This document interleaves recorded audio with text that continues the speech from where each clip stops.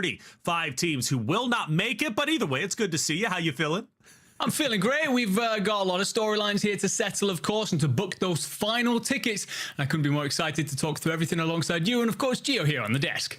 It's going to be a great day. It really is. And the best of the best will be competing today, again, to try and solidify those final 5 spots. But let's talk about yesterday. It was all about North America. They went through the gauntlet, through the last chance qualifier. We did end up with our 5 teams who will be moving forward. And that wildcard map was incredible. We saw the reaction just a second ago.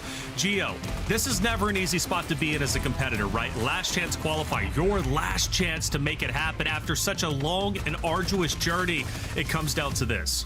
Yeah, I mean, the clue is in the name, right? And I think you can tell that the competitors really feel that. And because of that reaction that we just watched, you can also see the release of all that emotion when it actually finally pays off. But you have the fewest opportunities to be able to get through at this point. You know this is the end of the road for you, and it just makes everything so much more intense. But it was intense yesterday. We saw our first female, right, make it through. Outside of Smixy, of course, right, from last year. Now we see T entering the mix. Excited to see her on the global stage. Yeah, 100%. I think she falls into a crowd with a lot of the other players that qualified, just silencing their doubters, putting themselves on through. I think we all made predictions yesterday. Not a single one came right for pretty much everyone, and I've avoided all predictions today because I don't want that same tag against me, because it well and truly is the story of the underdog this year thus far.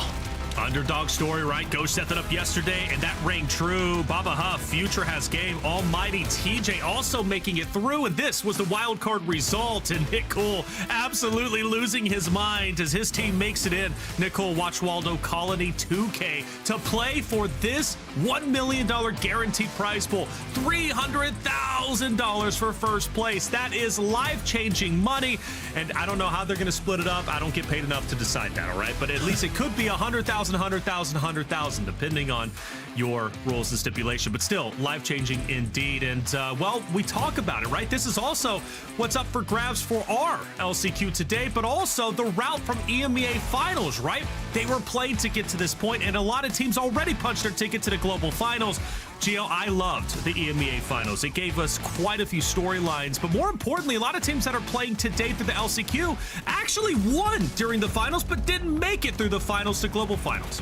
Yeah, and that's the really important thing that you have to remember about Warzone is that having one really good game isn't going to be enough. That's not going to get you through to anything. You have to be consistently putting up those numbers, consistently getting kills, consistently, if you end up in a gulag, winning your gulags, you know? And so I think it can be really great for a team for like a mental boost when they manage to win a game. But like, that's not it. Your averages at the end of the 6 rounds have got to come out really well. And unfortunately for a number of these teams, they had those great games, and that was kind of it. That was kind of it. And, you know, I will say one of the biggest storylines here, Enigma, Louisium Wars, Bubble, right? Putting everything aside and coming out dominant in second place. Yeah, no, absolutely. They went absolutely massive to get themselves through. We spoke about the drama, let's say, that went about in with their roster. Could they put it all behind them? Yes, they certainly could, and they booked themselves through to Global LAN. Well, like you said, they booked themselves a global LAN, but for the LCQ, 5 teams are looking to do the same. Top 4 teams from 5 maps will move forward, and then we've got that one wild card winner. One map to decide it all. Winner takes all. By that point, it'll be 36 teams competing. And when we go back to last year's wild card, right, in 2023, it was absolutely incredible. The last chance to make it happen, and well, one special trio ended up moving forward, Enigma. They did indeed. It will be Tactical Brit alongside Peters and Ghost. And I mean, I'm not making any predictions today because we've already spoken about the troubles of making that yesterday. However, these are the guys that I backed last year. I talked them into it. What I will say, however, is that this year we are looking even more stacked than we were last year. So those spots not only become thinner when we talk about our first 5 games, but Wildcard is going to be full of huge names, and you don't want to be putting yourself in that position. Well, I love that you talked them into coming back again. You have great power, Enigma, clearly it seems. This was a crazy moment, Gio. It was through the smoke. There were a lot of great teams. Pentagon was there. Pentagon Fuzzin', right? We saw them compete a little bit earlier during the finals. They also were in second place, so close to victory. But Gio, when it comes to wild card, there can only be one winner. Yeah, and you know, we were just talking about how, you know, just getting one win, it's not enough. This is probably the only exception, right? You know, you don't need to have this crazy, consistent trail behind you. Right. You could be a team who's never won a single game before and still find yourself booking a place at finals. That's it, right? The crazy prospect to think of. Well, that's going to be game number 6 today. But let's talk about some of our rosters, Enigma, and start digging deep because there were quite a few roster changes. I know we have 3 to discuss. Who was the first one? Well, I'm going to start talking about Jesus Jr. coming in for Intersenso, and this is to join Keybase and Pele. And the thing is about this pickup is that Jesus Jr. actually made it to the global LAN last year, finished 18th alongside Mutex and Huskers. And I think that you've got a squad there that, with Jesus' experience coming on in, I think you can actually mold this side into a far better contender than they've been throughout this thus far. I truly think that what he's already shown on LAN could as well be a sticking point for them if they do get through to LAN this time out. Jesus Jr., he's got the experience. He wants to be back on that main stage. Him coming in is a big plus, as far as I'm concerned, for that trio. What other roster made a change, Enigma? So I'm going to talk about Jama Fando. He comes in for Novak. Now, Jama actually made it to LAN as well last year. He was alongside Louis CM and Vapula, and it wasn't a great day at the office. They came 47th overall, but they were consistently trying to contest, Biffle & Co., which, was an awful idea. However, Jama comes in with some experience, and he's going to be teaming up with Abwiz and Master 5K. Now, Abwiz was trying to play with Novak and Master 5K, and that's a very young, inexperienced team. Abwiz was trying to IGL that, and that was a very difficult task to ask. So brings in Jama, and I think that will help mold this team into a far better lineup, and I think really unlock Abwiz's prime potential as an IGL. So played, I believe, with B Groovy and Beno, right? A little bit earlier in the qualification stage. Yeah, so Jama was, and now joined with Abwiz. The experience should play part there. Abwiz is a great competitor. We saw him compete, countless times throughout the Esports World Cup that just took place. I was very impressed with his prowess. Now joined, like you said, by the veteran of Jama. I have no doubt that they can be one of our top 5 teams today. Who's our third Enigma that we should be watching out for?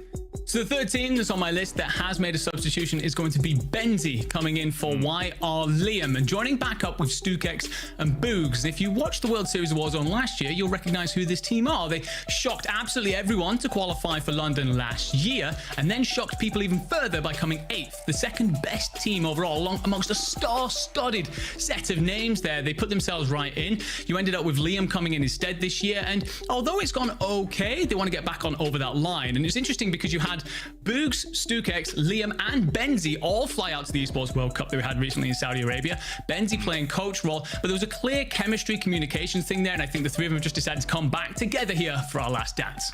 So they come back together, and I believe 8th place at Global Finals last year, right? Yes. So this trio in the LCQ, they know what it takes to get to the highest level, and they're looking to do exactly that. There it is, the breakdown. Gio, it's not easy though, is it, right? When you make roster changes, it's high risk, high reward. Yeah, I mean, that's the scary thing about roster changes, right? Is kind of like you have to assess where your weakness has been throughout the course of the tournament and what you could improve on, and think, okay, we have made all of this chemistry together. We've built this rapport amongst our team. Do we sacrifice that for the potential that someone else could be providing us a solution to a problem that we may have been having? And that's a really big thing to weigh up, because then it's, who do we get rid of course. But, well, it's true. Like, maybe you're the problem. Well, yeah.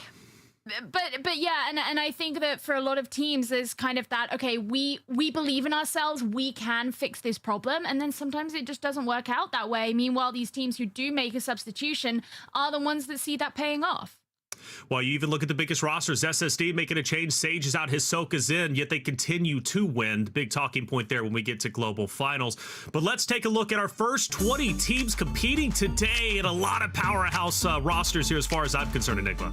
Yeah, and I'm going to take a look straight away there at Team 9, Rocket, Clapper, and Zakar. Rocket and Zakar actually got to LAN via LCQ last year and ended up getting 23rd in LAN, brought a lot of support to the copper box. Clapper comes into this. I think he IGLs the team really well. I'm surprised to see them not make it through in finals. It was a stumbling day for them. I think they were just a little bit unlucky. I think they make it today.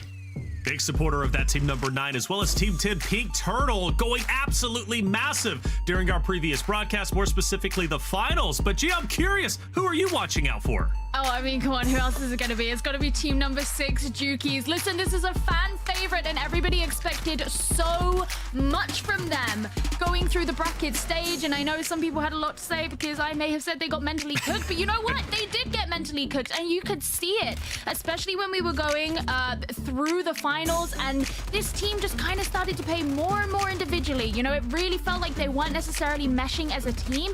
Even though that individual skill is there, that's just not going to carry you through in a team game. And so unfortunately for them, you know, we saw an average placing for them in the upper bracket of 22.7, an average placing in the finals of 22.3, 37 kills total in the finals. It simply wasn't good enough. And I think one of the really important things for them coming into this game is having that a much better defined structure, and that's actually something that they've said to us that they really want to implement, and they kind of recognize where those problems were.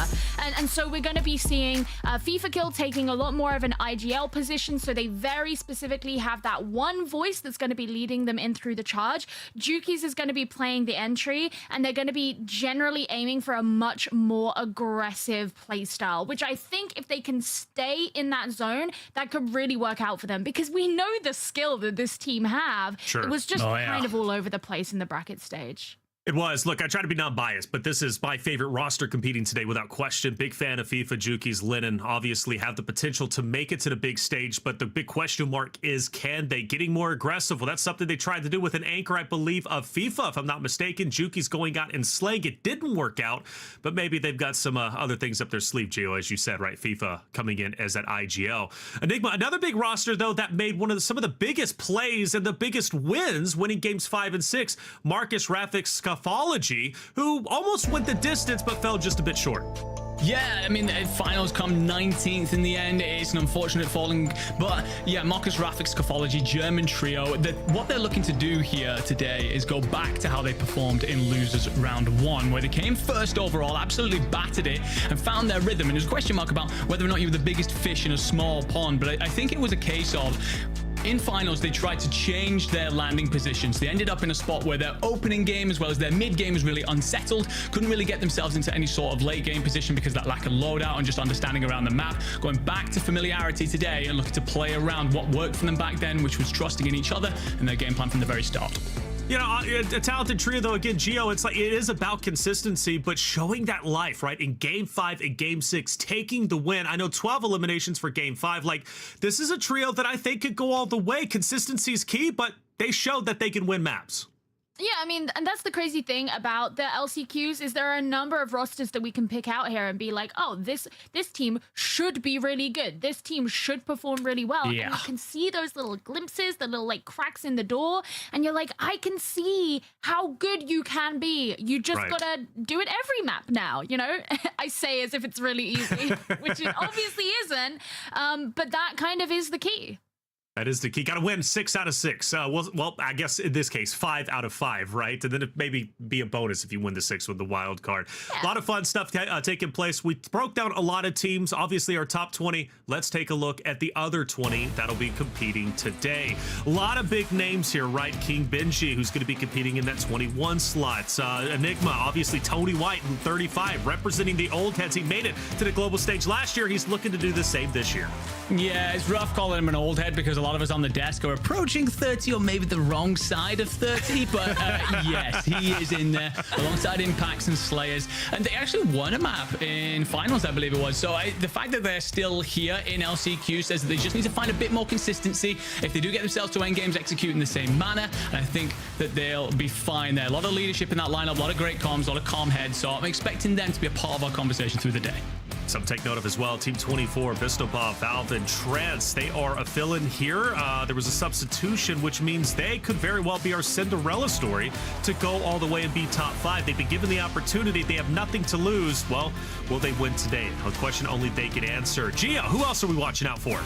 I mean, listen, you're talking about old heads. I'm looking straight at team number 23, which is Team Gangsta Chi, and this is the team that has Toho on it. And Toho, if he makes it to the grand finals, then I believe this will be his 5th Call of Duty grand finals across his entire career, which has spanned over a decade at this point.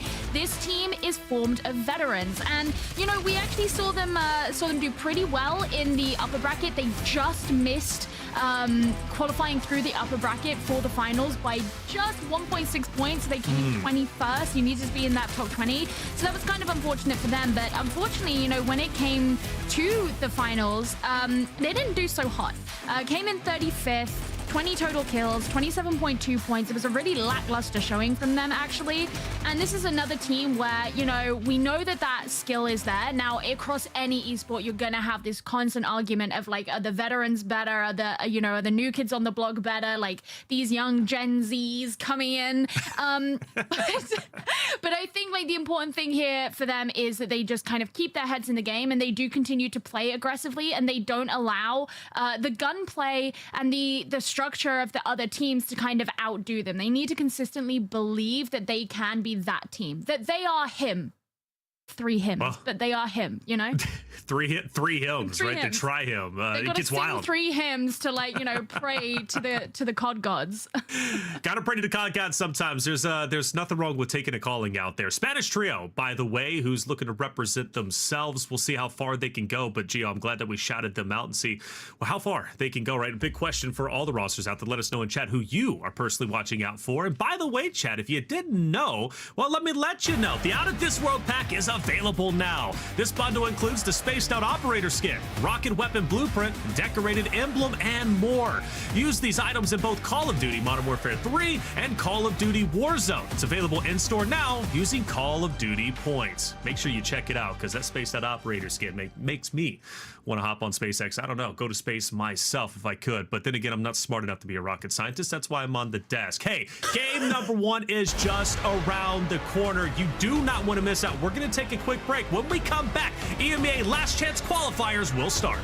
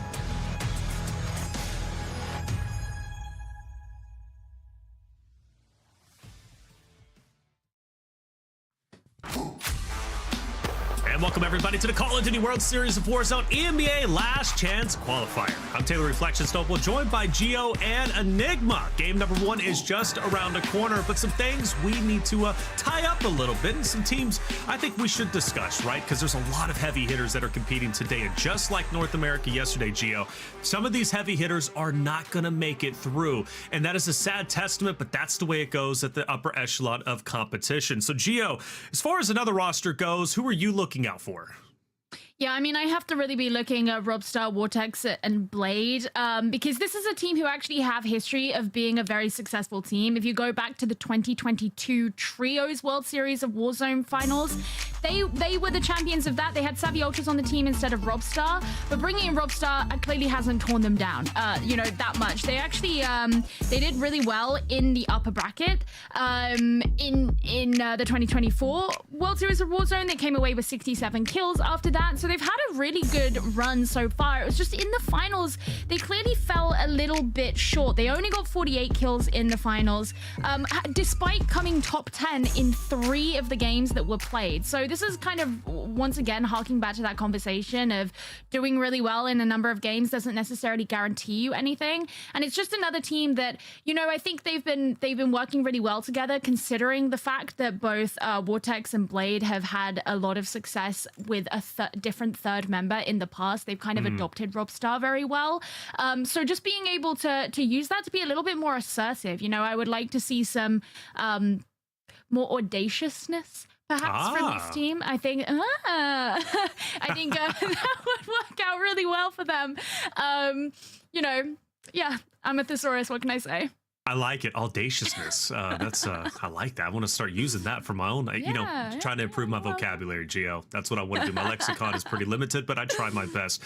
Hey, Enigma, Robstar, though, a great team to talk about. Obviously, just broke it down from Geo. When I think about Robstar, Vortex, Blade, I think about a trio that should be, right? Much like that of FIFA, Jukies, Linen, who I thought were already going to qualify. Getting 14th, though, in the finals. They were so close yet so far away. They're mental. How do you think it's going to be for Robstar and co, right? I mean, can they lock it up when it matters most here during the LCQ?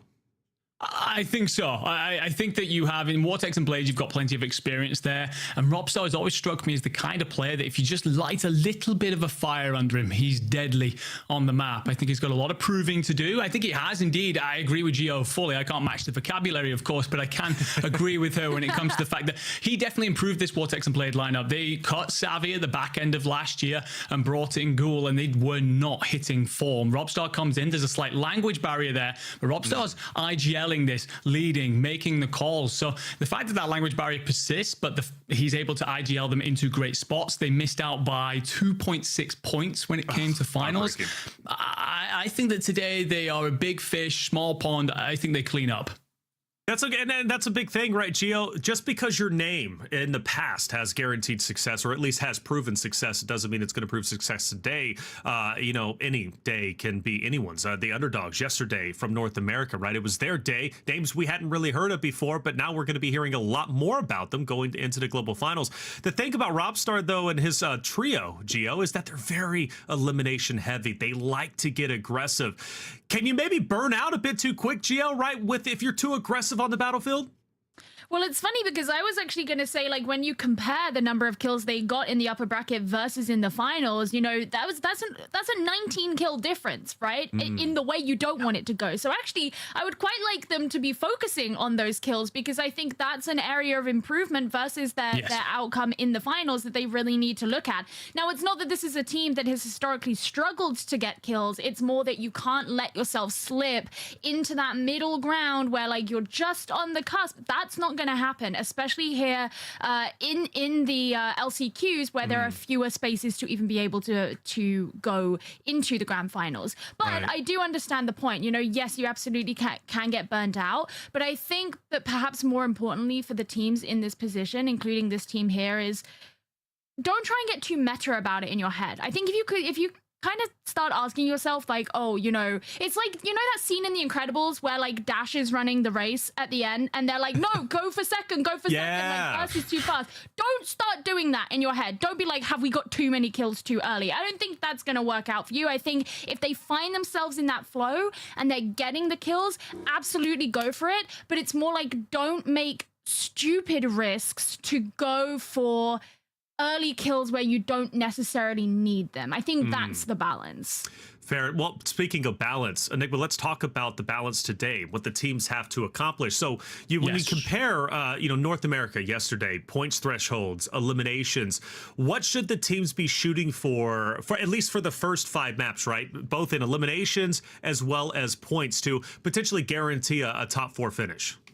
Well, elimination is a difficult conversation, so we'll come back to it, but let's talk about the points. So yesterday, if you wanted top 4, you need to be averaging 16 points per game. Now, a lot of the teams here, they have crossed that threshold multiple times within groups, within the same bracket play. So a lot of the sides should make that. It's all about consistency, as Gio brought up earlier. However, when we start talking kills, we bring up the eliminations of those top 4 teams. 56 for Team Jesus is King, 48 for Team Baba Hoof, 51 for Team Slide, and 52 for Little Mario. So I think if you're north of 50, you are safe today. I think if you start nudging around that low 40 mark, you're putting yourself right on the bubble. On the bubble, not where you want to be, especially when every map counts. You know, yesterday, Gio, we were watching EMEA, and one of the things that I take note of is like Raided's roster. They had a massive pop-off game. They went from 21st place all the way up to top 4. Unfortunately, they ended up falling short by the end of it. They did not qualify for global finals, but it comes to show with that multiplier, if you come in and you fry in any of the games, you can jump up from 20th place to top 4 just like that. Yeah, we saw that happen a few times actually in the bracket stage here in EMEA as well, where you just have a team that they get all the way to that, the final circle. They're one of the last few teams, and they just get kills with the crazy multipliers, and yeah, it can really boost you up. But like once again, that's where we talk about. It's not enough for it to just happen in one game, but if you do get that boost, use it to your advantage. You know, after that, you're in such, like, mathematically such a great position to be able to continue your way into one of those top teams without needing to rely on those. Like, really, you only need to do that once. Only do it once. Man, Stable J, I just remembered I was watching him compete yesterday, Enigma. 4th place? So 2nd place, I think, game 1 or 4th place around there. But either way, I think he had 4th place, 2nd place, highly consistent in the placings, but didn't have the eliminations, right? Yes. So you gotta find a balance. And I believe you said just a second ago, right? Is it 16 points you should be aiming for per game?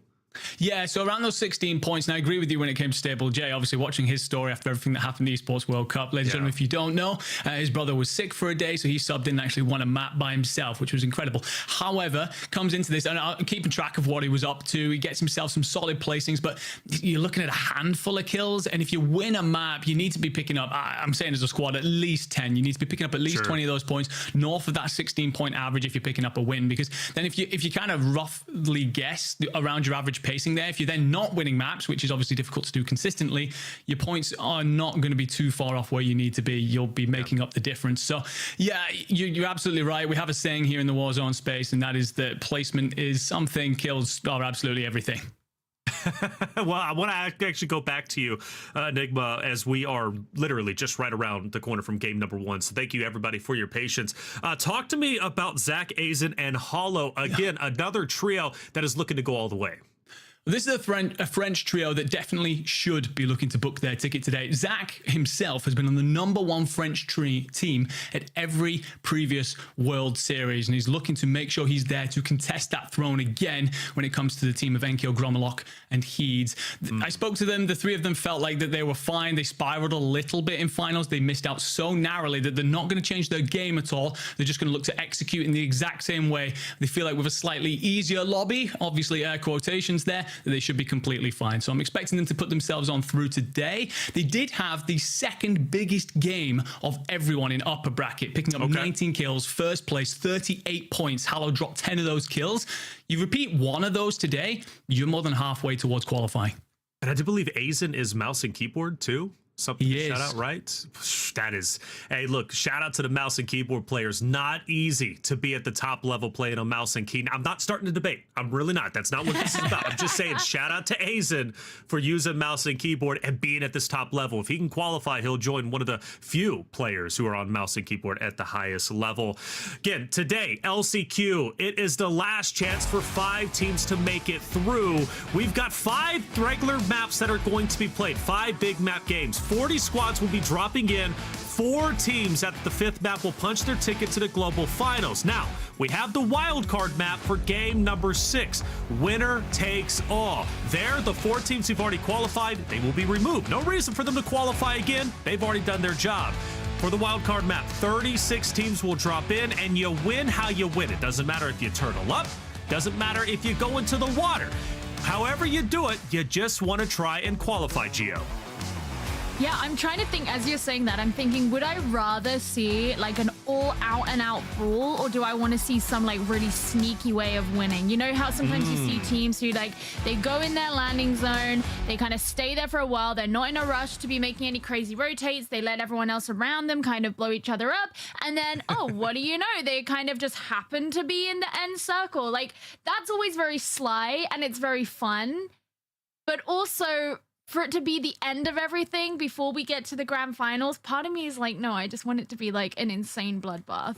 And so you will get the insane bloodbath. And it's funny you say that, because Enigma yesterday for the wildcard map was a bloodbath. Yeah. That final zone couldn't have been more open. Well, so one of the things that I absolutely loved about that finals one, I'm with Gio on this one. It seems to be a running theme tonight. I don't know what's going on, but it was a 3v3, true 3v3. Yes, We didn't have one where, you know, a solo up against a 3. We had both teams set up, ready to go, and just flew at each other across open ground, and it was whoever could gun the other. I think it was settled in true COD fashion. Would love to see that happen again today for sure. I just want to see teams absolutely just trying to beat the brakes off of each other, without doubt. Well, that was Nick Watchwaldo Colony 2K, who was given 100% of 100%. Shout out to him, by the way, for that. Gonna make a meme out of it. Actually, I want to get that printed on a t-shirt, because why not? You can always agree with the 100%, 100%. And by the way, 15 eliminations to get that victory. So when they were slaying out, Gio, you wanted a bloodbath, and they in fact had a bloodbath performance, which was crazy. We take a look once again at 1 through 20, and I want to kind of focus in on Pink Turtle. Remember Pink Turtle, Gio, and that what I think was the bridge play, going across, staying alive. Oh, big fan of Pink Turtle. Pink Turtle's competing today. I mean, this is the thing. This is why I brought this up in the last point that I made is, you know, sometimes you just want to see someone win something in a very sneaky way, in a very cool way. And that's one of those teams you want to be looking at to be able to provide things like that. All right, well, there it is. There's your 20. Beat Groovy. Shout out to them. We talked about a lot of rosters here. Again, I asked you in the chat, who are you watching out for? Who do you want to win? Well, we are about to get started, so let's get started bringing in our casters. We've got Spider, Tiff, and Goj for game number 1. Time to figure out, or at least start to figure out, who our top 5 teams will be for global finals when it comes to EMEA. Who's it going to be? Well, Tiff, Goj, tell the story. All right, we got to figure it out. And Goj, you know, this is the first time we get to reunite after what occurred yesterday. And all of our predictions went out the window. I saw a ton of people asking you for yours, but you're right. We've got 5 more teams to send a LAN, and I couldn't be more excited to do it alongside you. Yeah, I said a couple people in DMs, like, who are you going to predict to win it all? Who's going to qual? And I put out a tweet. I used the meme, you know, I'm in danger, with a little bit of chuckling, because everybody that put predictions out yesterday, you're right, they were dead wrong. And it wasn't even close, frankly. A lot of folks, that Underdog story really made names for themselves, and a lot of folks struggled for whatever circumstances arise. So anyways, it was a great day yesterday. Had a lot of fun with the action. But today, the big question is history going to repeat itself, Tiff? And that's what I'm excited to see, because I think when we think about history, the Jets talked a little bit about numbers. We love calling out kind of guessed metrics. History repeats itself from yesterday. We're going to see that metric be about 78.6 points. That was 4th place. That's the amount of points you need in order to make it. But if history is going to repeat itself from the EMEA different stages, we might see that number be a bit higher, more like 16, 17 points. Those points pretty tight. But Tiff, game 1 right around the corner. Any quick words for the broadcast before we send it to the first map? Nah, you just gotta send it. Do you want to be on that global land stage? Well, then you better lock it in, because these 5 maps will be some of the toughest games you have played in your entire Warzone career. Let's get into map number 1.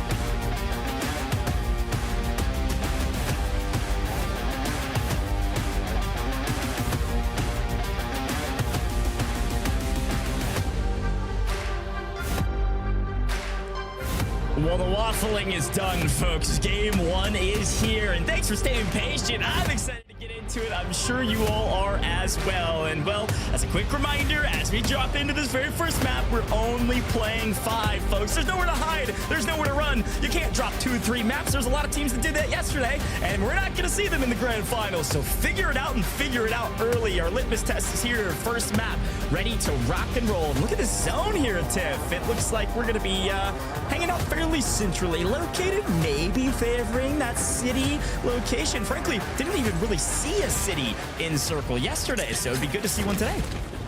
That's very true, and I was wondering about that. I was like, would we get something that favors Zaravan City? But where the plane line has kind of cut through Urzikstan, there's going to be some difficulties for a lot of our rosters if they're used to landing on the southern side of Urzikstan. So a lot of people kind of just hanging it on out, hovering just above Bazaar. I'd be curious to see if this roster for 2 Strong is going to keep on hovering over. But Robstar, Vortex, Blade, this is a roster that we talked a lot about at the top of the show, kind of coming in 2nd seed here for the EMEA Last Chance Qualifiers. Would love to see this roster be able to get into that global finals, but you know, a lot of our picks yesterday, like you said, they just really didn't come through. And I wrote all the teams down that I thought would have qualified, and I turned my notebook, I guess, into a death note, Sure. and I didn't write predictions down for EMEA. I do get that reference, Tiff. Okay, I'm learning slowly but surely. Yeah, I'm excited to see some early contested drops. I think there was some chatter here and there on broadcast and off broadcast about EMEA being a bit slower. I don't know if we're going to see that today. You got to be top 4. You better get a move on right now. It looks like our German trio is doing that. Scuffology already on 1, pushing what looks like Team 15 right around the corner here in Riverside. As you can see, rafic is going to try to make a play from down below. They've got player advantage, just a matter of how do you address this fight to make sure you don't lose a player in the process. Be smart, and it looks like that's what they're doing. Not going to take any chances here. Saw some teams do that yesterday, Tiff. They try to push 1v2s or even 2v2s where they didn't have the advantage. A low percentage gunfight means you're probably going home in a body bag. That's true, but if you take that player advantage for yourself and then you just kind of give it too long of a time to wait, they're likely going to come back from the Gulag. But finally, a couple pop-ups to get to the high ground and maybe reapproach from a different angle nets them a nice few more eliminations. However, it has garnered that attention. You can see Zeet and Trends just on the opposing side. Yes, they've got streaks going out, and Scuffology, that team is doing something that's so right? Just smoke and disengage. Focus on kind of fighting forward, and we think about the number of eliminations you need per game to hit that metric you were talking about while we've got a moment here, that 15.8 or so. I want to see 2 to 3 solid team fights on your rotations, and you know, this is the way to start it off. A great way to start it off. You're Prado. Need a big one here and need it now. We're just getting started, but it feels like we're already in the end game almost because the margins are so thin. You have to get these kills, and Spyro's team falls. You hate to see it from that squad. A team, as per the usual with LCQs, we got rosters that break apart, split apart, pass around. We got an Italian roster mania that I could spend 3 hours breaking down where everybody's trading teammates. But for a team like Spyro, weren't supposed to be here, then got the call up because rosters fractured. So we'll see if maybe they can restabilize after going down early. And speaking of restabilizing, Pink Turtle, how about a most wanted in pocket and in trouble? We're going to try to secure some extra cash for Robstar and make sure Pink Turtle can't restabilize. See you later. No cash for you, Mr. Turtle. Too bad the trap was already set right there as they collapsed around it, but now we have to focus forward. You've got that roster, number 12 on the screen coming on in. That's going to be 2 Strong, and there's not a lot of cover in this nearby area, but if you're going to rip that last player and then kind of disengage over here, it's smart. Start putting up a couple team fights like we mentioned, but making sure that you're not overextending too far out into the open because, you know, some teams still rocking a player on that Car 98K despite a few different iterations of nerfs is still still nice to have for those mid to long range engagements. You can see Blade, Vortex rotating on out. You know, Be Groovy and Physic, hey, they want a piece of the action. Yeah, they definitely do. Again, another team that made roster changes. About half of our teams here made roster changes, specifically 17 out of 20 teams. Ridiculous stat, or sorry, 17 out of 40 teams. And when you have player advantage like this, you're moving with Physic this time around with Be Groovy and Bino.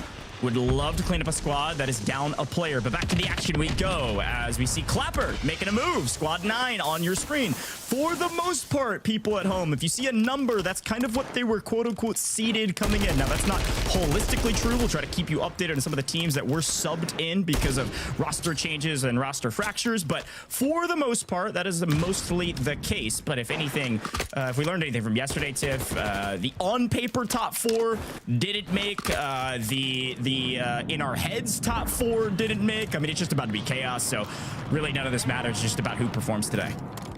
It really is. And if you're going to be rotating in through the Seaport district, having a couple of these isolated fights before you start kind of carrying on that rotation down towards the south of Urzikstan, when you have a lot of playable space in Zaravan City, in Zaravan suburbs that are going to be left, you want to make sure that you can go ahead and focus on that rotation with enough time to set yourself up for a proper building. Now, for Clapper, Zakar, and Rocket, I think it's vital that we get some eliminations before we get there, because think back to our match 1 winners yesterday in NALCQ, that team sit rep. They won with only 10 eliminations because they were so focused on the rotates. So you can see that the opposing squad, they're like, hey, we're wasting a lot of time here. Let's go ahead and disengage. And I thought Rocket was going to be able to rip one out through that rotation. We'll just have to wait and see. Yeah, just a hair slow on the read that they're going to rotate out. So frankly, a great play by their opponents. Again, would love to see this team remake, or at least part of this team, remake LCQ history here and make global finals. But again, this, Enigma broke it down beautifully. This Rocket team with Rocket and Zakar, they actually got second last year in the LCQs, barely missing out on global finals during the normal stages. I remember cursing them and saying they missed 1 kill, and that's that was the kill they needed to go to global. So luckily they were able to make it through LCQs. We'll see if they're able to do it again this time around. Love the support that they received on LAN last year. But off to the bridge we go, which means, well, you don't have a lot of cover. So even from distance, getting peppered, you're going to have to use some of those resources. Now, as per the usual, Tiff, it's smoke and run, smoke and run. Of course, and throw some C4s while you're at it. No, for real though, I like this rotation. I'm not hating it. There's not a lot of people over on this side of the map, given the way the plane line was at the start, right? If you're gonna find people over here, it's because they worked so hard to get there. But for FIFA Kill, Lennon, Juki's, on paper, one of the favorites coming into this, and we're actually shocked that they didn't qual through some prior rounds. For now, everything comes down to this top 4 last chance qualifier, and the team on your screen, well, I think it's better for them to maybe go for that disengage. Now, granted, where we have found ourselves on the map is a large majority of where it could potentially pull to, right? We're talking about the playable space inside this circle, and setting up early can lead to a lot of success in the late game. Let focus on the location and let the eliminations come to you. Yeah, I like that strategy usually, as you see a massive fight happening with FIFA Kill and Control off screen. This is the team that was a potential third party, but they bailed, right? Went all the way over here to way across the map, actually hitting the redeploy across. But I don't know, Tiff, like, I like that strategy, but I think all the teams that had that strategy yesterday didn't secure the top 4 position. Like, you can't just go that early with basically not a single kill to your name. Like, you've got to get eliminations. And I said it yesterday, I'm gonna say it again today. If you secure a 2x multiplier with less than double-digit kills, you are doing yourself a disservice. It's not gonna be enough. You've got to make those count, and this is what you need to be doing. You need to be flying and frying. Edge of zone, I think, especially this early, is fine. You can make a big rotation with a vehicle, redeploy, whatever you need to do to get across the map quickly with not, losing your life. I think there's a balance you got to strike. You've got to find early kills to be top 4. There is no room for error. There really is. And for Black Bandana, Viero, and Belvier on the screen, they're already working towards some eliminations. We've got 0 so far, but can we stack this staircase? And the fact that we peek right on in, and that's definite of delay, trying to get some angles on Amonzo, finally dropping him. Gonna focus forward, make sure we get our armor plates back on, and the full comes through. Regardless, you need to be careful on these engagements. You can already see that one member of that squad has just been like, all right, look, I'm looking for my regain. I'm just gonna get out of dodge right now. And it's smart, but when you pop up UAVs and you start looking at who's going to be around you, there's not a lot of areas that are gonna be rotating in through this Opal Palace and into Old Town, right? Because of the way that circle decided to kick towards the west goes, we could be in for a really wild endgame. Yeah, to be very clear, we're down 6 squads, and here's a couple of them. We've got squad 20 gone, done and dusted. Paxor out of here in the very first map. Not a good one. Team 15 out of here. Kong gone. Team 10, Skinner, Pink Turtle, fully eliminated. We're talking big hitting teams. A lot of folks, really looked at a couple of those squads and said, hey, we can see them doing really well. We saw Paxor with some crazy plays during the couple stages leading up to LCQs today, but dropping map 1 with little to nothing to show for it, gotta be brutal for some of these teams, and hopefully they'll be able to regain. But back to seemingly outside the action we go here on the outskirts of condos, looking for a play in from Visions. They don't have to move, not yet, but again, no kills really to boot. So it's like, where is this team rotating behind us? Well, we found them. Team 33 rotating in, and they're going to hit the redeploy as well. Ideally, we'd like to land one of these shots. Going to be very difficult, and nothing landing currently. Maybe a couple ARs would help, but not right now as well. Oh, actually, it's somebody else. I think it's Azen picking up one of those players out of the air. Azen, a walking highlight reel. Gotta shout out that team when we can see him later. A really strong keyboard and mouse player. Yeah, they're still holding kind of down south of Cargo on that bridge, but Huncho agree in Tempe. Trying to get a move on some of their eliminations in this early game, but not before you get caught off guard by In Tempe. Holding down the stairs, forced to disengage, and you connect the thermite. The EOD keeps them alive a little bit longer, just enough for the trade, and now we're in the Gulag. Yeah, it was honestly, I think if he just backs off, well, we get a good, nice Gulag win. We take those. But I think if he just backs off after he gets the stick, gets the knock, replates, and then readdresses the fight, they can't res in time. Might have been able to win that gunfight, but would have been pretty difficult. We'll see if they can go 3 for 3 here. We saw some quick back-to-back action in the Gulag, and they both won. Their teammate, Tempe, looking for the 3rd. Again, this is your kind of on-paper threshold team. They got 4th. Or could get 4th, seeded 4th, and unfortunately gets gunned down, but both your teammates won, so you're right back into the mix. Again, being 4th seed essentially means you got 16th in the finals, so you can repeat that seemingly some success. Might have some success here in LCQs as consistently getting gunned. We've got Strunk falling, Team 12 by Team 11 here on the outskirts, Opera House. This is what I'm talking about, Tiff. We got to play outside of zone. We got to play for kills.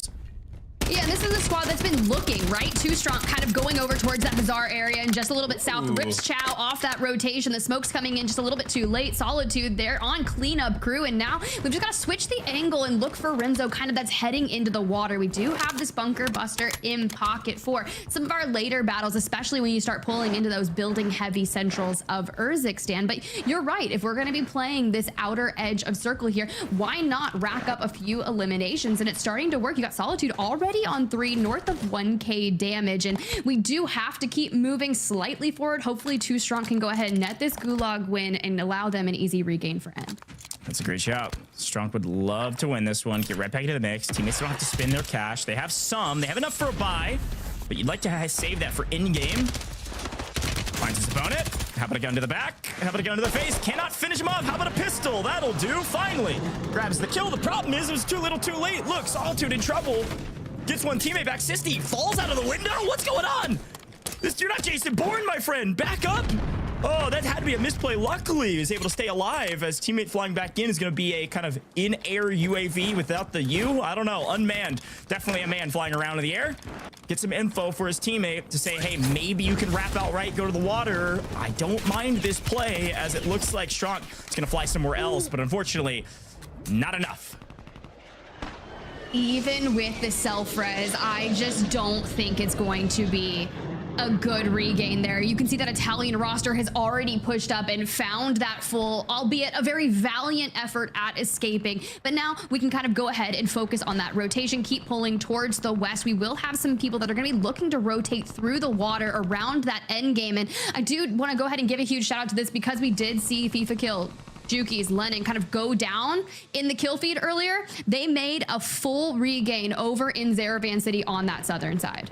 That's a great shout. And taking a look at our circle again, you can take a look at the map view on YouTube, Call of Duty channel there on YouTube. Always got the map, but here's a quick look on main. You can see Vortex holding some of these teams, trying to take out some of the power position spots, but we are headed to City, I can only imagine, which is exciting to see. Haven't seen one in a while, and some of our top teams fairly well centrally located. This squad on your screen is our top slaying squad, currently on 9 eliminations. A lot of folks at home said this is one of the top teams today. Our guests said they're one of the top teams, and seemingly this is proving to be the case in the very first map, as they are on 9 kills currently, fairly centrally located on the edge of Riverside, perfectly positioned to pick up some of the teams that didn't rotate across the river that will have to come in late. This should be a nice farming position to pick up probably 3-4 in transition.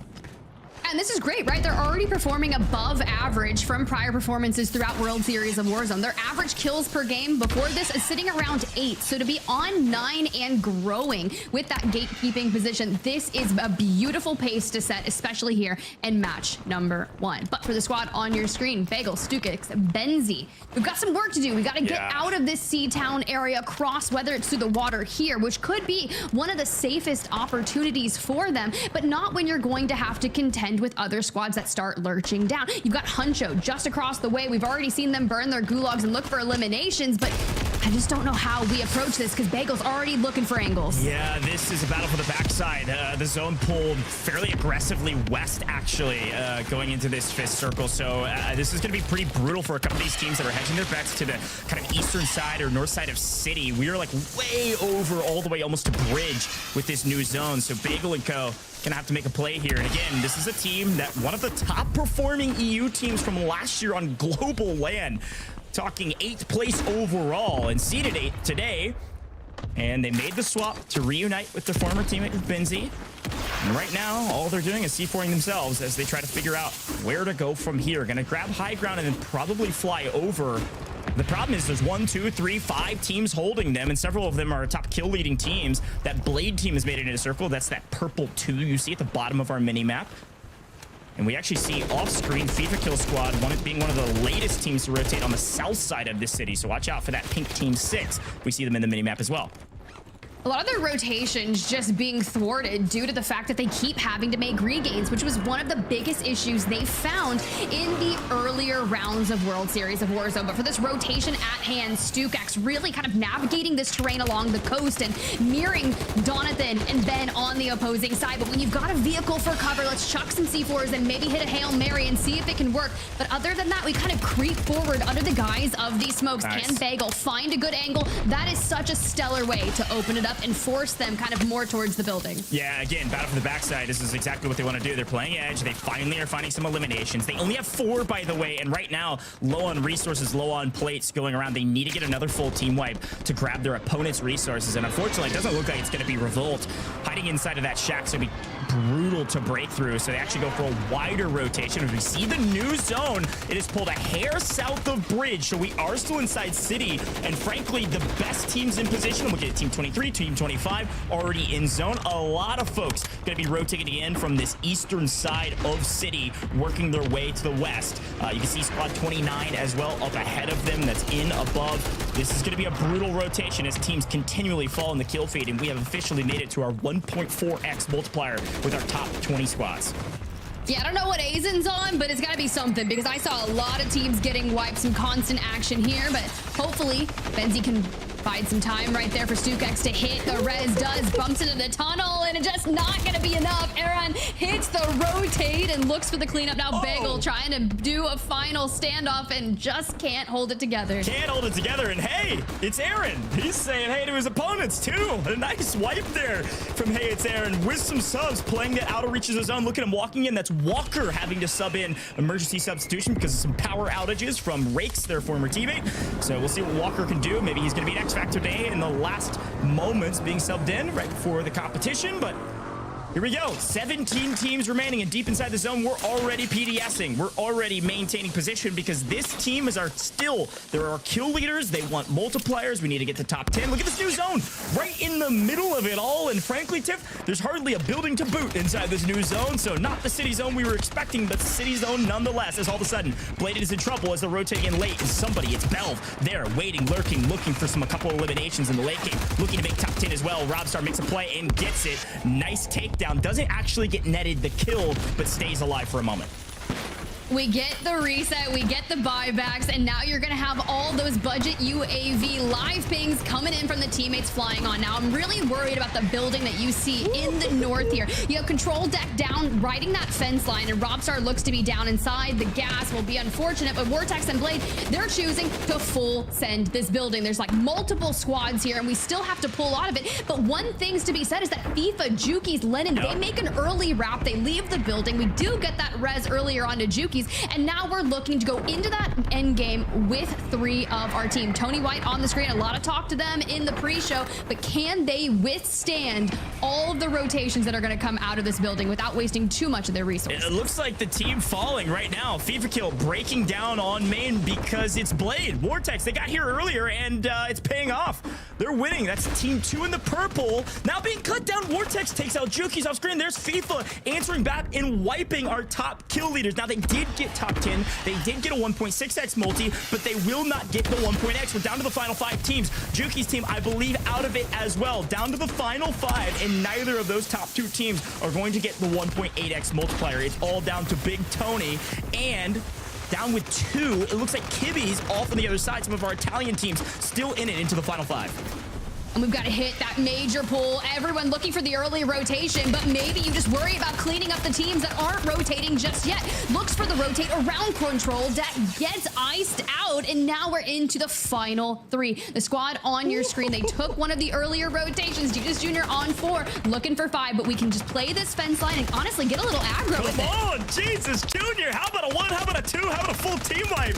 Welcome in, and Mr. X Factor himself. They could win it all, and they do. They bring in a substitution, and it pays off in the very first map. Team Kibbies, Jesus Jr., and Maze Pele come out on top with a nice game under their belts. And, well, Enigma said Jesus Jr. was going to be a difference maker, and apparently that is definitely the case. It really is, especially when you can just kind of know your positions and your roles on your trio. It can make such a large difference. If you're allowing Jesus Jr. to kind of go out and create these angles, take these elimination opportunities, and just kind of rack up those for your team, we have the biggest question, right? Did they hit double-digit eliminations? Was it enough to make that 2x multiplier do a lot of the work for them? Yeah, it's a big question mark. Again, kills are everything. They found several in the final zone, right? And they had a couple going into that. They weren't our kill leaders, but I think they did just barely breach double digits. So a decent game, certainly one that'll give you a lot of momentum starting out here. But here's a quick look back on the other side of what we didn't see. This was Vortex with the pistol just appearing out of the smoke and saying peekaboo to FIFA Kill and Co. And it was Crazy Snake that actually played spoiler to that play. FIFA trying to get top 5, can't do it, does take down Crazy, but then falls from a distance by his teammate. His Bayer team are really well done, by the way, to play high ground, get a couple of eliminations, and then make their way to top 5. Even though they didn't win it, watch out for that squad as well. Another team with some roster mania happening all over the place. But the Italian trio with Jesus cleaned up the rest of this lobby with some incredible outplays. Look at this. And this is the boon that having player advantage gives you. When you have a full team of 3, you can do things like this, playing around with cover and relying on your teammates to make trades. Yeah, see, I was really worried about FIFA, Jukies, and Lennon kind of hitting that early rotate, but this squad on your screen, Jesus Jr., something they do is they go after FIFA and Lennon. They leave that building and wrap on the late game, and this is where he starts getting aggro. We pop up on the fence line, you grab a knock onto one, there you go, and you've also got Bell kind of that's just bringing up the rear for the squad, and you just anchoring with the team captain in the back, that it just does everything that you need to do to perfection towards that end game, and that is such a solid way to control that space. Yeah, I think the story yesterday, the story today is which of our substitutions of the 17 teams that made subs, which of those subs will be an X factor. And right now, I think the front runner definitely Jesus Jr. Last year, kind of left it up to chance, barely snuck into global finals after our team couldn't make. This year, I think he's decided he's going to pave that way himself. So excited about this first game. We'll do some math and see what their total was. I assume it'll be just over 20 points. So setting the bar pretty early here, the very first map. Ideally would like more, but hey, we take those wins every single time. Let's see what the desk and the analysts have to say.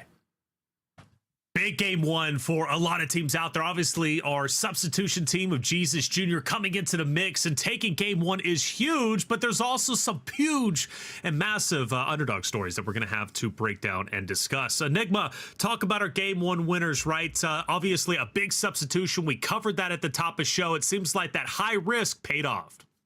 It did indeed. I mean, I think one of the things you see with this lineup is Jesus Jr. I don't want to gas myself too much, but I did call him out as a little bit of an X factor, right? I talked about him coming in and doing his thing. Picks up 18th on Global LAN last year, 12th in Caldera. He's always involved when it comes to the prize money. So when I heard about them bringing him into this and picking this, what he could add to this roster, that experience, yes. That decision making under pressure, absolutely. But one of the things is as well, like when you're one of those players that just always appears in the prize money, always a part of the conversation, you got that little bit of something about you that just makes your teammates a lot more composed, and you can see that happen through that final play. Happen indeed, man. I can't believe they take it in such a spectacular fashion. We're thinking at least 20 or so points, but honestly, they might not be in first place, Gio, because we had a lot of other heavy hitters. Talk to me about Diablo, Ghoul, Infernal, a team that would consider the underdogs, right? But a massive game number one for them in terms of eliminations. Yeah, definitely an underdog in the sense that it's a team that aren't necessarily the worst in the lobby, but they've also not necessarily done anything super special in a number of the games that we've had in recent history to make them stand out, and yet they've done really well here. This is a team that has had a substitution. They brought Ghoul in to replace Briar, and, you know, maybe that's been the answer because, you know, when we look back at the previous rounds that they did in the bracket, they only managed to get 15 kills total in the upper bracket, and yet here they've just had, and it's such an insane first game that they're by far and away going to surpass that. So I think this is a really important one for them, just to kind of like have that personal reminder, like, oh yeah, like we rock, like we're awesome. And definitely a team to watch out for, just because they weren't one that was necessarily on our radar. That's right. Not on a radar indeed, but they make it happen. Again, I think they're going to be up there in top 3 based off elims. But another one that ended up having, 17 eliminations, at least the last chance I had to check them out, was a Crazy Snake and his crew. Enigma, 17 elims for game one. That was a big game for NA yesterday, an even bigger game for EMEA. So I was just checking over my numbers, and through the entirety of finals, Crazy Snake picks up 23 kills as a team, as a whole team. They pick up just 23 kills across the entirety of finals. So to walk into today and find yourself on 17 just after 1 is a ridiculous improvement in performance. And honestly, looking throughout the rest of their statistical performance, it's their best performance thus far in the tournament. What a moment to pop off here in map 1 of your LCQs.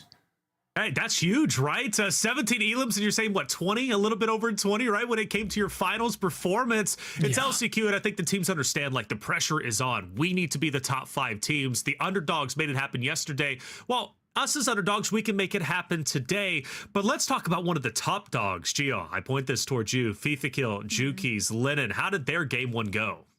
Yeah, you know what? I was actually pretty happy to see how they went. It was kind of interesting in that early game, I'll be honest, because where they decided to come in on their landing spot, they were surrounded by a number of other teams, and they did some interesting things with their rotations. So they were kind of in an early altercation in stage 2 with Control Deck. And what they tried to do to sort of combat this when they ended up in a fight with them was to sort of bring about this sort of pincer technique where they separated off into 3 separate positions for all 3 players and kind of triangulated around the team. They did end up not actually choosing to engage in that fight, and they ended up coming away and actually ran straight into Toho's team as well. So they were surrounded quite early, and the fact that they were able to navigate their way out of those situations, for me, is really positive. We did hear Tiff talking about, because it wasn't caught on camera, we did hear Tiff talking about the fact that a couple of them did go down early, but they brought themselves back. And you know what? That's fine. As long as you're winning your gulags, that's whatever. You're still in the game. Like, I'm not going to sit and berate you for that. But I did think it was good the way they did navigate those sort of situations and ended up really far into, you know, circle 8. They're still there. Our top teams were all there, and well, at least the people we expected to be our top teams, and they should be there. So good start. I'm honestly relieved. I'm relieved too, you know, especially with their deep placing eliminations. They're not going to be top 5, I don't think, but they at least are improving from the last time we had a chance to see them. Yes. Let's bring in one of our game 1 winners. It's got to be Jesus Jr. filling in, and well, might very well be a mainstay when it comes to this trio. Jesus, congratulations on game 1. How you feeling? Guys. Hello, hello. Thank How's you. everything going, great. man? So game 1 winner. Hello. You're feeling I love that. Sorry for cutting you off. I apologize. Well, tell me about your roster, right? You come in as a substitute. Now you're filling That's in. why. Oh, okay. I'll let you catch up there. Sorry. I don't know how much of a delay. It's okay. Well, talk to me about your roster, Jesus, and how you guys came together. Okay, so Keybates, I've known him for a long time. He's been around for a long time, but I don't know. He's been good. He's been grinding. He has a lot of talent.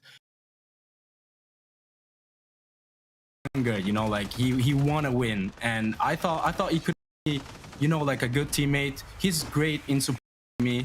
I love his game style. He's so skilled, and I like how he plays. While Pelle is a great support when it comes to ammo boxes, when it comes to passes, when it comes to, you know, like tactical stuff. So I thought me fitting that team could have been, you know, like a good fit. I thought I could have been a good fit. So yeah, that's it. You know, I'm really curious, you know, you coming in as the substitution, presumably you kind of saw what this team, how they performed in previous stages. Was there anything that you specifically came in and said, here is where we need to improve, this is what we're going to do? Yeah, for sure. What I noticed at first, it's confidence. Maybe they weren't feeling confident with their prior teammate. So I thought I could have been a great opportunity for them, because I know for a fact I have experience. I've been competing in Warzone for the last 4 years. I love Warzone. I love the game. I live for the game. I mean, I've been competing for 15 years. Since I was a little kid, I've been loving this you know, this world trip, and I love where Warzone is taking me. Like, if I was away from competitions for a little bit, but what I bring to the team is experience for sure. Hey, Handsome. So last year, you spoke a little bit about this a moment ago, saying you live for the game. You flew over to North America, played with Mutex and Huskers in the LCQs, qualified, got yourself through to LAN. If you managed to do that today, considering how little time you've had with your teammates, would you consider this a greater achievement? First of all, it's nice to see you, Handsome. And hey, how are you, dude? And yeah, I mean, Canada experience was insanely good. I loved every single bit of the experience, and you know, I would do it again. I would say I would do it again. For the game, I live for the game. I got passion. I can't wait to show you what's in my heart. You know, like I love competing. That's it. Yeah. Jesus, I love the passion. Look, if you have that kind of passion, you can go anywhere in life. And clearly, when it comes to Warzone, your next path seems to be the global finals. I wish you the best of luck going forward. You got 4 more games to lock in top 4. I believe in you. Yeah, we'll be locked in for y'all. Thank you so much for having me. Bye-bye. Of course, brother. I love that passion, right? Passion drives this scene. Passion drives esports as a whole. I remember starting as a young commentator, and all I had was passion because I wasn't making money. And here we are today, right? We've come so far when it comes to Warzone competitive, and I love the competitors. Just passion. It's everlasting. It refuses to die out. Let's take a look at our standings and see who ended up on top. Gio, there was a lot of discussion. Well, Crazy Snake and Co. will take first place by a pretty good margin. Yeah, and you know what kind of deserved? We saw that Bayer, I think, got 10 points himself. So, pretty insane scenes there. And you are right. Team FIFA Kill didn't quite actually make it into that top 4, all the way down in 8th, but still a good start from them. And I just think we saw just so many teams really locked in for that first game. I think the interesting thing is going to be like who can keep that up and who starts to fall by the wayside a little bit, because someone has to. Well, something to point out, Enigma. All top 3 are Italian, by the way. So the Italians showing up and showing out. Yeah, Italian Stallions absolutely flying right now. But as we move on down to our next screen, I'm looking at a player that I think should be doing a little bit more. I'm looking at that B Groovy Physic Benno Jr. lineup. I expect them to be doing bits here and there and seeing them down in 13th. It's not an awful start, but we know how slim it is to get on through to your global finals here in LCQs. That's right. Well, often, and two, something to point out, the point gap from top 4 on down, even after game number 1 is, I think, a lot wider than it was after game 1 in North America. So some of these top teams might be taken away with it without a chance for anybody else to catch up. For example, like Team Chow, who's down there in 23rd place, a big name stay. And also Team Atwiz, right? Another big heavy-hitting team, Geo, who's sitting at 24th. Yeah, we can kind of see the same about a number, because obviously we brought up Team Toho at the beginning. They're in a similar position, and then even I remember back when we were doing the the upper bracket and the lower bracket round 2, it's been Zesty and Joel's. That was another team that we brought up and we spoke about quite a lot, and they're down there in 28th place. So a number of these teams who we've really highlighted having some struggles. Struggles indeed, but it's only game 1, right? Still plenty of time to step it up. I go back to that story from yesterday, rated 21st place, then to top 4, I believe, after game 3 or game 4, right? That's what it takes. And already some big numbers coming out. The biggest from Team Crazy Snake and his crew, 17 eliminations, but there were plenty that ended up breaking 10 or more eliminations. Now they just got to focus on the multiplayer. Well, that's game 1 done. 4 more games to solidify our top 4, and then that wild card game number 6. We're going to take a quick break. When we come back, the LCQ will continue.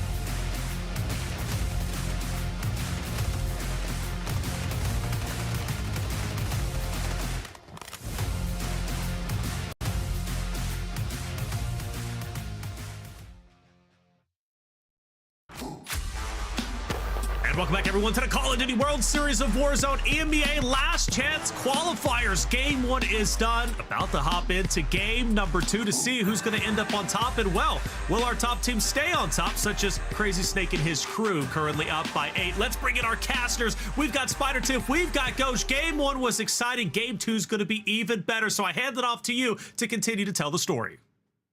All right, well, I'm excited. And to be fair, we did see some pretty high elimination games for some of our players in map number 1, which is pretty extraordinary, right? When I was looking at some of the NA LCQs, I was like, wow, not a lot of eliminations per game, but it's not going to leave room for improvement from some of our other rosters if you're finding yourself outside the top 4 goes. Yeah, I think it's a great call. I think yesterday we talked a lot about at the top of show, hey, there's going to be a point sink. There's a big sponge at the top. Some of the top teams are going to run away with it. That definitely was not the case. it was a tight race all the way to the finish line. But all I can say about today is, mamma mia, Italians are on top. My goodness, top 3 teams, all Italian rosters, and even the 4th place team. 2 of those players on that squad are Italian. Come on now. Italians reigning supreme after map number 1. We'll see what region comes out on top at the end of it. But this is what I love about this EMEA region, Tiff. It's just so much more exciting than North America. There's people from all over the place, different countries, different cultures, way cooler than America, where we're all just hunky-dory playing Warzone. I don't know.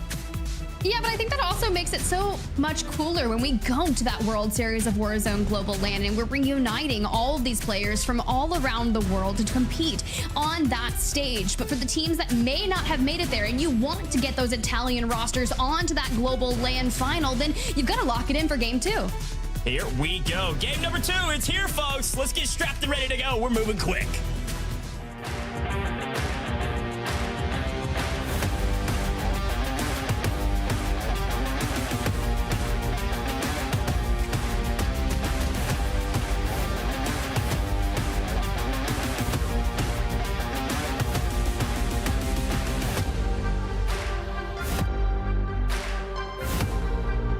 All right, well, you can see our players that plane directly above Urzikstan Community Center. We are going from the southwest and going to be ending our trajectory over by that military base, which I'm excited, right? We've got a more central line, and hey, we said turn up the action, and Crazy Snake trying to do that. Yeah, definitely some action here. It looked like Crazy Snake at the top of our leaderboard was maybe going to get wiped here early, but instead they do the wiping, and they don't even lose a player. Barely don't lose a player. 2 players down in 1 low, but Bayer comes out on top. And they called it out. Look, they're basically already matched the total kills they got in the other stage they competed in. I mean, we're talking slaying early in this competition because maybe they watched yesterday and they know what it takes at this point. Now, Valve, into the Gulag we go immediately after getting wiped by the Bayer squad, and right now, no bullets connecting for either player, but there's a couple. Little hip fire. How about some more? And a nice win, taking out another Italian team there with Kong, Gabs, all falling. Well, let's go ahead and keep a lookout, and Zeke kind of coming on back. Fifa kill winning that Gulag, and seems like Lennon will as well. But for Jukies, you love to see that. A full regain from this squad. Actually, maybe Lennon does lose the Gulag, and the pistol kill was just something of a contest early off rip. Jukies and Fifa will now be tasked with a regain yet again. Yeah, look, if there's any team that can get absolutely obliterated early like this and have to fully restabilize, basically just re-drop back into the map, no safety net, no resources, pistols only, and then find their way to the end game, it's certainly that team. But that is a brutal start. We'll have to tune into them on the next drop and see who's contesting them off drop, and apparently winning off drop, at least this time around. But quick look at the map view. We are headed north this time. Usually this is Popov or Popov related, but could be anywhere in this northern circle, as we see several of our teams already there. And then team 2, that Vortex Blade squad, currently in 4th place, way down there on the south side of farms, all by themselves. That's that purple 2. We're going to watch out for that team. They were top slayers up until the final hour of the first map. Yeah, and honestly, a lot of our teams still working their way towards that north, and FIFA and Juki's using it as an opportunity to go out to outpost directly for their regain. Maybe that was all part of their strategy, to go to the Gulag, grab some eliminations, and hit a free rotate. But for Rancid, Monzo, Spyro, time is of the essence here in Lowtown, because when the majority of the teams start to kind of work their way up towards the north, then you're gonna get all caught up in central Urzikstan here. But I love that we're breaking out heartbeat sensors. We're kind of using what you find out on the ground, and that makes some of the best players just even better. Yeah, and this team, again, an underdog story. Didn't think they had a spot in LCQs and then got offered as roster splintered. So we'll see what they can do. When you have basically nothing to lose, I think hopping in a vehicle and flying at a team is the right idea. Unfortunately, they are flying away from this team because early shots means they are in trouble. This vehicle likely low. We're going to swing around and see where they go from here as we take a quick aerial cam of the Great Escape, as it were. So they drive on their merry way to village, but back to some more action. Liam, hey, it's Aaron. Made a little bit of some waves in the first map. Not a bad showing. Would like to duplicate that and maybe expand on it, but unfortunately they're getting flanked by 1. They should get a trade here, but we're still plating. We can't put bullets down. What's going on? We can't find anybody. This is a slippery snake, and it's not Crazy Snake on the other side. Finally falling. Being Zesty, getting Zesty. Liam in trouble, but can he make the play? No. Zesty finishes it off with a bit of spice. What in the world was that? All I I know is we are in hot pursuit, trying to break Kangles and all that stuff through the building. Now Walker in the Gulag up against Sniper Pigna, and you can see already taking those early shots out. Sniper Pigna starts hopping about, goes prone, hits the drop shot, and can't keep it together against Walker. Let's see if Aaron's able to do the same and get another win. Yeah, need a big win here. Gotta get back without using cash. Unfortunately, low in health. Gonna try to push the equation to win it, and does so. Talk about an ego chow. We take those. 50% health, no plates? Come on, Aaron. Show out on main stage. I am so here for this. More ice in the veins, more ego chows. We're going to need it all, but we're about to get into that next circle to see where it pops, and will our over rotates toward the north pay off for our squads? We got someone standing by that wants to chat a lot about those rotations, so let's get in here. Enigma, I'm ready to hear it.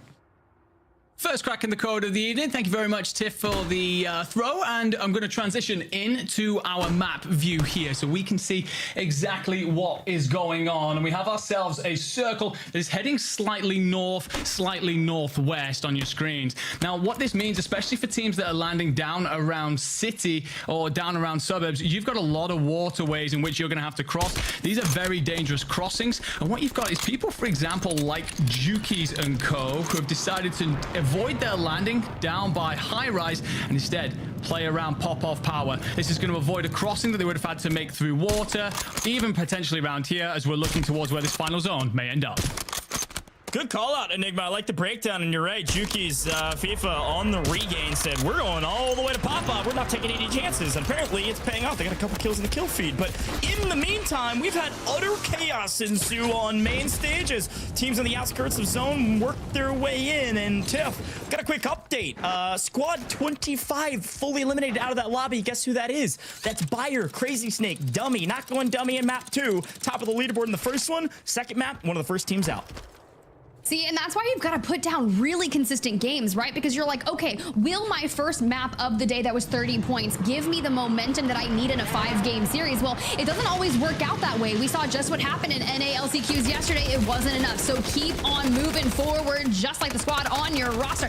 Pack, Soar, Yikes. R7, kind of getting cut down here. Can we see some crazy shots come out? And Zach down, and where we go, and got the full just like that from the train cards. Good love. Yeah, watch out for Azen. Again, top seed coming into today, just barely missed out on global finals through our EMEA finals, and is gonna have to play back and get the res because of R7. So saves the day a bit. Again, that Paxor team that was down and out, R7 last alive, that's another team that fell very early in the very first map, which means they have little to no points on the leaderboard. And well, we all know what that means. You really only have an opportunity to drop maybe one map. You drop 2 or 3, I can't imagine you make it. Maybe an absolute banger gets you right back into the mix. We saw that a bit yesterday, but more slaying happening off screen as we watch against Solitude. This team had a decent map, not a great one, still playing edge of zone. They want the kills. They want to make this big rotation all the way from Opera.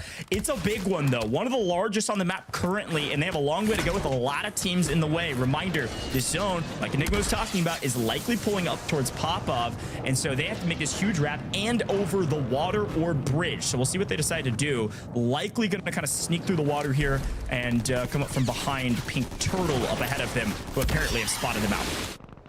It's true, right? They had that 8-point game in map number 1, which is not necessarily bad, and it's not really good either. It's just kind of that middle of the pack game that you'd like to seek to improve on, which puts them in about 16th place coming into this game. And they're gonna have to cross 2 bodies of water if they carry on that trajectory towards the north. And we talked about that Old Town area, which is going to get kind of dicey. So I'm nervous for our squads like Toyor, Palooka, Gunstachi. We're still on that outer ring of gas trying to hit that rotate. All Peters and Splowik have to do is kind of set up shop, turn around, and grab some eliminations. You can see they just get that buyback now, and Splowik is already anchoring down for the push forward. Yeah, it's a 2v3 for a moment as their third comes flying in. They gotta make a play. They gotta get a knock for any chance in this fight. Palooka, yes, being held, but they have player advantage, so they push. Gons goes down. That is gonna be a trade out. Unfortunately, it's gonna be Pete by himself. They have no chance. Their floater's still in the air. Loom said, well, information not gonna be helpful when you guys are dead, so I am gonna fly deeper into cargo and deeper into the zone. Question is, will he find a safe space? Probably not with 37 teams alive, but back to the Germans in the Gulag, in trouble. Rafic's last alive for his team. This is make or break here. Tiffin map number 2 gets the early shots. A little bit of weird timing, but does clean up the kill. Rafic's still alive, but barely breathing. My goodness. My COD timing doesn't work like that. I don't know. Anytime I would stop shooting, even for like a 0.05 second kind of matter, I would have got dumpstered on. But I love that we kind of pull that together and keep on centering up over pop-off power. It's very similar to the zones that we witnessed just yesterday. Now, we had one that pulled up kind of towards the open spacings in Industrial, and then we have the one that did pull back towards the coastline on the east of pop-off power. For the majority of our teams that have been there early, we've got about 3 teams in Industrial, and you got Cool still over in Kotovo blocks, trying to fit an LTV through a thin area. And honestly, this might be like the way I drive. Yeah, look, fair. I'm sorry, Cool, that we had to watch that on main stream, but we get to watch your amazing shots. Look at this, breaks both, snaps onto his opponents, grabs 2 breaks of plates. They're gonna think better of that push. It does look like he will try again on the vehicle as we take a quick look here on our replay to see, wow, Jesus Jr. last alive for his team, and I think is gonna go, oh, he clutches up by zipping out. He goes down there. They're out of this lobby as well. Would have opened up the door for a lot of other teams as we watch Cool continue to struggle with this LTV. I think we stay here. No, I think we go back. I'm just enjoying it at this point. Nah, for Toyor, who continuously had rotated out of that south cargo area, now through Outpost. This is how you play the edge of circle. You just kind of force the positioning on these teams where they have no space, and then you just break them down. You can see that outer wrap comes through, but unfortunately, Toyor goes down. Tachi here on the screen trying to play angles around the rock. Rips Preto down, but he's getting flanked. Can we clutch up Ghost? Another one. How about 1? How about 2? Making a 3rd. Palooka coming in with the trade. Where is he? No, somebody self-revived from behind. Prito saves the day in the final hour with a self-revive and 1 iota of health. This is what we talk about resource management, Tiff. Sometimes self-revives could be the difference maker in your team being fully eliminated. I think they lose that if that self-revive does not come off. That was wild. We love to see it. Resource management always king. Sure, cash, but use that cash to your advantages. Get everything you need to win your 1s. Maybe your 3s. I don't know. Everything in between. Win your 1s, get your fulls, figure it out. We'll get it. But for now, we just got to keep on working out of the Kotovo blocks area. When you've already got someone set up for the most stellar gatekeep that I've seen, I'm talking Clapper. Team number 9 on that mini map. You can see they're just kind of skirting out in the open areas, which could be dangerous, especially when Infernal's out here going for live pings for days to allow Ghoul, who has finally left the LTV. Thank God. Focused on the gunny, gets that knock on to Clapper, and now we're hitting a push of the century. Somebody had their good mornings. My goodness. That was a wild shot. Able to take down 1. A couple C4s from distance. Not quite a frisbee, more like a shot put, but does not connect. Gonna continue to swing outer edges of zone. Now they're gonna get held here, so I think going snipe makes a lot of sense. You could open up a little window.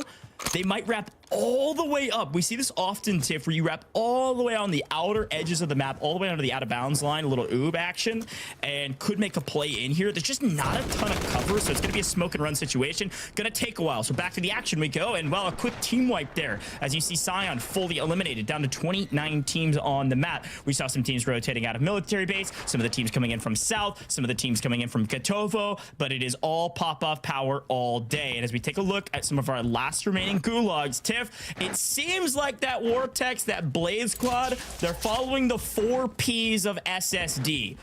Power, position, pop-off, power. All right, it is maybe 2 of those words are both power, but look at them. Purple 2, dead center, pop-off, power, ready and waiting for this final zone. That's a lot of P's. That's right. I mean, I was getting lost, and I really never know what you're gonna hit me with when it comes to acronyms, but I just let you go off. Your acronyms are my kind of anime, so we'll go with it. Sure, yeah. I love that. Well, I'm trying to think of some more. The 4 Ps, pop-up, power, power, position. I'm gonna keep saying that, a little tongue twister for the lads at home, but it looks like outer edges of zone on another P. Pink Turtle in a bit of trouble as we head to Ripper here in the Gulag. Could win. Barrel stuff? No. That was tough timing as Pink Turtle does come out on top of that one. Don't ever doubt the Pink Turtle. Don't ever doubt it. Ooh, patience. Skinner, though, has to peek at some point in time, and honestly, if he does, you want to see it. Here comes the push, and Scion, who just could not react to the timing that Skinner brought to the Gulag. Well, Back to Urzikstan we go, and we get this nice setup shot here, looking to the north of that industrial area towards the west, right? Abwiz and Master 5K down to a duo, missing out on Jama, but we're going to look for angles, but Abwiz looks to have gotten a bit caught on that, I'm not gonna lie. Still able to make it out with a pixel of HP left. Now the push comes through. 900 damage, 1 elimination. Would love to see more if we can make it happen, especially here. But you don't want to get caught into a fight knowing how many squads are around here. That Clapper roster is still looking to get as many eliminations from this area, but Ghoul effectively suppressing the momentum there from Rocket. Yeah, man, I think a lot of folks would love to see more from this Abwiz roster. You know, an interesting player. Wiz, a little bit controversial, had some tough times, a really tough time in the finals and in some of the other stages of the competition. Swaps out Jama, could be a difference maker, a little bit of an X factor. Jama, a very talented player. The team just seems to lack chemistry, and adding in Jama apparently hasn't made difference, not yet. We'll see if it could here in the latter half of the tournament, but you're in deep into map 2 as our fourth circle rather closes, and we see new. Yeah, you're gonna have to go through this Italian trio up on top who are shooting straight, and right now they continue to have to rotate to zone. As we see the new zone, it is all the way to the north. I mean, literally about as far north as you could possibly go on this map, at least dead center of north. We've got one team centrally located. No more power position for that Blade Vortex team. It is team 13 in that lavender. That's the squad to watch out for. That's Caspian. Haven't seen Prince Caspian in a little while, but did play power position in a couple other stages leading up to this one. Look, I know production usually gives us times on listen-ins, but eventually I want to hear how some of these squads on the most outer areas who have one of the darkest rotations to the north are going to have to fight for it. Because you think of Lennon Juki's FIFA kill, right? Juki's on 5. Let's jump in and listen. Thank you so much, production. Listen to Len. Yeah, can we get up there or what? Yo, look at this, look, yo. Look at this kid, look at that kid. We got mod. I got mods. Yeah, we got mod. I'm gonna chill inside for a bit. I don't want to get fucking screwed up. Yeah, same. We can look through this door though. Yep. Yeah, they're working the bunker side. They're working bunker side. They're fighting it. We need to try that out. Yeah, as soon as I'm yeah. I'm going Franks. Kids in here too. Yo, look. Kids crossing on the left, please. Yo, yeah, left here, feet as well. Yo, Is it easy picks on the No. No, it's harder. We just hold these kids on the left. I'm gonna make sure the kids on the right don't push us. Yeah, I like that. Crossing now. I don't think it's possible, you know, unless I go gas. Was it? Nah, we can't. I won't go gas lead. Just come back. No. Come back. We have no buys. We got one. We got one. We're gonna get help. Yo, please understand with me. No, we need to forget about him. We need to roll. One below. He's already pushed up. I'm rolling. They're in the building to our left. Yeah, close to me. Oh, people inside here, bro. We can get in the truck. Come. Yeah, we should. Get in the truck. Try to play placement if you can, boys. I'm dead, man.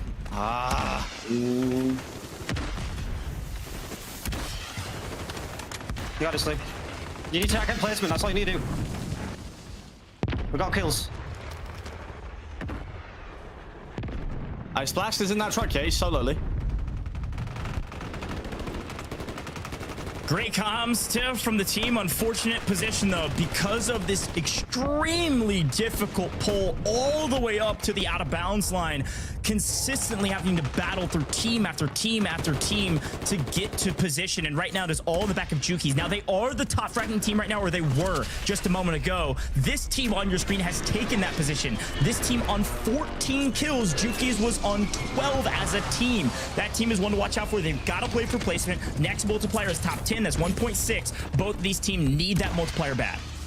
And Juki's kind of skating away right now. Might be a squad wipe soon. You can see Hollow right there picks him up. But you're right. This squad is on a banger. They're looking for a rotate through the east. We're getting those trophy systems down and some smokes for cover. C4, because we really have to watch the roster on your screen towards the left. That's Spyro, EU, Rancid, Monzo. So they will be one of the biggest threats because of this pull to the north. I'd be really curious, because even if you extend on out and try to play from kind of the rocks and trees area, and it goes even further, Ghost, what is this? We are so deep into the woods. I mean, we're trying to move to a different map. It looks like the game's telling us that the new zone's going to be in Verdansk or something. I mean, this thing is way up there on the out-of-bounds line. We're going to see some out-of-bounds plays. I can only imagine, but the team on your screen slaying out right now. They need top 5, and they need it now. Nice take from Blade. Great trades. Vortex is on 10 by himself. Talk about a barn burner. The boys are cooking right now. Out and deep into zone, they get the top 5. They get the 1.8x. They're making the move into zone, but look how difficult this rotation is going to be. They get a portable buy on the right-hand side. They get Rob back, going to have a floater in the air for some info. No one wants to take this rap except for Vortex. The problem is going to be cut off in transition. Team 10 holding, and this wide open smoke and run maybe, but this is going to be so brutal because you can't even go further north than this. This is the out of bounds line. You can play up on top of these rocks for a moment, but it'll show you as out of bounds. Watch out for that as they try to make some flanks, and they do cut down Skinner. It's all in the back of Pink Turtle for Team 10 to stay alive. They've got the 1.8x. There's the team wipe with a full team of 3. Tiff, this is Blade's game to lose. Wow. It really is. And now that we've hit this early rotation, there's not a lot of cover out here. Bagel is tanking here with a PDS from the high ground, which is giving them all these angles onto that Robstar roster. And they are just using everything that they can to bide their time. When you've got 2 squads still in the gas, delaying that rotation into zone, but it keeps on pulling out towards the east. What the heck is going on? I watch a lot of Warzone. I'm not sure I've seen this moving zone. Maybe I haven't. I forgot about it, but a ridiculous pull, and frankly, a god pull for this Vortex team. They got a little bit of a flank here, but Vortex shooting straight, looking for his 11th. Takes down Zach, has the zone. All 3 still technically alive. There's the push. Hollow just wants the points. He does get 1 all the way down. We'll see if he gets valued the points. No. How about a Riz? Deep in zone. Benzi's gonna get second. This Bagel team doing everything they can, but right now, it's just free kills for Robstar, free kills for Vortex and Blade. They dominated this map. A massive victory, somewhere around 42 points here in map number 2. They were 4th going into this one. They're going to be at the top of the leaderboard after this one. Brutal way to finish it for a lot of our squads here, Tiff. But this team is on top. There's no question about it. Gosh, this squad, their average score per game prior to this in World Series of Warzone is sitting around that 11.57 mark. Now, let's kind of move back into the last stand, because at this point, this squad had to have at least had 15 eliminations between the trio. Now, you do have that #1 seeded team kind of just across the way, but even Benzi and Bagel looking for that stand, smoking down towards that portable buy station, and there's a lot of really cool things that they do to help out that Robstar squad unintentionally, right? Yeah. We keep on buying back, and they're just gonna keep on looking for those eliminations. But that early rotate to hold the fence line and take out the trio prior to them, and then focus on setting up around these trees.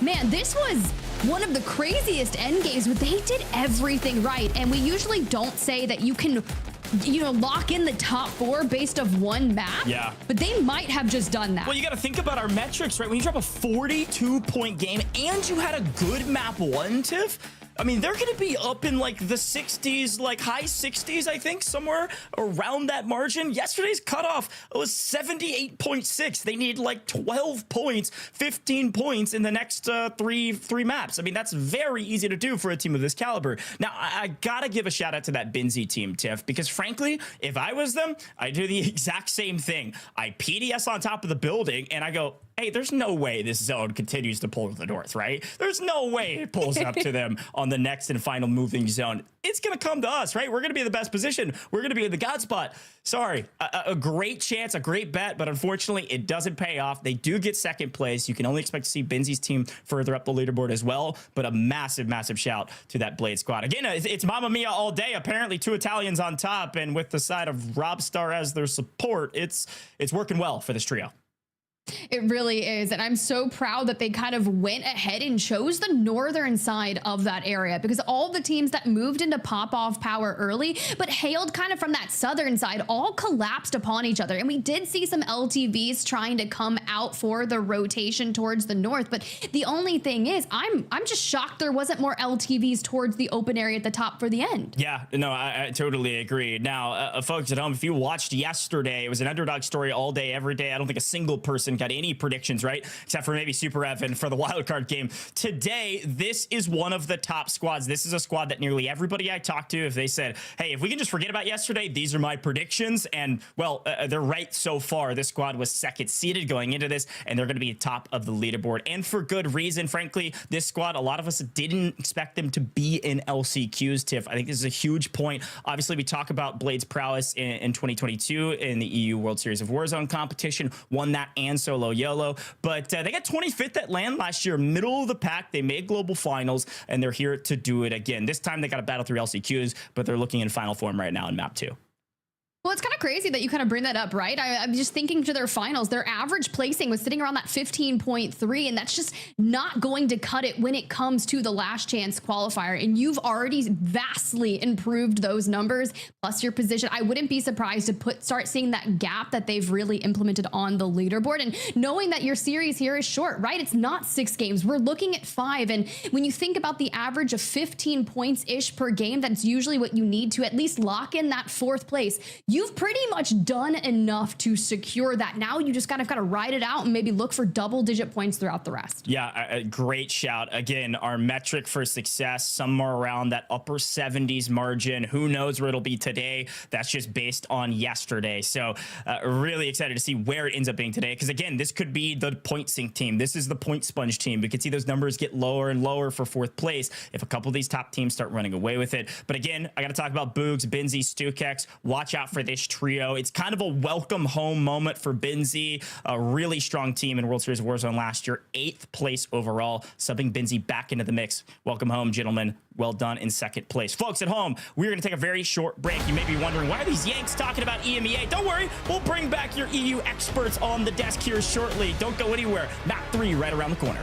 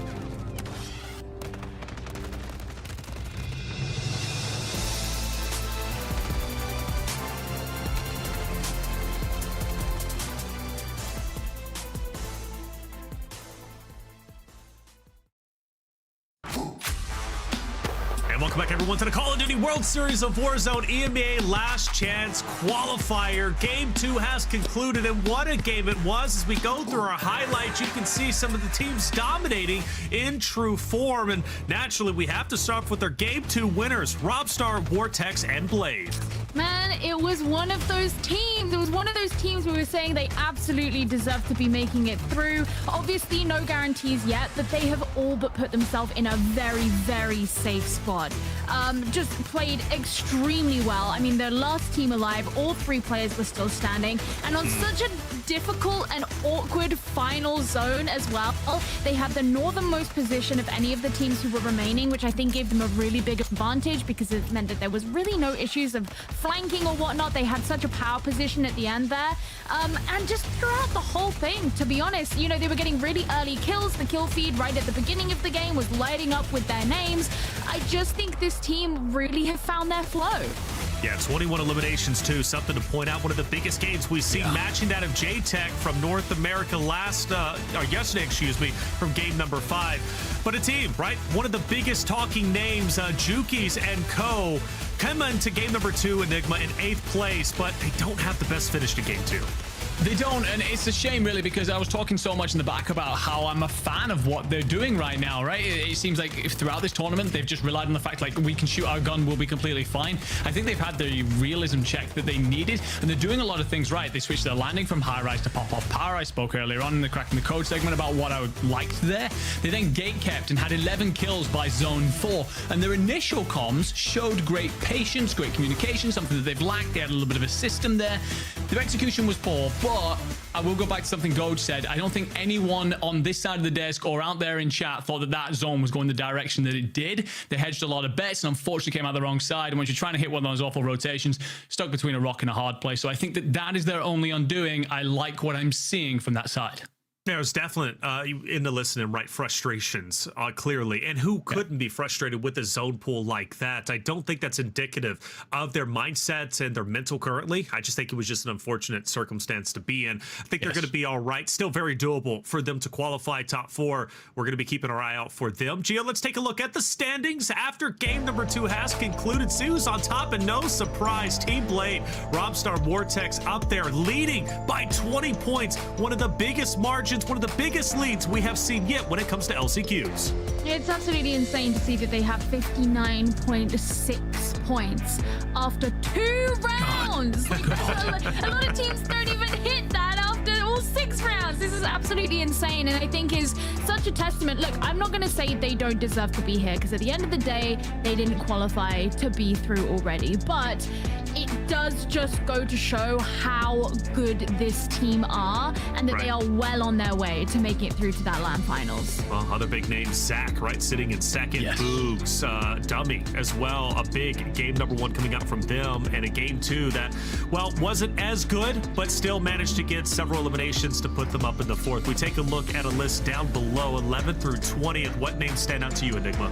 I mean, I called them out at the top of the show. Rocket, Clapper, Zaka. This is that Polish duo with the UK, man. They made it on through in LCQs last year, but Clapper's coming to IGL this team. I believe that they well and truly have it within them, but just the 16 points after 2 games. You've only got 3 more to go, gentlemen. You would be missing the cut currently. Absolutely. Well, nice to see Chowan coming up a little bit. He had a good, or I should say a decent game number 2 with a lot of eliminations. He jumps from the 3rd page now to the 2nd. Question is, how far can he continue to go? A big talking point throughout the finals was to number 24, Team Marcus. Marcus Rafic, Scuffology, who won game 5 and game 6. Now looking to potentially do the same here. Granted, only 3 more games to go to break into top 4. After that, they'll have to go to the wild card and try and just really full send it and be the last ones standing. Big talking points, though, obviously top 4 at this point. Robstar leading the charge in first place by 20 is huge. But then down the list, Gio, it goes from 39.6 points in 2nd place all the way down to 8th place, which is 30.4. So now you've got 7 incredible teams who could very well make a run for the top 4 placing. So nothing guaranteed, right? You want to make sure you get as many as you can, because right now that point spread from 2nd to 8th is very close. Yeah, and I think that if you are a team like Team Crazy Snake, you do need to be very careful, and you want to make sure that this next game especially is going to be really strong for you, because to be quite honest, They, like you mentioned, they did phenomenally in game one. And yes, they got a couple of eliminations, but they were also the second team to be eliminated in round 2. And they were eliminated in stage 2, right? So that is a disastrously early exit for a team who had such a strong stage 1. And that's why they're still averaging out to be very high in the standings. But that average isn't going to last, as you have to keep dividing it by a higher and higher number. So they need to make sure that they're really defending that spot in that top 8. Meanwhile, teams, for example, like Team Blade, who have shown a more consistent showing right now between those first 2 rounds, they probably have a lot less to worry about. Fair enough. And also Juki's right, sitting at 31.2. They can absolutely make a run for it. They're way more consistent now than they were in the finals, which is great news for their fans out there who obviously want to see them qualify today and go to global finals. Let's take a look at our top elimination list, Enigma. I want to see if Robstar, Vortex, and Blade are all on there. So Vortex, Robstar, and Blade makes sense, right? They're sitting at 32 elims. Who else do we see on the list? I mean, gotta be talking a little bit about my man there, Jesus Jr., right? Comes in not just because he calls me handsome, but also spoke about the kind of performance he was gonna put up. I spoke a lot about how, you know, he's this experienced player and he's always in the prize money. It turns out he just likes to slay out as well, putting on, showing exactly why he should have been part of the conversation throughout the rest of the tournament, coming in today and being the X factor that Keybase and Pele needed. There you go. The X factor they needed. Jesus Jr., I love that passion from him. And I know I went back and watched the interview and chat. All the huge fans and a lot of competitors coming out to support Jesus Jr. How could you not, right? With a smile like that, compliments coming out for you, Enigma, calling you handsome, which I don't disagree with. Absolutely. Good stuff coming out from all of our rosters. And obviously 3 more games to go, Gio. That's all you get to make it into top 4. Every game matters. Every moment you have to take. If you don't, you're going to fall behind. Next 3 games, Gio, what are we looking out for the competitor's sake? Is it boring if I keep saying consistency?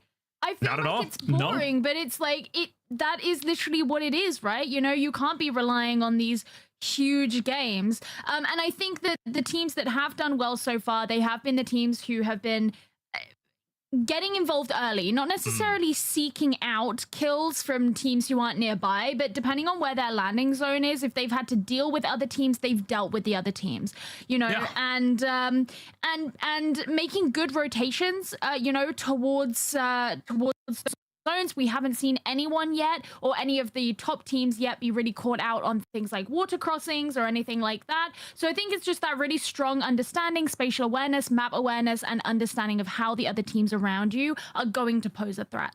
Oh, all great talking points, Gio. And consistency, it's a consistent topic because, well, that's how you win championships. Let's bring in our casters to go into game number 3. Obviously, Spider, Tiff, and Goj to call the action. There's only 3 more games to go. So for all those teams who are on page number 2 and page number 3, they've got to step it up here and start a strong narrative to make it to global finals. Tiff, Goj, take it away. Yeah, you definitely do. I can't believe we're already about to move over into that halfway point, Goj. I feel like we just began, and even yesterday, everything kind of ran away from us, and it started to get to be a bit too late for teams to stage their comeback. So I'd like to see teams that are outside of the running right now start to kind of throw down the eliminations, push the equation, be hyper aggro, because you can afford to drop 1 game, right? And then kind of make up for it on the back half. But for now, take it off. Get crazy. I know. They need to get crazy. Look, Gio's talking about consistency. Totally agree. There's 4 C's in Warzone, all right? It's communication, chemistry, cash, and then consistency. So we're right on the money there. The 4 C's, the 4 P's. I'll think of another later. But no, really excited about map number 3 because this is where really a lot of our teams need to come alive. There's a lot of folks wondering where's Juki's, where FIFA. The Desk broke it down perfectly, Tiff. They're 2 points away from 4th. Yeah, they're there. They're doing fine. However, I listened into their comms, and I don't know. That communication C, not looking good right now. They were yelling at each other, talking about calls. They were talking about Juki's being on too long of a leash. Time is now, gentlemen. Let's lock in, lock and load, and get into map number 3, folks. We are chugging through this tournament.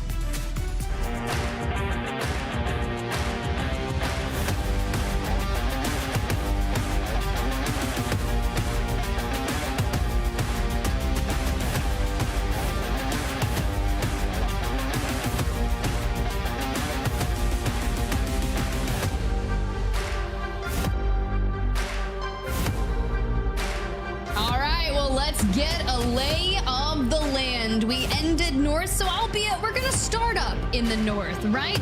Just hovering above that Kotobo Blocks industrial area as a lot of our teams start to filter on in. You can see some of our heavy hitting squads, the top players on the left-hand side. You can see that Vortex, Blade, Robstar.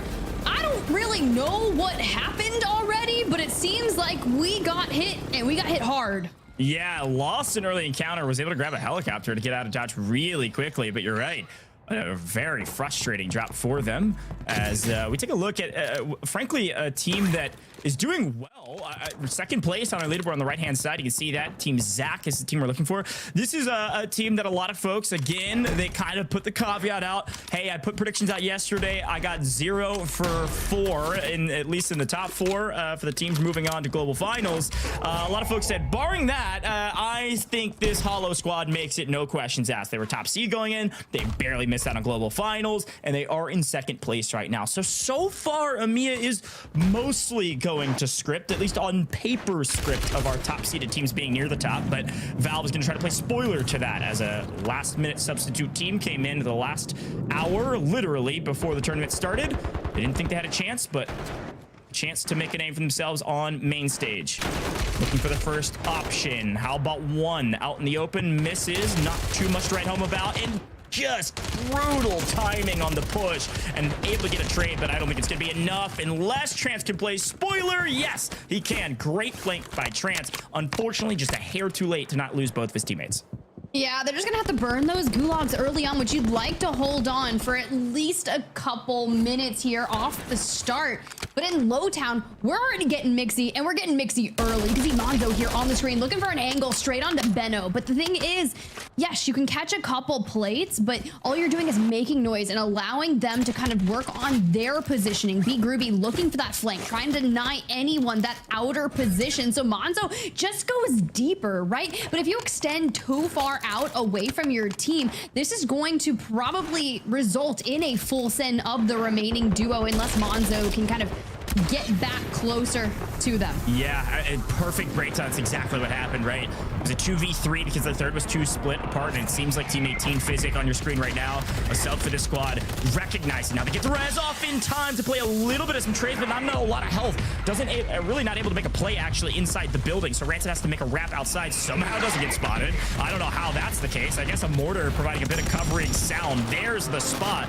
Monzo trying to play backup, and maybe we'll trade out Physic here, but it's going to be too little too late. Here comes the onslaught of the full team of 3, and he knows it. Monzo trying to get out of dodge. The sub for this squad trying to be an X factor, last alive for a squad, and it is a smoke and run all day, and I don't think Groovy and Physic are going to let that happen unless Monzo can isolate a breakdown. Bad timing, and well, Iota, a pixel, and everything in between, barely any help to write home about, but gets the plates back in, and now it's a true 1v1, continuing to run, continuing to isolate these ones. Okay, Monzo, I see you.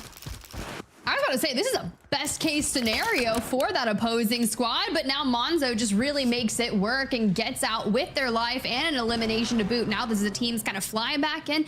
They can look for a regain over in this area. Now we do still have that relatively central zone that we are pulling towards, but from some of our squads that, you know, since we ended in the north, maybe they want to keep on fighting up in the north since they're so familiar with it. You have that Ghoul Diablo squad here in the warehouse alongside Abwiz and Master. Now, I'd be curious to see how we're going to set up angles. You can see the rooftop relatively blown out, and I'd be curious if Ghoul can take some cheeky angles onto Master.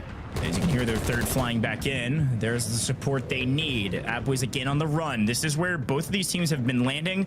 And frankly, this Diablo Ghoul squad, the Italian trio, has been coming out on top of this encounter, I think, every single time thus far. But Jama's right back into the mix as well. Likely not a ton of resources. Ghoul, can you isolate your ones? No, 1, 2, yes! Gets Abwiz, are you kidding me? You can see a quick replay of Monzo slaying out as Infernal and Diablo try to do the same.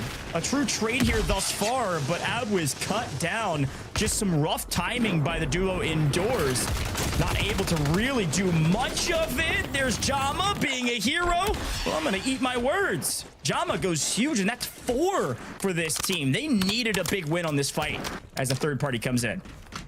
Hey, we asked for him, get hyper aggressive early. If you have to drop a 0 or a 5-point game, that's totally fine because then you can kind of clutch it up towards the end. But this is your chance, probably the last one in the series, to lay it all on the line. Zakar here doing a really nice job to pick that one up, and now we've got reinforcements coming back in on the opposing side, but we're still working on this utter breakdown of the rosters to pick up those elims.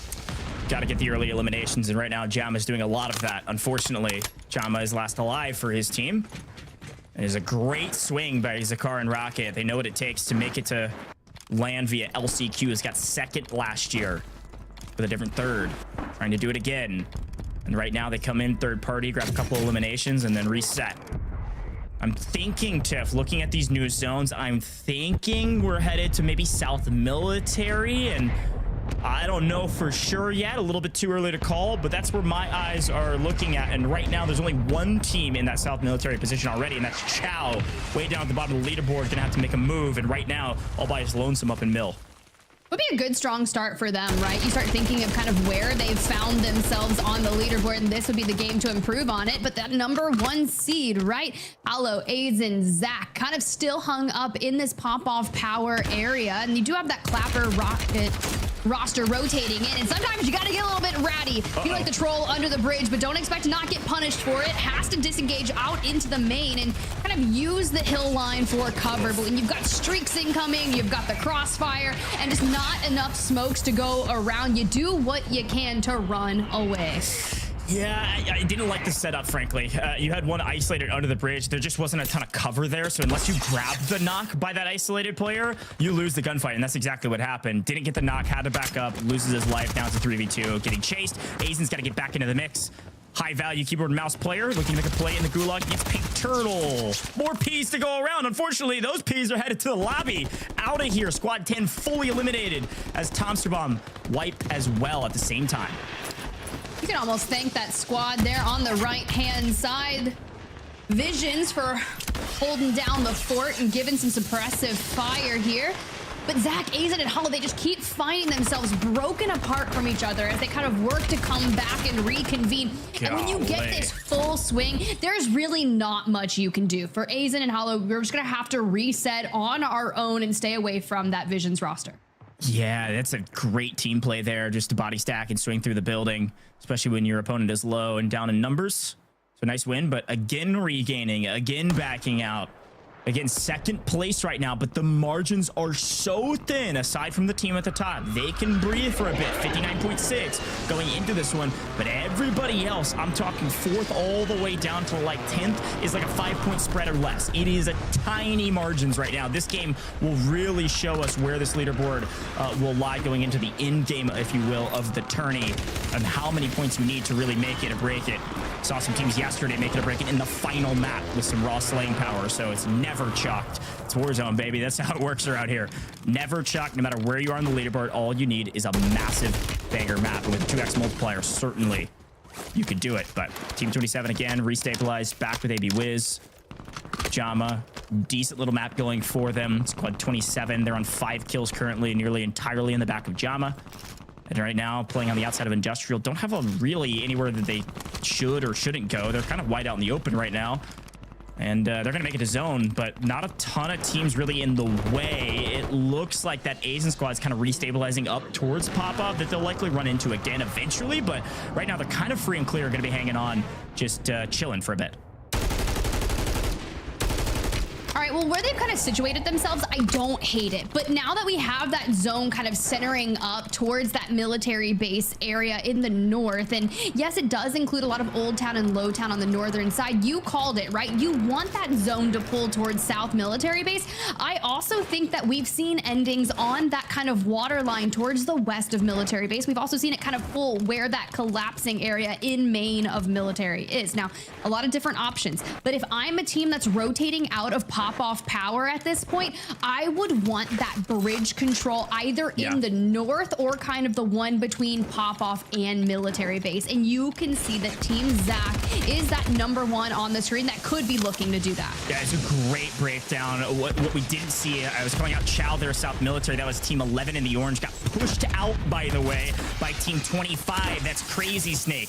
Getting a little mixy there in South Military. Watch out. That's green 25. We got to watch out for center of zone in South Military as we watch another breakdown from Team Marcus, fully eliminated. Back to the lobby you go. A nice take by Control Deck, looking to continue to make a name for themselves. This PD Quicker Control Deck squad could surprise some folks, but frankly, they need to do it now. They need a big game right now as they wrap. You can see it. That kind of, I don't know what color that is, but I was going to say periwinkle, and that's so wrong. It's not even close. Some sort of like coastal green in the 22, skating up to the right-hand side of our mini-map as Solitude lost life of his team.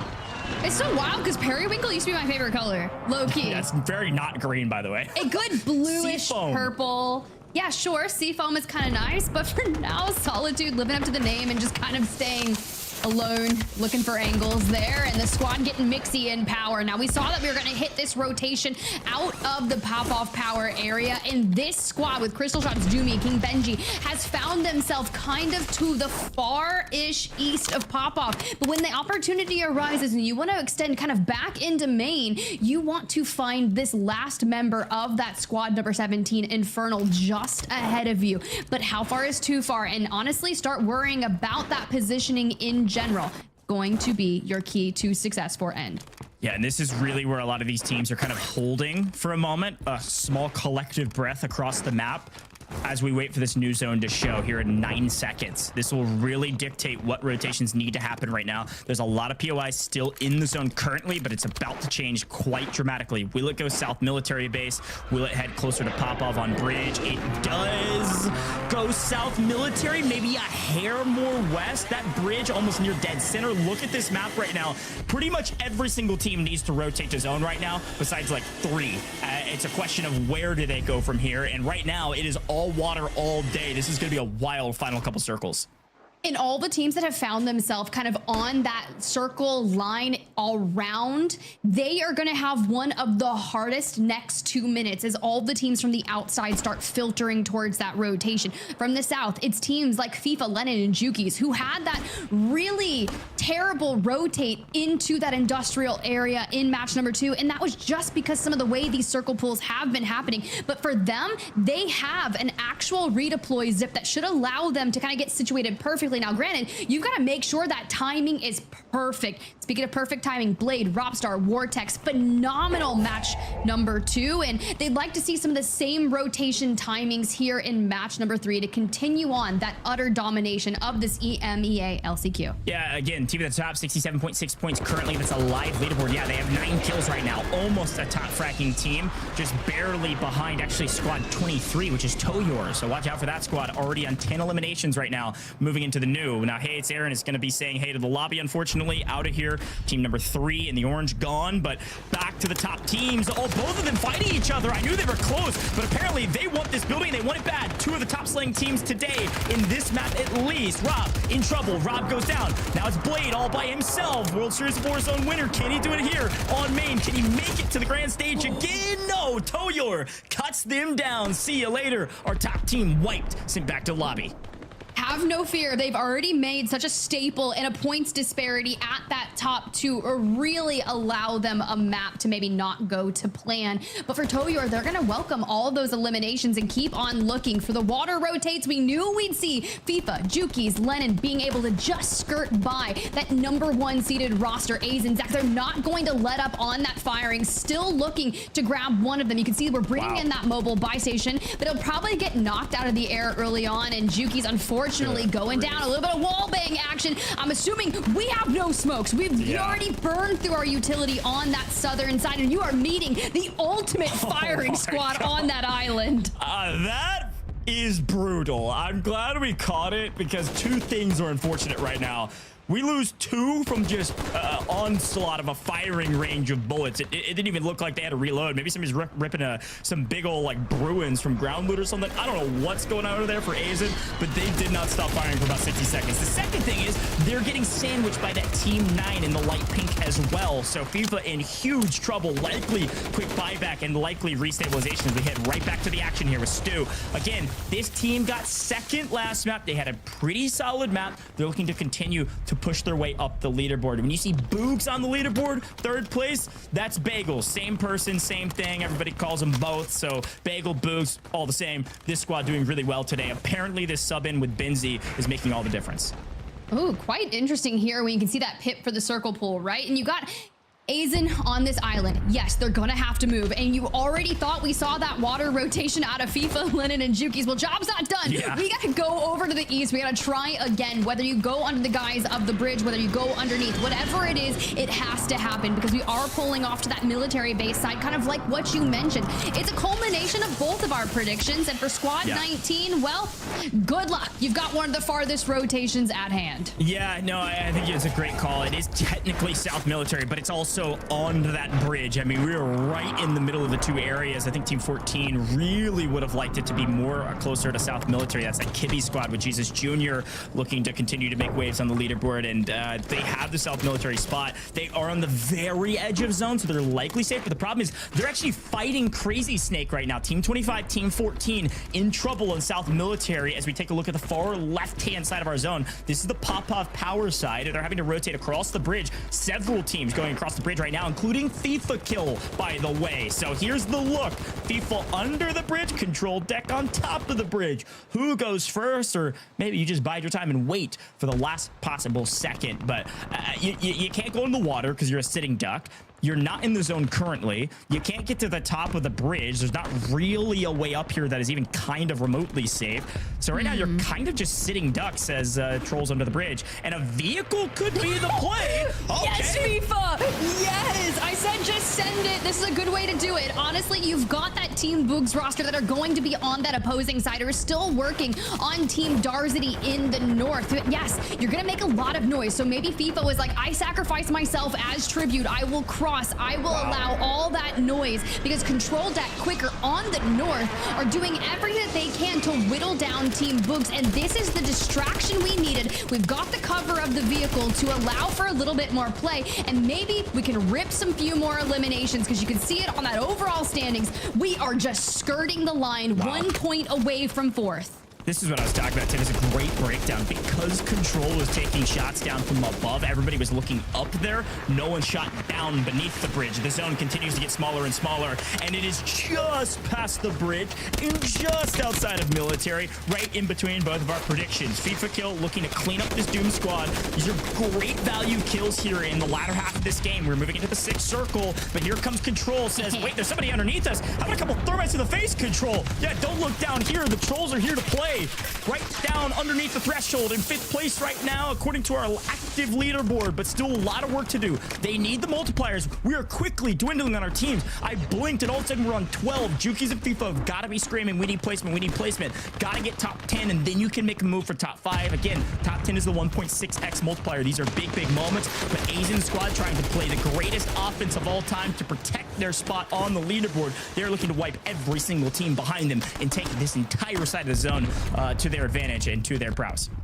Honestly, Lennon and Jukies and them just need to send a thank you to this roster, right? They take down that squad just towards their left, and it just takes a little bit of pressure off of FIFA and Jukies. Now, I'm not sure if Aizen and them are going to look for this. Oh, yeah, FIFA's already shooting. You just opened yourself up to potentially getting eliminated. Now, do we see them focus on hitting that rotation, or will they throw it for the eliminations at hand? It looks like they're going to go ahead and rotate in on that northern side because we do hit that next multiplier. We are into the top 10, and from now the only thing that can be better is going to be a 1.8, but Jukies and them, they're not gonna get it. Golly. Now, Tiff, quick update, then we're going to get back to the action. They did have 14 eliminations, and they got the 1.6x multiplier, so likely going to keep themselves in contention near the top 5, top 6 overall, but job's not done for the teams on your screen. This squad, they were 2nd place going into this map, all 3 alive with a solid zone positioning. I think this is theirs to lose, especially with that Jesus Jr. team in the Maroon 14 in trouble and in a fight. They got to get through Stukex first, though. A couple trades back and forth, a true 2v2. We're going to go for the revs instead of make the play here. They have zone positioning. They're going to get pushed, but who goes first? It looks like Bagel has to self-revive in zone. They are weak. This Asian team is in the best position. They've got the rocks. Benzie has to be a hero and is currently one falls. Azen, can he connect? There goes Bagel. Just clean these one up, gentlemen. But this is not going to be a free and clear win. They lose one, they lose two, and now Azen is all by himself. Benzie is playing spoiler off in the distance and finally gets cut down by teams deeper inside the circle. Azen, a massive game, makes top 5. I thought they could win it all, but the zone goes the opposite direction, Tiff. And look who's there. Squad 23, Toyor, still in this thing. So is Team Kibbies. That kind of took that map number 1. So keep your eyes on them. But there were some really interesting moments in that fight, right? That Boogs roster was in 5th place, and Fifa and Kill and them are in 4th. So everything that they held on to do to break apart that number 1 seeded team could have given them enough to jump into the top 4. Now, granted, 1.8. Every elimination from here on out is going to be worth an astronomical amount. So Brandon Skull, stage, revolt. The time is now. You've got that circle pull in your favor. You're looking for the early wrap. Now we have to effectively take those angles, get up on this storage container, and just rip down Jesus Jr. Azen falls, though, and into the final 3. A big moment for this trio. A brutal competition thus far, just barely eking round after round. That Mike Revolt team is a strong one on paper, just haven't been able to piece it all together. A 3v3v2, it's a great call, and now the zone, the final zone, starting to close, and it's going to close on that Mike Revolt roster. Who will get the better of who? And frankly, this always comes down to who fights first, Tiff.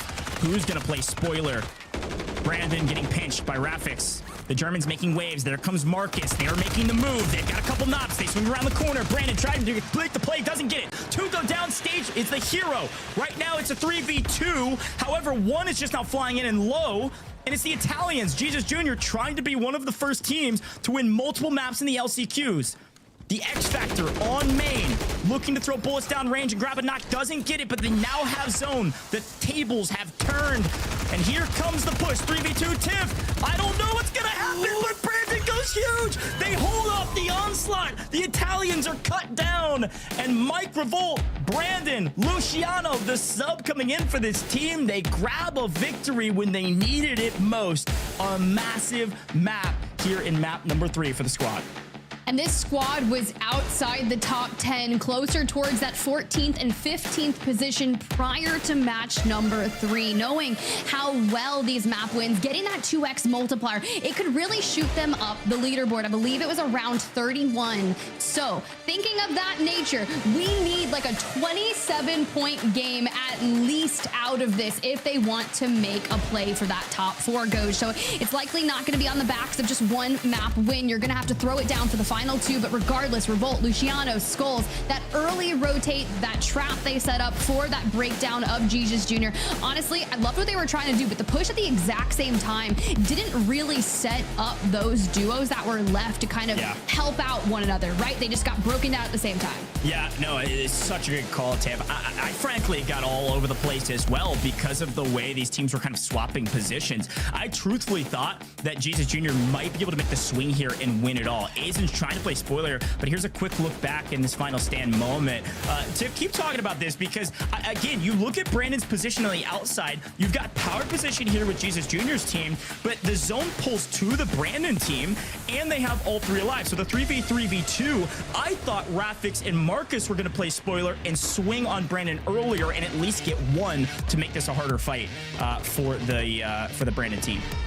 Yeah, there's a couple different things here, right? You said it, right? You do not want to be the first team that goes into a fight down into the final 3. rafic and Marcus, now they could decide if they want to send towards the Revolt roster or do they go to Jesus Jr. and Pele. Instead, Marcus gets an angle off of Pele, who has to jump off that ultimate high ground now that they're done with their PDSs. They jump on the cross to set up to take down Revolt, but then they kind of double back towards that rafic's positioning. If Pele doesn't get ripped there, and there's definitely a 3v3 here, you would have been able to full send Revolt, not allowing Brandon Skulls to get that self-res off, bringing it up towards the player advantage. Then the smokes start to cause a little bit of chaos, and Brandon Skulls pushes from the right stage there, and you can just see that we've already left our 3rd player back, but let's hear the victory moment. 1E! Down! Nice, boys! Fucking go, bro! Into him, boys, come on! Nice, man! Fucking go, good shit! Holy. Wow. 18. Yeah, we take 18. those. We take those. 36 points, a great map for them. I thought it was closer to like 10, 11. 18 is a massive game. 36 points from the boys in Lavender. There's my Lavender team. I've been waiting for them. Very strong game. And I gotta say, Microvolt, it's about dang time. This dude has been competing since like early Verdansk. A lot of folks kind of hearkened him as one of the harbingers of Verdansk back in the day. Kind of that golden third that floated between multiple teams and then kind of not fell off, but went silent for a very long time. Welcome back to the main stage, my man. A great team fight. And it really came on the back of the spoiler play from the Germans. That Marcus team with rafic, they swung on the team that I didn't expect them to swing on, which is that Jesus Junior team. Let's hear what the desk and the analysts have to say, because that was a doozy. It definitely was, right? A fresh winner, but nearly a secondary win for Jesus Jr. and his crew, right? That would have been huge. But granted, they're more than happy with that second place. They also had a ton of eliminations. They're going to be moving up the leaderboard, breaking into top 10. I am sure of it. A lot of teams actually breaking into top 10 or maybe even bettering their placing in top 4 after a very successful game number 3. This is the time you want to do it. There's only 2 games left. We take a look at our highlights, Gio. We first have to give our flowers to the winners, Revo, Luciano, and Skulls. Yeah, I know. What an insane end. You know, actually, that clip of that reaction at the end reminded me very much of the NALCQ one we saw at the very beginning of the show, because there's just so much passion and so much emotion in all of it. And to be honest, this team, they've kind of, so far today, they've kind of had some ups and downs. In game 1, they ended up in 11th place, not the end of the world. Game 2, 25th though, so it's a lot further down. So to be able to come out and get that first place finish at the end of this game is really huge for them. And just like we heard Goj talking about, you know, Revolt kind of getting his flowers after, you know, being around for such a long time. And it is really just that, you know, they're not necessarily trying to be flashy, but we had a really weird and kind of difficult circle, like, you know, towards the mid to the end of the game here. And so to be able to you know, be able to approach that in a way where you've got all of these teams who have been more consistent, have been doing well, are going to be coming out of you all guns blazing, and that's a really difficult thing to target. You know, just really impressive from them, you know, especially given who they beat at the very end. Exactly the case, right? Who they beat, which was, like you said, Jesus Jr. Talk to me, though, about Toyor as well as Robstar. They got into this massive battle, Enigma, and those are 2 powerhouse teams to be fighting. Well, I mean, Robstar and Co, I think that they can start to write out their ticket, right, to land wherever we're going, because they've been looking real good throughout this. But with Rob and Co, what they do is they set up from Academy and they decide to use the height that they've got to float in towards the central building in Military Base, which was the center of zone at the time.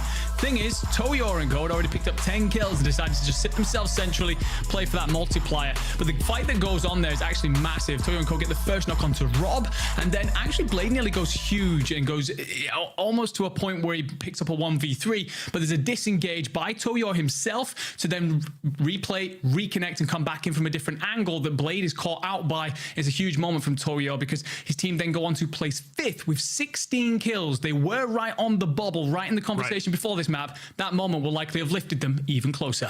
Yeah, 16. That's a lot of eliminations. Nothing to play around with. Like you said, on the bubble to break into top 10. We'll see if they do so. And also, not to mention, Robstar was already in first place. Do they maintain it, though? Let's take a look, because there was a lot of heavy-hitting scores that ended up moving teams up. And, well, Robstar and crew will be in first and 71.6 at this point. They're cruising to the global finals. Gio, who else are we looking at? I mean, this is kind of insane, but, like, I have to really call out our second place team here, Team Zach. There's a lot of stuff I want to talk about them, but the first thing I just want to mention is that, is this the first time in the 2024 World Series of Warzone where our top 2 teams have actually been the top 2 seeded teams? I think it might be here in EMEA, because we've had so many wild cards just come in and out of getting really, really good scores throughout the course of the lower, the upper, the finals. And now here, we actually have expectations being met. It's kind of insane. Absolutely, and expectations for Team FIFA. Enigma, they are in 4th place. They still have a long run to go to lock in their global finals, but this is the best performance we've seen yet. Look, I was talking about it earlier, right? They needed to just come out, put on a show. I've kind of sat here and gassed them up over this tournament and spoke about, you know, they were never going to perform that badly again. And then they did. So I don't want to sit here and speak too highly of them until they cross that finishing line. But it is better. We are seeing the kills. We are seeing the communication come on through. We are seeing the positionings, the landing spots. They have a plan. Now, can it finally come together and book them to land? And they do it. We find out. Let's move to our second page, and this is going to be 11th through 20th. And you notice 11th place is at 35.2. Now, that gap yesterday from 11th place up to top 4, it was only like 4 points. Now, we're looking at 35.2 points from 11th place all the way up to where Team FIFA Kill is at 53.6. That is nearly a 20-point gap, so very significant for all the teams that are on the secondary page. These next 2 games, they have to go bananas.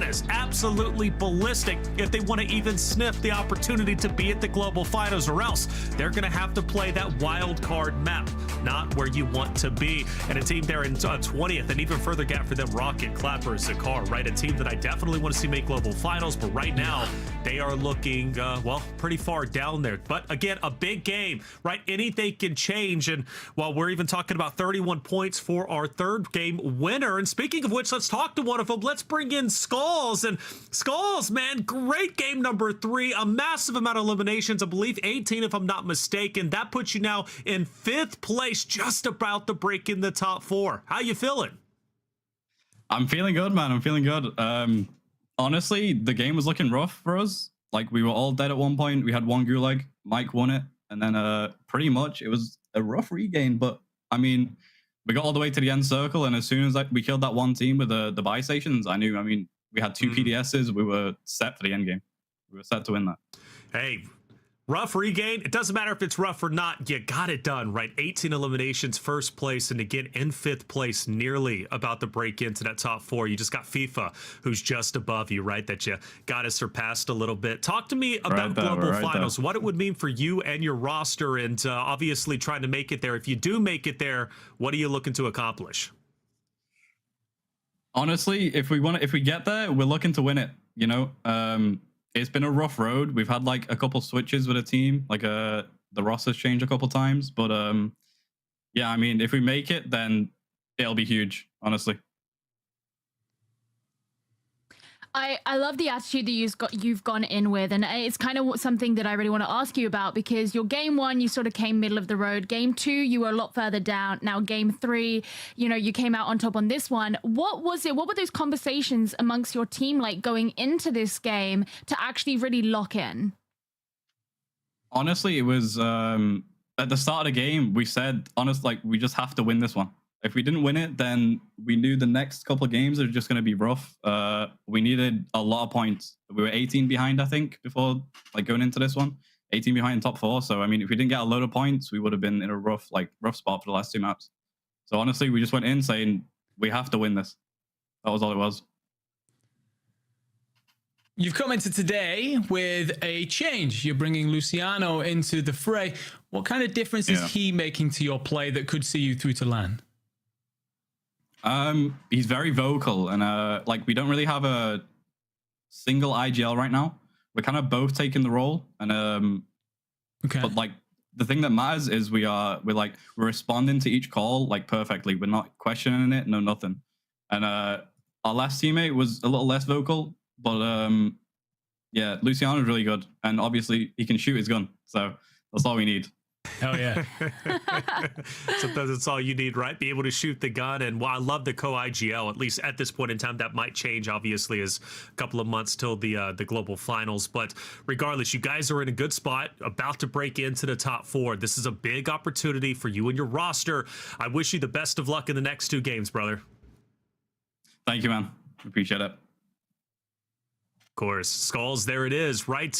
Mean a lot, obviously, to make it to the global finals, a fresh roster, but they're still figuring it out. And you know what? That's a consistent story we've been hearing in the LCQs, even from those who have already qualified from the NA side. Hey, we're a new roster. We formed a week ago, but we're making it work, and we're learning as we go. And sometimes that honeymoon phase, it hits different. And well, for these guys, it absolutely is hitting different. I wish them the best of luck, right, breaking into the top 4, but they've got some stacked competitors to go against. Speaking of stacked, let's take a look at our top top elimination list and see if anything's changed a bit. Well, no surprise, we still have one of first place up there in Vortex, Gio, sitting with 16 elimination, but Boogs not far behind in second. No, and I mean, Vortex, to be honest, has been an actual machine, because I think 12 of those eliminations came in the last round, which is kind of insane. So he's been doing, it was something like that. He's been doing absolutely insane. And yeah, kind of interesting actually, because one person who was on this top eliminations list who isn't on it now is Huncho. And when we were going through the teams, you know, Huncho's team is actually down in something like 22nd right now. So I was very curious to see if he was gonna retain his place on the list, which he obviously has not. And I guess that's kind of a sign like that team needs to pick something up, because, you know, we've got some players here are just making themselves very much at home. Hey, at home indeed, especially in first place currently at 71.6, being Robstar and his crew. That is a tremendous lead. And honestly, at this point, Enigma, I think they're going to qualify. Anything can change, though. But I want to talk about our second place team currently, one that we covered in the beginning, or at the top of the show, I should say. Zach Hollow and Azen currently sitting in second at 63 points. Very comfortable in second, but not comfortable enough to where they can slow down in the next two maps. No, definitely not. I mean, at the end of the day, you are a hair's width from being eliminated from this. It is purely top four. I feel like most of the time you'd be sitting in second, you're just thinking, like, yeah, you know, it's going all right, we're doing good. But Team Zach here are going to be well and truly looking over their shoulder. I think one of the good things for them is that typically they start slowly. In finals, that was no more present, and they really had to play a chasing game. Whereas now, you know, when you're leading this, you might feel there's a bit of a target on your back. But in a lobby the size that we have here in Warzone, you might feel a bit more comfortable executing your play style, going out and doing your things, especially when whatever changes you've made between finals and LCQs seem to have gotten you off to a hotter start. Well, it's fun to talk about playing your style. And Gio, we had a chance to actually talk while the game was going on, watching Azen and his crew on that island, right? Just kind of out in the middle of nowhere. Those water zones, they're difficult to maneuver, but they were doing their best. Yeah, I made a little joke saying they're repopulating the earth. You know, they found their little homeland. No, but it was a really cool strat. I mean, to be honest, once we saw that that was the way that the circle was going, there was going to be a lot of, you know, water play. That's right. So you know what I mean.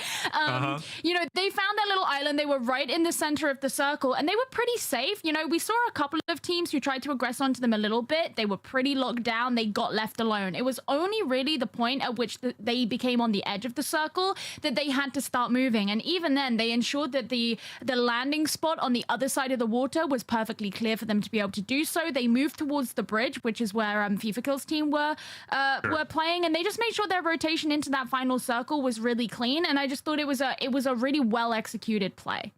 It was. It's never easy to traverse, especially be center island and then traverse across the water while getting beamed and to make it to mainland. But they made it happen, and that's why they're currently at number 2, just behind that of Team Robstar and his crew. Hey, chat, by the way, just a little shout out. Did you guys know the Out of This World pack is available now? This bundle includes the Spaced Out Operator skin, Rocket Weapon Blueprint, Decorated Emblem, and more. Use these items in both Call of Duty Modern Warfare 3 and Call of Duty Warzone. Available in-store now using Call of Duty points. Well, there it is. That's 3 games done and 2 more to go to try and solidify your spot as the competitors over at the Global Finals. You need to make top 4. Who will it be? Well, we're about to find out. Let's bring in our casters, Spider, Tiff, and Goj. 2 more games. Game number 4 is so important, right? Especially if you're on page 2. We looked at that point gap. It's getting quite severe, going from even the 11th place up the top 4. So any of those teams on second page and maybe even on the lower end of the first page have to step it up. Tiff, Goj, let's get game 4 started. Let's get it going. I'm ready to rip it, but for real, let's go ahead and talk about it. He said something that was really important. That points gap, it's definitely a very stark difference in comparison to the NALCQ that we kind of had yesterday, right? When you think of Team Blade at the top, 71.6 points, I'm pretty much dead set on them being locked in for Global LAN Goj, barring anything absolutely horrendous that occurs these next 2 maps. Yeah, I think so too. I think if we think about our cutoff from yesterday, if we're going to emulate that again, it's around 78 points, so they just need to not have 2 goose eggs, frankly. And I think that's well beyond reason that they will do that. But anything goes. It is Warzone, Tiff. And I think one of the big things is we actually are going to reset that one. We'll be right back into that game here shortly. As you get into the final 2 maps, all it takes is a banger. And we always know that. It's always the case with Warzone, especially the case here with only 5 maps. I mean, Brandon Scholes, the perfect example. They were way down in 20th some odd place. They said they were 18 points behind 4th after 2, by the way. It's a big gap when I think 4th had like 30 some odd points, right? So a massive game. They needed it. They got it. 36 points. They're all the way up in 5th place, almost there in 4th, right behind FIFA Kill and Jukies and Lennon. So it only takes 1. We've got 2 more to go. You need it now. You don't want to rely on the very last game. However, we got to talk about yesterday at some point, because yesterday, some of those teams in the last game did enough to make it to the end. Now, while we get that lobby reset, folks, we'll talk a lot more about all things Warzone. We're going to head to a very short break. Don't go anywhere. Map 4 of the LCQ is right around the corner. We'll be right back.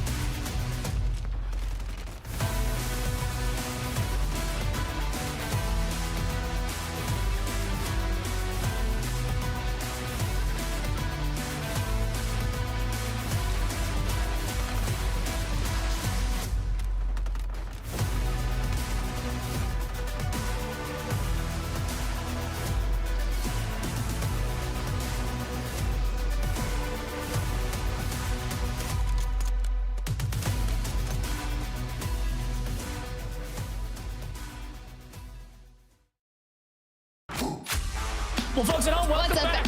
Oh, yes, Tiff. We both get the intros back. That was on me. Take it away because... Nah, dude, nah. It's usually ladies first, but apparently you've got some really nice hair. You're go for it. I'm ready. I'll wait. No, I'm excited to get back into the map. That's why I just got too amped up. We got to take a look at our leaderboard, though, before we head into map number 4. And Tiff, I want you to break it all down. Do you? Ghost? Do you really want me to break this down? Because I mean, honestly, I was ready for you to keep going. But nah, for real, while we're here, while we got the squad standings up, top 4 is what we want from our 5 map series. You can see that threshold over there held on by Team FIFA kill, but barely. 2.2 points separating that map 3 winner on your screen. Skulls, Revolt, and Luciano, right? You got subs coming in. They're doing what that work needs to happen. Now, granted, if Jesus Jr.'s squad right there in 6th place would have went on to win, it could have been enough with that 2x multiplier to put them back into the 4th place, considering they won match number 1. Now, here's something interesting, Ghosh, because match number 1, the winners in NA LCQs yesterday went on to place, I believe, 5th at the end of the day when all was said and done. So they're not going to the global LAN, and we really want to see some Jesus Jr. Not because he's super nice and obviously loves Enigma at this point, but I've got, you know, I'm a fan now. Yeah, I'm a fan as well. And speaking of the teams that are maybe not in favor, let's head down to the next page of results. This is 11th through 20th. Now, this is where things get a little bit scary. If you're maybe right dead center of this page, Pink Turtle, I mean, this squad, it's possible. You just need a pretty big one. This is pretty much exactly where we saw that Revolt team a moment ago, down in about 20th place or so. They're down by a sizable margin, but all it takes is a banger. You drop a 36-point game. I'm looking at Rocket, Team Clapper, this team in particular. 36 points gets you right back into the money. You're right there on the threshold, and then you can knock on that door into the winner's circle in the final map. But that's the key. You got to go now. You can't wait to the final map if you're down in 20th or so. The teams that breached the door of opportunity and got to global finals in the final map yesterday, Tiff, they weren't down in the 20s, they were in the teens. Yeah, it's going to be a big difference, especially when we have so many points at the top of the board being owned by 2 squads that were our top seeded teams coming into the last chance qualifier, which is very, very different story than yesterday. But if there's one thing I learned, it's expect the unexpected, and it's not what I'm talking about. Not the wild card we're talking about. It's the series. It's expect the unexpected. And yesterday, Tiff, we said this too. Like, if you didn't watch yesterday, the final map yesterday felt like its own wild card game because whoever won that could probably make it to global finals. Today, not quite the case because of what you're talking about. The teams at the top are starting to spread out. What we expected to happen is finally happening for the most part. The threshold for 4th still very, very close, a very tight race where you're going to hang on to that. But the teams at the top are spreading the points out. They are likely going to be safe. So it'll feel less of a wild card game and more of a kind of traditional Warzone game where anybody could jump up there. But let's take a look at our elimination leaders because frankly, we know placement's a lot, but kills are everything. And Vortex at the top still just barely holding on to that top spot with Boogs as we see a couple new faces hop into here. Like Gio said, no Huncho anymore, but you still see Vortex, you still see Blade, and you still see Robstar for good reason. Yeah, because they're absolutely frying. 42 eliminations alone between that roster, which is by far the best of any team. You do see FIFA or Lennon just trying to get in there, but Skulls from that map winner that we just witnessed kind of holding on with 13 eliminations. Now, granted, we are going to see some movement when it comes to the last 2. And if you are outside the top 4, this is the time to start anchoring it together. If you are just skirting the line by 2 to 5 points, it can come down to just less than a point, Goj, and we've seen heartbreaks over less. Oh, definitely. It will come down to less than the point. I'm going to make the call here again. If not less than a point, it'll be less than 2 points, which frankly, near in-game, if you find yourself falling around 5th place or so, that is one single kill that could be the difference maker between you making global finals and you not making it. One kill is all that matters. So at the end of the game, you're going to see this a lot today. You saw it yesterday in LCQs, folks. You are not seeing people die to gas. They are not worried about giving kills to other teams when they might just need one single elimination, especially if they know who their competition is. So if some of these teams are playing with their brains, which they definitely are, you're going to see a lot of that. Buying back teammates when it's a 1v3 in the final fight, because just getting one kill, if you could get it, could be the difference maker. There's a lot on the line. Skill is on display, and I'm just excited to see who can perform under pressure, Tiff. Yeah, me too. Honestly, with the way some of these circles have been pulling throughout our map series, it's been really weird to focus on those rotations, especially when we've been ending a lot in the north. So a lot of our squads that do land on that southern side of Urzikstan, they've had one of the tallest tasks to try and even get into some of those final circles, which is really kind of putting a damper on their overall series. So do we finally get to see another southern zone to maybe gift some of those teams just a little bit of luck? But I think you once called it out. Luck is for the weak.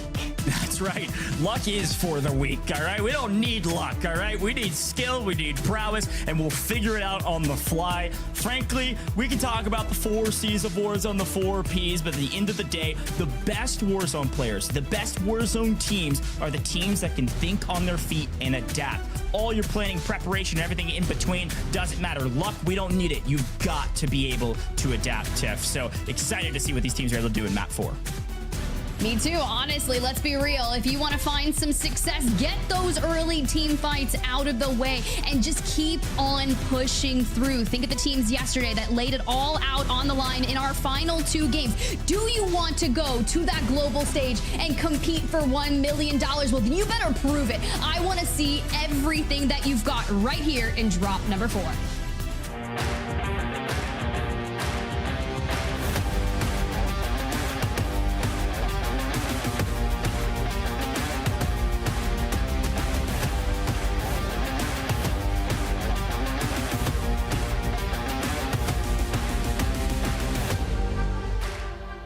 I gotta say, it's a beautiful drop animation, Tiff. Every single time it gets me right in the feels. Unfortunately, we are gonna have to reset that lobby, folks. So we're gonna take another short break. Don't go anywhere. Map 4, it's right around the corner. We're having a lot of fun here in LCQs. Just means we get to have a little bit more fun. We'll see you in just a little bit.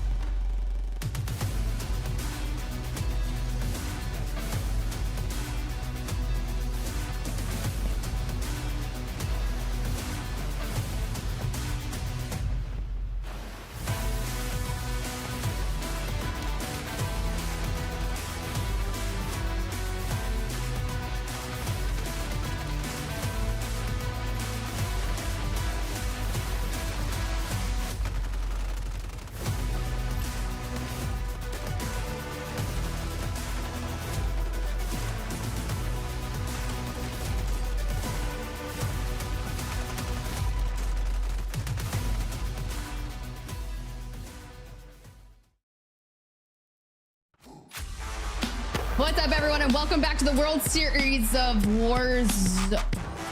Okay, look, here's the deal. I DoorDashed some tape because we wanted to make sure that this man not only decided not to talk over me, but he couldn't drop his predictions on the timeline or out of his mouth because we're worried about him, to be fair. So it's me.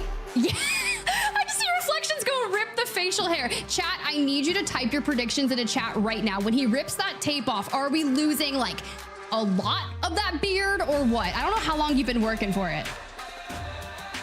Okay, good. Anyways, let's go ahead and pull towards the drop one recap because we're here for the EMEA last chance qualifiers and to stamp some tickets into the global LAN.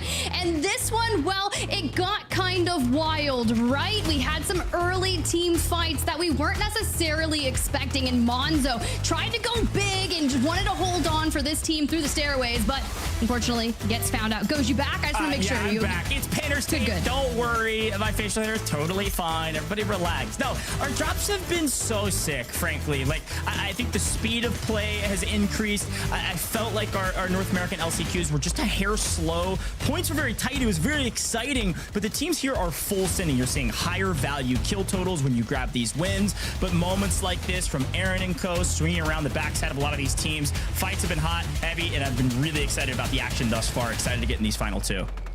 And this is where things started to really ramp up for a lot of our teams, not afraid to dive into that gas and look for the sweeps to rack up the eliminations. And this is where it started for Blade, Vortex, Robstar, right? 42 eliminations after 3 matches, and a large majority of it kicked off here. But Jesus Jr. stole the show, especially when it came towards hitting that early rotation, navigating around this vehicle, and then the open to full send pop up on this and just get dummy on him, like you said. Yeah, it was a big win to set them up for success going into deeper into the tournament. The problem is they haven't done as much since. They're outside of the threshold right now. So when we got to drop 2, it wasn't a Jesus Jr. story. It was a totally different story. Vortex, Blade, Robstar at the top. Sure, still Italians for the most part, besides Rob, but a massive game from them really set this team up for success. And this is where this squad catapulted to the top, and it's been races since then. No one can catch up to them. They're pulling away from the competition, and they're likely making global finals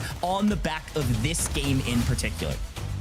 Yeah, and this was that really crazy zone that just kept pulling beyond the wall in the north. So all of our teams that had found themselves in that C-town kind of rotating out of outpost and even trying to kind of reposition in that second circle to get up into that pop-off power, it wasn't enough. And the majority of the breakdown occurred here in that Sorokin Industrial. We got that great listen in for some insight between that FIFA Kill Juki's Lennon roster of how they were going to get out of there. Well, the #1 seed on your screen made a play for it, but unfortunately could not predict and take down that Robstar team that set up so brilliantly across the way. Oh, the predict word is a beautiful word in this instance because, again, Benzie Bagel, a great map from them. They predicted just incorrectly, and well, so did I. It pulled way further north, and it never came back down all the way to the out-of-bounds line, and they grabbed the victory there in map #2. Again, setting them up for success, and it has just been a race since then. But the race for 4th is the race indeed. So as we take a look here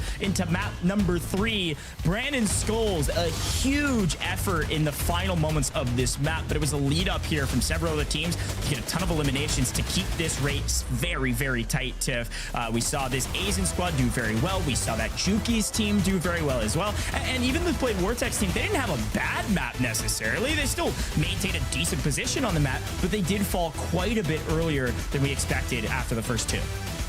And it's true, and as a team that prides themselves on their smart rotations, this is the one that stole the show for me in that match #3, right? You've got the control deck roster up on top of the bridge, and despite all of that attention going their way, it left a little bit to want here for that FIFA roster. They could not get out of the underneath area, and unfortunately do have to go towards that north and rotate in, and they get picked up by the squad that was sitting just behind them on the leaderboard. That #1 1 seed, really kind of bringing it all together yet again, being so consistent, which is well needed. But that rafic's roster effectively tries to push onto Skulls, who had already taken a knock onto that Jesus Jr. roster, which left them without enough players towards the end. They just get full sent. Regardless, it was brilliant, but Revolt is going to have to run it back to back if they want to get into that top 4. It is so close at the top, folks. Again, first, second, starting to barely pull away, but everything behind that so incredibly close. Boogs,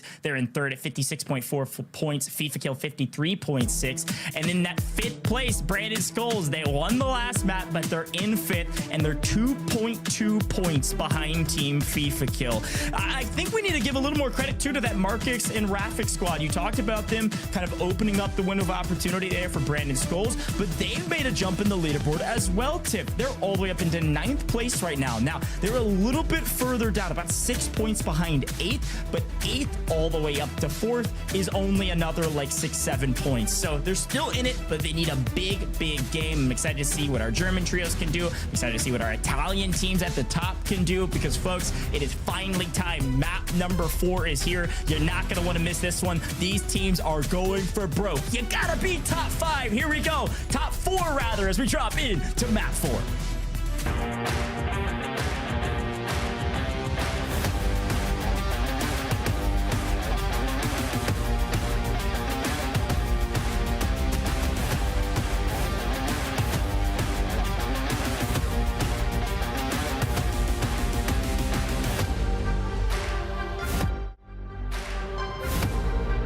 You know, Goj, I think we're just resetting until we hit a southern zone. But to get the southern zone, I would love to see a decent plane line, but we're cutting right across the far north area. So we got to keep something similar. So our team starting to end out over that military base. How are we going to stretch out towards the suburbs? Teams like Jukies, you know, they like to land just north of that city area. And it looks like we're looking for a big stretch. Yeah, big stretch indeed. I think some of the teams that like to land Manor as well. We saw that Blade team go all the way down to Manor early in this competition, so they could have a massive stretch. I will say, Tiff, there's one thing consistent about your casting. You're always critical of the plane lines, and I appreciate that from you, because you know how hard it is for some of these teams to fly from the very top of the map all the way to the very bottom of the map where they want to go. Well, that's okay. Yes, because of timing, right? If you're already landing at the north and you keep it consistent with your drop slots, maybe you love Kotoba blocks, maybe you love Rostava shops, whatever it is, you can get there early on, get your cash, get your loadout, keep on moving. For a lot of the squads, well, they dropped quick, grabbed weapons they felt comfortable with, and started flying and frying. And this battle of this rooftop has been going on for the entire series that we've witnessed this far. And Vortex in the Gulag. Blade, Robstar still trying to find angles. Yeah, and again, if you think about math, multipliers, history, paper, all the stats, it's pretty simple. This team on your screen, they've mostly done enough. They need about maybe 8 points, if North American threshold is anything to go by, to make sure they make global finals, and they need 8 points in the next 2 games. So all you need to do is win 1 early encounter. Blade trying to help out his team with sniper, and well, apparently is able to. Unfortunately, there's really no team to help out. It looks like Vortex might try to drop on that player to get the cleanup, and somehow someone's letting him do that, as Vortex from the skies gets right back into the mix and just makes a play. Full team wipe. That is wild. Okay, we like those. Well done, Vortex. Yeah, we do. And honestly, when I was saying use ground loot that you like and you got comfortable with, but the Moors was hitting like an absolute truck there. Now we can focus on reclaiming Bazaar for ourselves, getting our loadout, thanks to always having kind of a buy station around that area. For Control Deck, well, they're going to hit the Gulag this early on in Gab's Intercensal Kong. A nice regain for them, already getting some good eliminations to kick things off in estates down toward that south. See, it takes them a little bit longer to get down here, and we picked up some resources, but we're not going to be happy just yet. Hopefully, see what those perks are and get some good things moving, right? We want some Ghost. If you're gonna find ground loot perks, I want like EOD, I want Ghost, I want the goods. I want kills. I think this team's down. I think this team's down in 36th place. I mean, we gotta go yesterday. Let's make a move, Kong. They're a very talented trio. Just things are not going their way right now. So start flying and frying, and stretching that far, you might not be able to fry. Speaking of fry, Darcities, nice play. That's a wipe, by the way, on that Gianni team. Sniper Pigna also out. Still in the lobby, technically into the Gulag, I'm sure. But full team wipe there as they try to restabilize later And back to Aaron. Yeah, we'll take those as well. How about you throw that one on the timeline? That evens up the playing field and puts it back into your court to go get a team wipe. And mark this in Scuffology. Noah, this is one of the teams they need to cut down early. This is a team ahead of them in the leaderboard. I would say rafic just got kidnapped out of the side-by-side by the Aaron, and I would love to see more of that. They are in hot pursuit of that duo. We'll have to see if they can get ahead of that. Walker and Liam, look, they're not going to stop. And I love that Aaron is kind of taking his pathway to keep him on that high ground, to let that Car 98 kind of give them the ability with those angles. Topology, Marcus, now they're going to be running into other squads inevitably. You can see that cross from that top building towards the north, but that's what's going to be a pressure, right? And if Walker and Aaron and Liam kind of keep overextending in this chase, there has to be a limit, because do you throw your life away by getting hyper aggro, or do you kind of have the Mugen train action right here? It is going to keep on frying it. Physic, Benno, be groovy, looking for more elims. I think there's a movie about this. Something about a fight on a train. I don't know. Y'all will figure it out. Bullet train? Yeah, I think Bullet so. train? But it looks like there's more fighting going on. Look who's going to make a play for the bullet train. It's Jesus Jr. pushing the equation, forcing Benno off the back of the train and on the run. Physic alive as well, but be groovy in the Gulag. So without player advantage, without positioning, they are out of here, and it is all train for Mr. Jesus Jr. and co. as they try to continue to push their way up the leaderboard. Again, that team, they won a map, but they are not in the top 4. They've got to make a move, and they got to make a move now. So it looks like we've just lost our very first team. I should be able to give you an update on who that was here shortly, and if it matters. All right. Seeing if we can hold on, but C-Town's getting a little aggressive. We're still pushing towards the south, and this is one of the farthest areas of the north that's currently still in the circle. We are going to be kind of getting more squad wipes for our number 1 seed, but they found themselves in the Gulag Hollow. Hazen still back in play, and let's see if we can hit these angles here against Chow. Yeah, that Petite team, I believe one of the teams fully eliminated. They're in 14th, so their chances of making it pretty brutal. And, well, the chances of making out of the Gulag here for Hollow, taken away by a zipline as Chow sneaks out of that one. Doesn't want to take the gunfight and stays alive. So Hazen there for an Hail Mary regain, just the last one alive on the lobby. And you look at where you are on the leaderboard, 63 points, but only 10 points, a little over that to separate you between you and 4th place. Ghoul, Diablo in the Gulag, and we're still here in this kind of 1v1 against that 2-strong roster. You can hear that they're popping smokes and looking for that high ground, but Ghoul's just looking to see if maybe we can get up towards this next level and maybe pop out of a door, climb on up. Ooh. Slowly but surely, this Ghoul team in 11th, by the way, and this is make or break. Both teammates fully eliminated. Ghoul cannot fall here. Being chased, it will restabilize. It looks like his opponent thinking better of this fight now that he doesn't have the advantage. Does have high ground, and Ghoul just might be saying, this ain't worth it. At least get to a position where he thinks he can win the fight.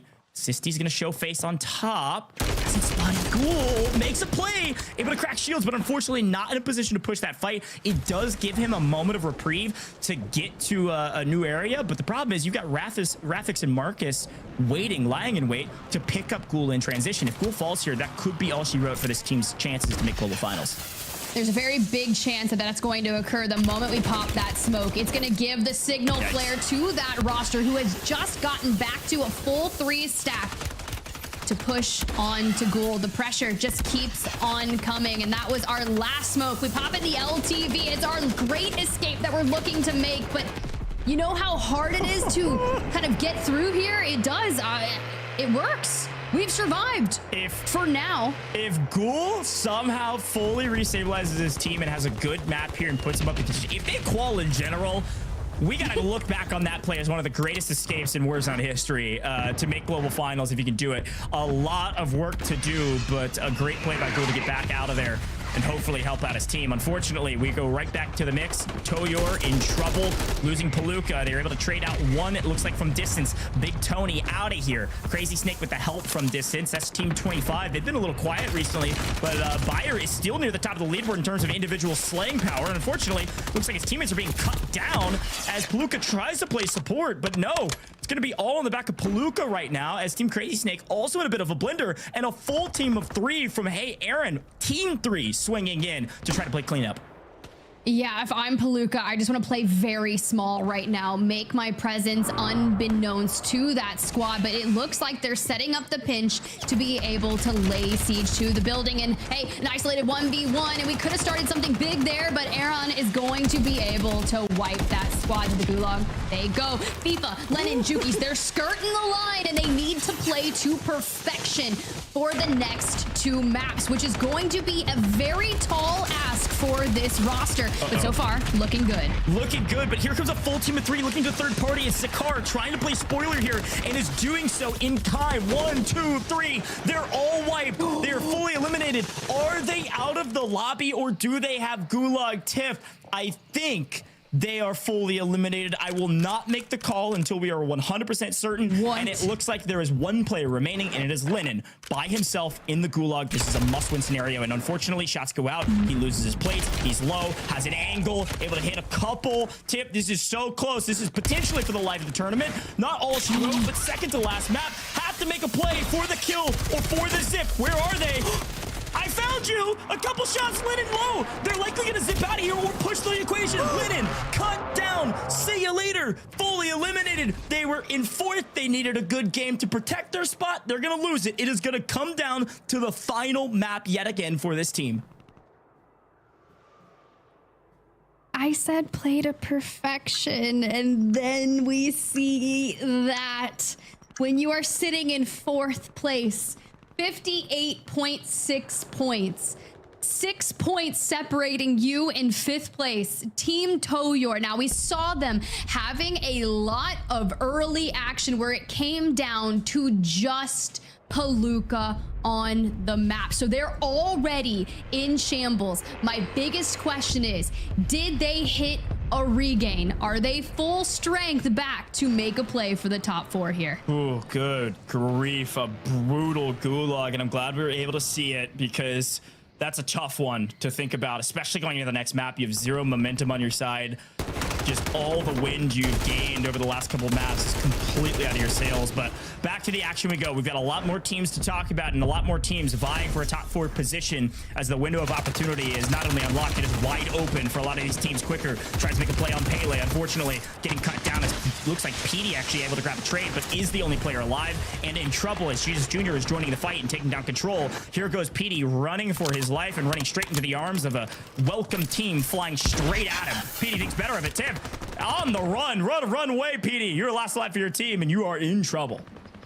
Yeah, with Team Darzity kind of moving into the fray, looking for a nice third party, it makes sense. They're currently in 10th place on the leaderboard, just 11 points underneath that 4th or 5th place threshold. So if you're looking for smart fights, that's a great way to try and open and turn some things into your advantage. But Jesus Jr. has already rotated on out and working on that Chow roster, but Darzity doubles back and looks to third party that for our squad that cannot keep that momentum moving. Azen, Zach, Hollow is constantly in fights, looking for a lot of eliminations and amping up that aggressive nature, but it's only Zach left standing. And we kind of drop back into a full roster of 3. We start chucking those smokes, but we really don't have a lot to work with. Hopefully, we can kind of bob and weave through some of these buildings here down in the south. The reach out there was insane, but you didn't really have anywhere to go anyway. So that's our 2nd place team fully eliminated out of this lobby, folks. Window of opportunity blown off the hinges. Now it's just a wide open hole in the building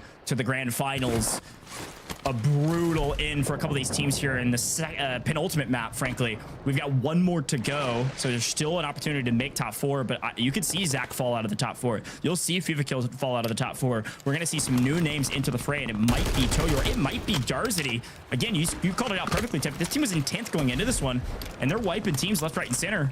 They got 9 kills right now. They are just behind some of our top kill leaders in this map. Squad 3, actually. Hey, Aaron is actually our kill leader right now with 11 total. But things are about to get real mixy as we head all the way down to suburbs. Man, this was a map that FIFA Kills team needed. This is their landing spot. They just get contested early. Speaking of contested, a lot of swimmers. A lot of teams having those early contests, just really throwing a wrench into their series. But on 5 here, trying to keep alive underwater, looking for a res onto Splashed. but we just have to cut off these angles and we really don't have a lot of space to work with. Now, one thing that we can do is you see that Jesus Jr. has been really holding down the fort and getting squad wipe after squad wipe on just the inside of the circle, just south of where this roster has found themselves. Now, which way do we want to go when it comes to getting out of the water for the bridge? And then we kind of take a step back. Beautiful free cam shot to show what lays in wait for that Darzity roster the moment they get towards land. And Jesus Jr., Pele, and Kibby's, well, they're going to focus on just diving closer into that circle. And that Kibby's team is one to watch out for, as BinOG is apparently looking out for them as well.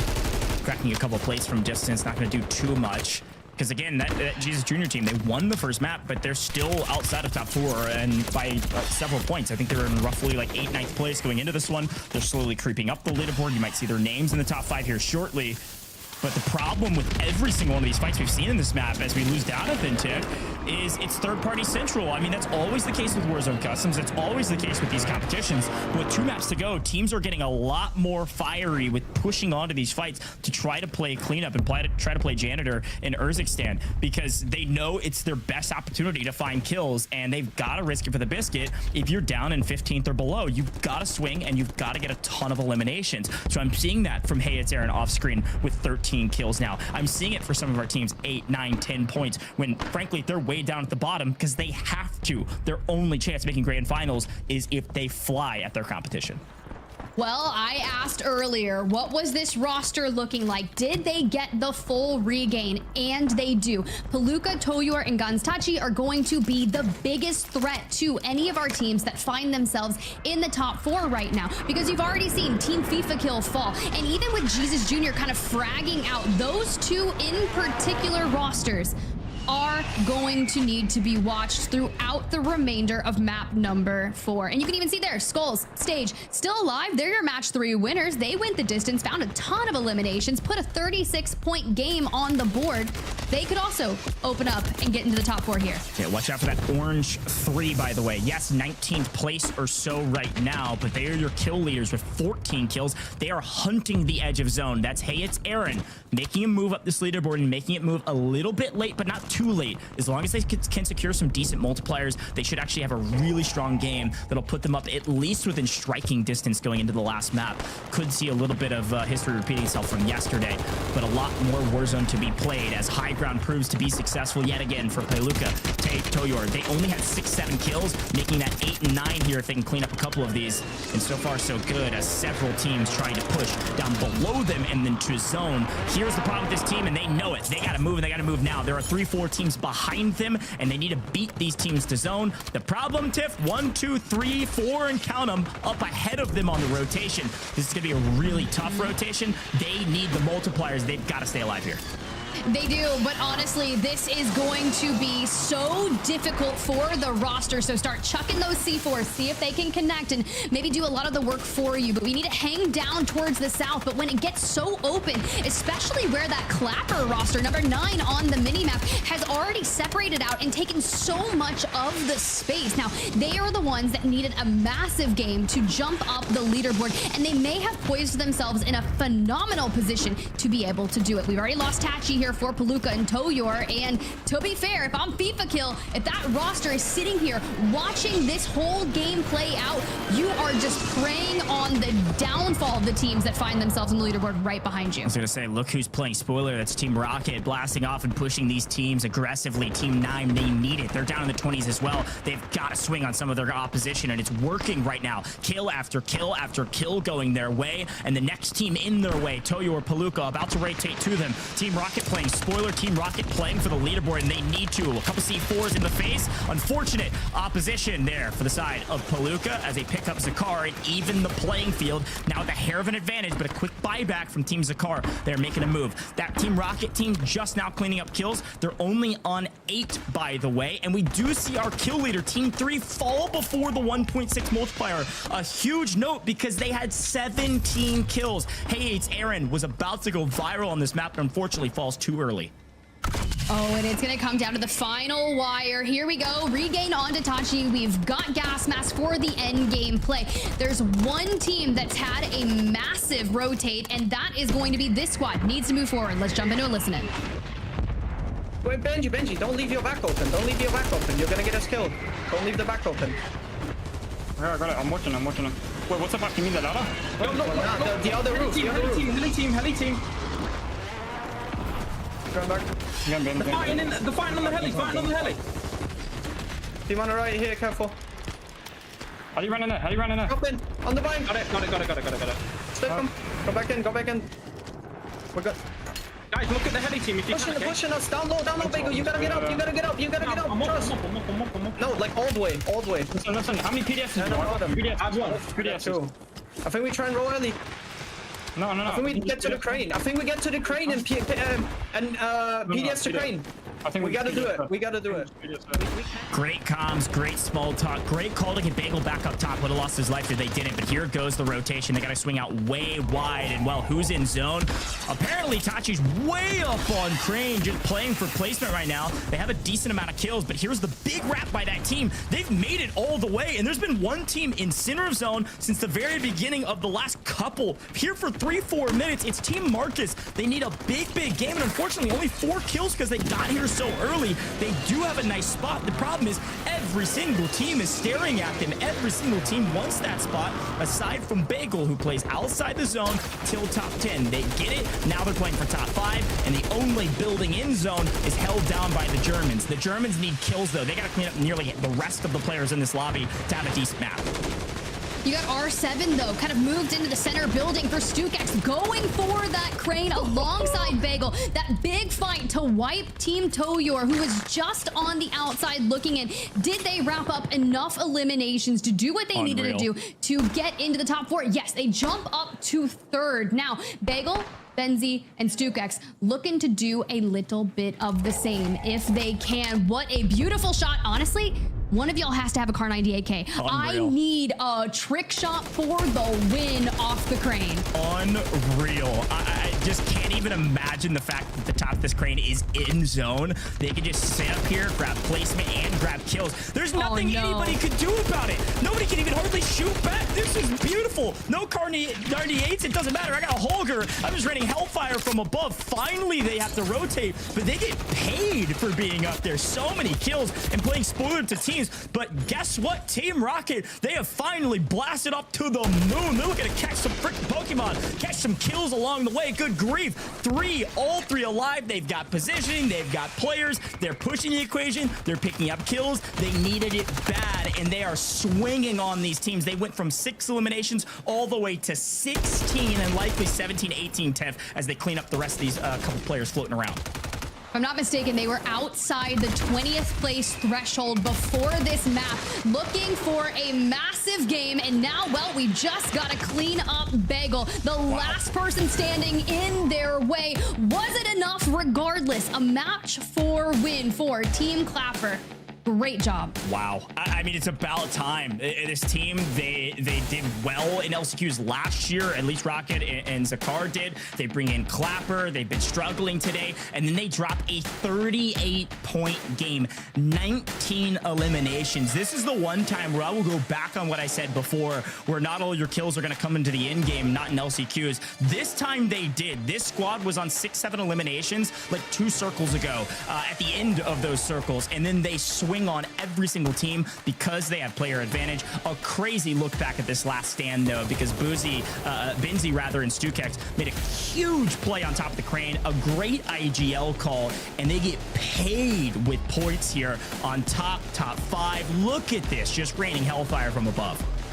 There's really not much you can do to counteract that. Now, they do have to kind of jump on down, and Clapper's going to be the one that picks up that elimination. Now, just trying to keep what cover they could for now. The smokes to isolate them away from Blade on the left. You can see the portable buy station is coming down, and Blade's kind of trying to do what he can to wait for it. Bagel goes for that high ground, and it does come through. We smoke it out. We hit the buyback, and Clapper, Zakar, and Rocket are just like, hey, you know what? Thank you so much for giving us yet again another elimination that we can attribute and try to bolster our position on the leaderboard. Yeah, all I want to talk about is this Rocket squad because they did such a great job of swinging on opponents, getting aggressive. They knew they had to, and they did an amazing job. However, my eyes are drawn to the final 2 remaining teams aside from this team.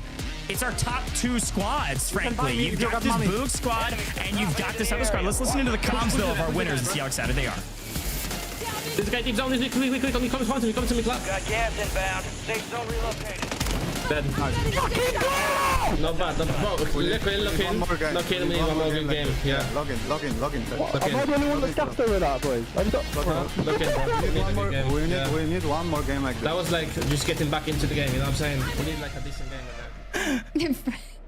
We need one more game like this. Just lock it in. Whatever we've done, great. I'm glad we got this match won. It was a good one for us, but we're not done yet. Job's not finished until we've secured ourselves in that top 4. And knowing that we have a shorter series and it's 5 matches instead of 6, one more to go to determine it all, Ghosh. One more to go, and I think they were right. I'm excited to see what the Desk says, because they said, hey, that just got us back into the game, Desk. Taylor Reflections Noble, they need another banger, man. Need another banger, but this is a great start, right? Game 4, which means you have one more game to go to reach top 4 in order to punch your ticket to global finals and not leave your luck just based off of one wildcard map where, well, anything goes and you never know who's going to be lurking in the staircase around the corner or even in the water. Enigma, this is a big move, right, from Rocket, Clapper, as well as Zakar, a team that I personally want to see at the global finals. They've been there before, and they're looking to go there again. Yeah, I'd love to see them succeed here. I mean, they go out to the Esports World Cup as well, met up with them and had a couple of conversations about how they're feeling. I feel like they're actually a better side than they were last year, so it'd be a shame if they didn't make it. And they've sat around that 20th mark throughout this tournament this afternoon. So they did indeed need this game to get them back into things. It's whether or not they've lifted themselves inside that top 4 or do need that extra pop-off moment. Absolutely. We take a look at our highlights. And again, just to reiterate, Geo, Rocket taking that victory with, what, 30-plus points. I think 19 total eliminations. A performance we had been missing, right, throughout the entirety of the first 3 games.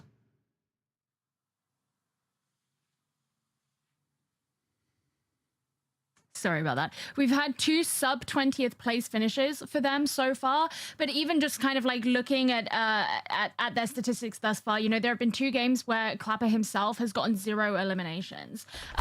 So it's been a rough ride for them, especially from a team that we expect so much from, you know, just like Enigma was saying. But to see this pop off from them was really quite extraordinary. Yeah. And it's kind of funny because, you know, there are a couple other teams that sort of caught our attention. I think like Bagel's team, just for a second there towards the end, looked really, really good, especially with their play up on the crane. But for then this team to kind of turn around and just slay straight through them is absolutely massive, especially when it seemed like maybe there was a top 4 spot open for them to take. Well, the top 4 spot that may well be open for them to take is one that they've created there, because they actually, we get to see it very briefly in those highlights. Team Jukies and Co go out early and they were pushing up onto Kong, spend too long cleaning that fight up. Lennon gets down, and who third parties that? Clapper, Rocket, Zakar. They push up, they squeeze, they eliminate one of the big teams, and then that not only means that they go on to have that massive 38-point banger, but it keeps those teams that they're chasing after within eyesight, right? Like, they're not, if they go and have that huge game, but you see that Team FIFA Kill have gone off and picked themselves up 30 points as well. That's just watching your opportunity sail off into the distance. They don't allow that to happen. A massive moment for them to put them within qualification conversation. It's tough to see Jukies fall as they did. Lennon did his absolute best to get out of the Gulag. Unfortunately, it was not enough. An early exit despite a very strong start. I was looking at their eliminations, thinking to myself, they're going to go all the way. They're finally going to solidify them spot. They were already in the top 4, but even further, right? Maybe even number 2, but that early exit makes them or forces them, I should say, to perform in map number 5, a place you do not want to be. But again, shout out to Rocket, Clapper, and Zakar waking up out of their slumber, jumping up the leaderboard, you would have to assume, after that massive, incredible game. Once again, trying to make it to the global finals. Geo, I love that crane play, though, right? That crane play was nutty, and so much was happening in that moment. I had a friend actually DM me and was like, yo, those crane plays were insane. No, it was insane because I think it was like what Ghosh said on the cast, where he was like, I can't even believe that that's still in zone. And I think it was for that crane play, we did get to have the listening of the team, and we could see how clean a lot of their comms were, right? You know, there was one main voice that was kind of providing that IGLing, and obviously a little disagreement, but not in kind of an argumentative way, not in a frustrated way. It was more just like a discussion of plan, but you could still tell they were all kind of running along one main idea, which is a really good sign for any team who's going to be competing. And so to then have that immediate follow-up of them do this really insane play, clearly that's something that they've practiced in the past and they've had set up. It's like a little play they've got in the back of their mind. And for them to have such a dominant position in that final circle did wonders for them. Did wonders indeed. That was Bagel, Stukex, of course, and their crew, who are obviously looking to, I believe at this point, break into top 10. If I'm not mistaken, they might just be on the edge of breaking into that first page, but still a great performance nonetheless. And a heartbreaking performance as far as I'm concerned from Hey, it's Aaron, Rakes, and Bodsy. They were in a position to have a massive game, Enigma. And in fact, at one point, they were at 17 eliminations. That's where they ended up falling right before the 1.6x multiplier. We were talking about that right as a sidebar conversation. Enigma, if they break in and get that multiplier, again, another team that would be coming from the depths of the second, third page, all the way up to potentially top 4. Yeah, well, this is where we're seeing some of our teams that are up towards the top execute that correctly. They're getting those early kills still. By the way, 17 is a monstrous figure at that point of the game. I don't know what they'd been up to. I'd love to watch their point of view back. But the teams that are putting themselves up in the top end of the conversation are getting those kills and then putting themselves safely into center circle and just waiting for the multiplier. Also then gatekeeping anyone that's arriving into that circle, particularly picking those off that are trying to make late rotations across difficult landmarks. The thing is, you pick up those 17 kills, you don't get the multiplier on top of that. It's a great start, but it feels almost like a stunted effort when you just don't see the bonus points put on top.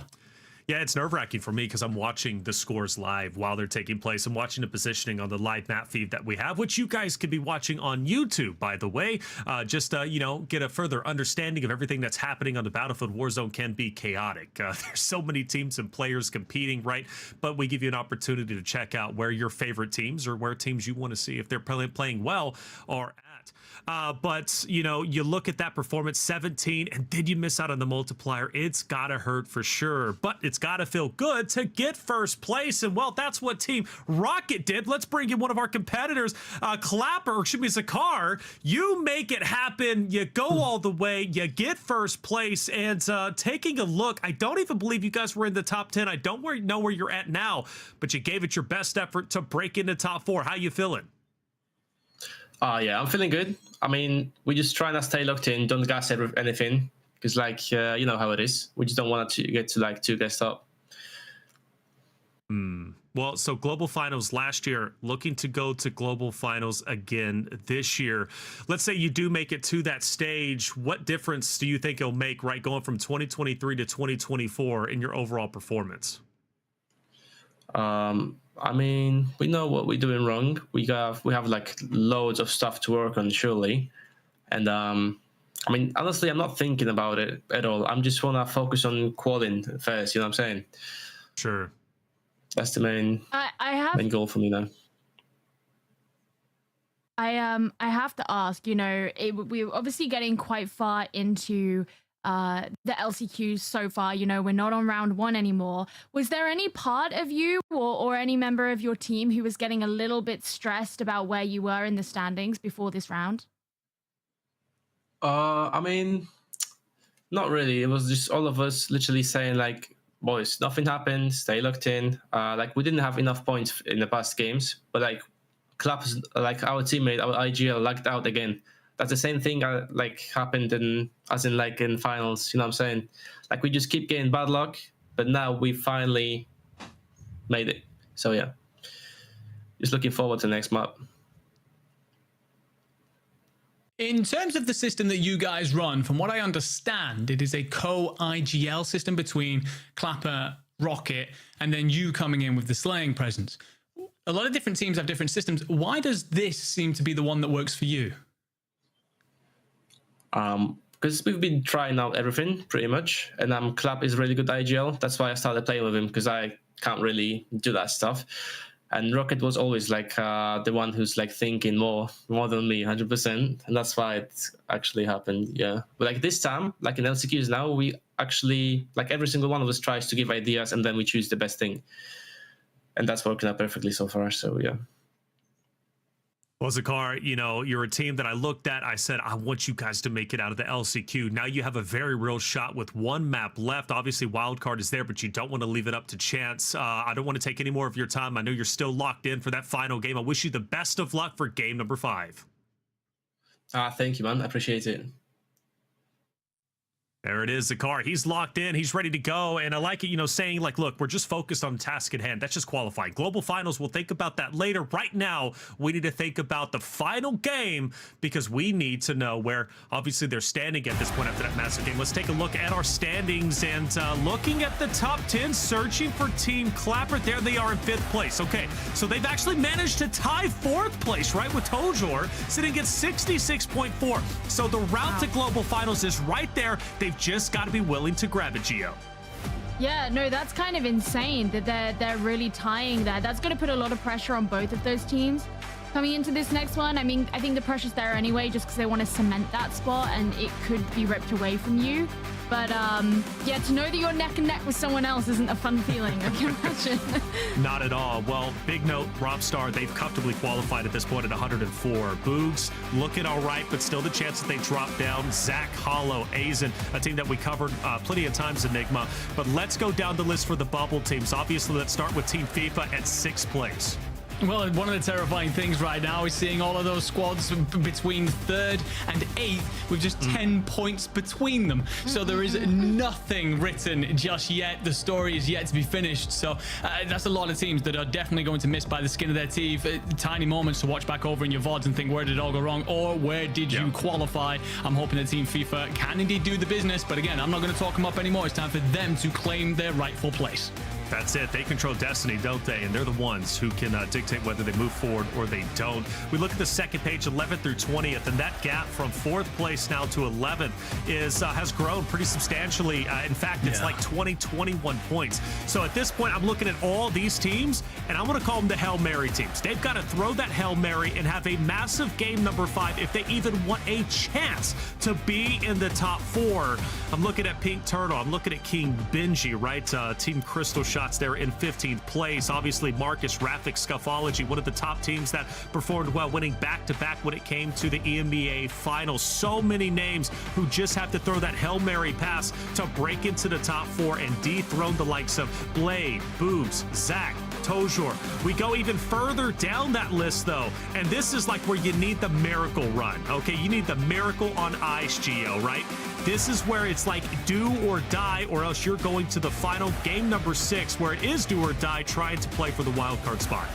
Yeah, and this is where it is crazy to see a team like Team Hunter. They're sat in 23rd. You know, they're team number 4. It's not a direct one-to-one in terms of seeding, but it should give you a general idea of where they were rated, you know, in amongst this cohort of down in 23rd is really quite a shock, and it's probably a shock to them as well. They came 29th in that last round. The best they've done today is 10th, and we've spoken about how, you know, Huncho himself was doing pretty well for kills in the early rounds, but he's dropped off of that list as well. And you know, it's just like, of all the teams that you expect to be in that bottom 10, are they one of them? No. And I don't really know if it's even mathematically possible, bar a miracle, for them to kind of make it to where they want to be. Yeah, so I say a miracle on ice at this point. You just got to try and make it happen, right? So harm, no foul, right? In trying to throw that Hail Mary pass. If they get it, they catch it, well, score a touchdown. You love to see that. However, I guess score a goal since it is EMEA, right? Let's talk football or soccer out there. Let me be appropriate. But this is the chance to make it or break it, especially for those other teams like FIFA Kill or Team Clapper, currently sitting in 5th and 6th. We're going to take one more break. When we come back, the final game to decide the top 4. Who will it be? Game number 5 coming up after this.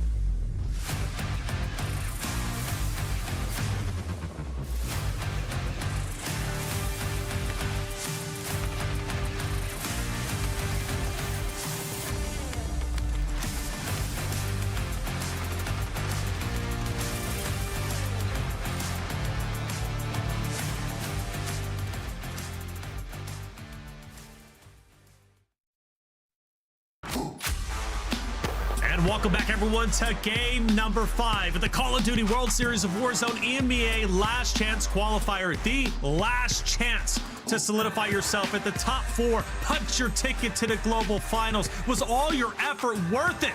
Just a little bit before, we're about to find out if it was. I'm Taylor Reflections Double, joined by Geo as well as Enigma. Game number 5 is around the corner, and I think we're ready to bring in our casters of Spider, Tiff, and Goj. It comes down to this: who will be our top 4 teams? A lot really standing on this, right? We know Blade's pretty comfortable. Boogs, they're all right. But Zach, right? Team Tojor, Clapper, Fifa Kill, all of them fighting for top 4, and that spot is up for grabs, and I really hope we don't see any early exits from any of them. I want it to go down to the wire. So without further ado, let's head into the 5th and final game for big map play. Spider, Tiff, Ghost, take it away.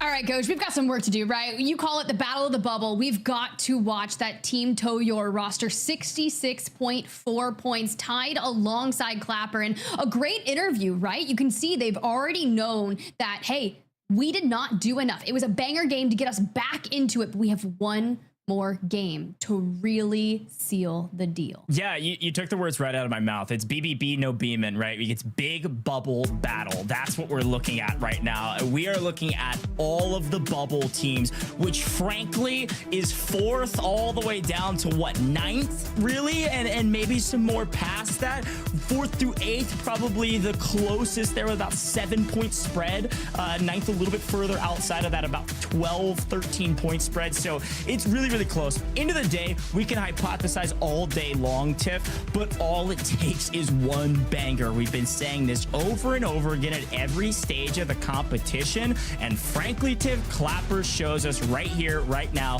all it took is one. Right into the mix, tied for 4th, just need a good game. We're going to be keeping our eyes out on all the rosters that are on the threshold, and maybe we will see one of those Hail Mary plays that Reflections called out at the top. Regardless, where are we heading? What does the zone look like? But for our teams, you've got to get in the plane. We got to get things kicked off. Let your IGLs do the frying and get into drop number 5.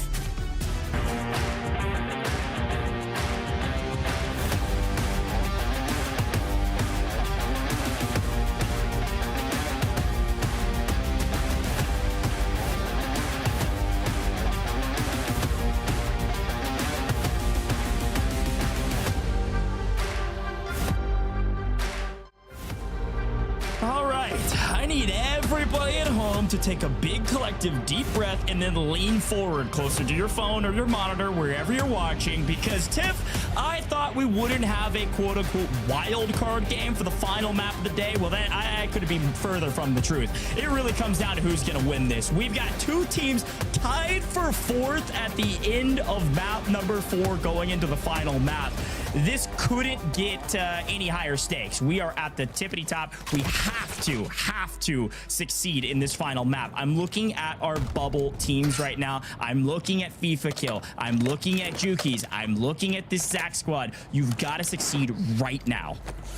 You really do, and it's too little in a moment where you thought you were going to be locked into that 2nd place, and then things did not go your way. For Viero on your screen right now, kind of putting the works on a Tony White, sending him to the Gulag this early on. It's gonna be tough, right? But we gotta look at where that zone was pulling to, Goj, and I'm nervous. For a lot of our teams that do land on the south side, it's gonna be great. But for the center of the map, that Old Town, Low Town area, things are gonna get spicy, but not before we've got to worry about the pop-off power area. We got to watch some of our bubble teams, so we swing over to another fight as we see action galore early game. This is the last map, high risk, high reward. You're going to be seeing these crazy fights all day today. I don't care if your percentages aren't 90% chance you win the fight. I don't care if they're 80%. You got to fight, and you got to fight now. If you're down in the 20s and the 30s, you got to swing on every single team you can get your hands on. It looks like for Team Valve, that was the case, and well, it didn't pay off. All 3 into the Gulags, all 3 fighting for their lives in this tournament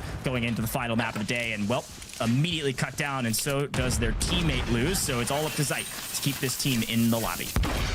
Yeah, it's tough. You come into this in 18th place. One of the squads that needs a ginormous game, but it all comes down to the wire here, and we get out. We make the great escape. Sometimes the zip play is the way to go. You love to see it. Oh, Pink Turtle sent to the Gulag as well. Again, some of these early squad wipes you see aren't full squad wipes. They do have Gulags, but it is noting that all 3 are being sent. So if you look at a team like Pink Turtle, who we thought could maybe have a really good day today, really frustrating beginning of this map. They're not out of it, but they have to make a play right now. You're going to see Paxor on the other side of this one. At bottom of the leaderboard, no chance of making global finals, but could play spoiler. Definitely not playing spoiler to end. Let's jump on over. We're down to that bottom right-hand side of Urzikstan Ranch. Now, we've seen zones pull there. No. Oh, wait a second, Ghosh. This is not good. You do not want to be going out in a blaze of glory right here. Looking for angles.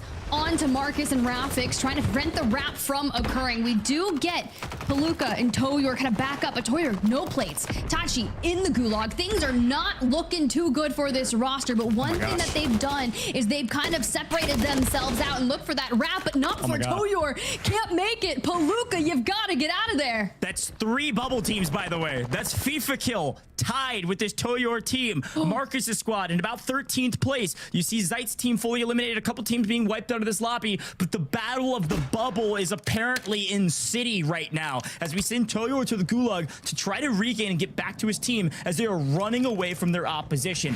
Every single one of those teams needs a good game. They don't even need a banger. They just need a good game. They need a better game than the opposition they're fighting here in the early game. Starts here by getting out of the Gulag. Every one of these 1v1s matters so much, only though with the peek on that right-hand lane. Start to filter on through, a couple repositions coming in. We've got the equipment coming on out, the chow, and we clutch it to get back to Urzikstan and keep that global LAN finals dream alive.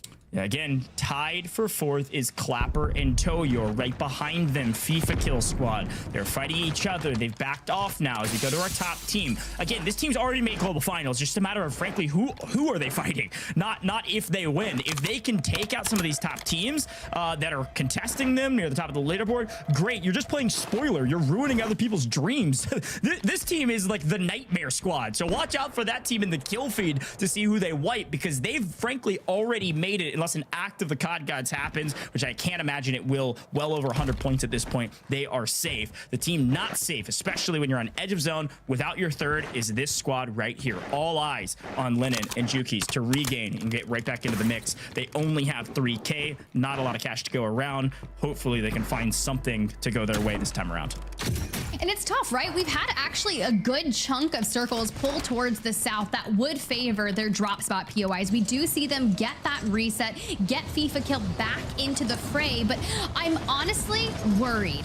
And I'm gonna say that they haven't really been looking the best in this, but it's hard to get things moving when you know the stakes that are at play, right? These are one of the biggest names in that competitive Warzone scene for the EMEA region, and to see another potential massive titan in this space not clock into the global finals, it's scary. It's certainly scary as we see some of the other teams rotating on edge. This is Hazen's squad.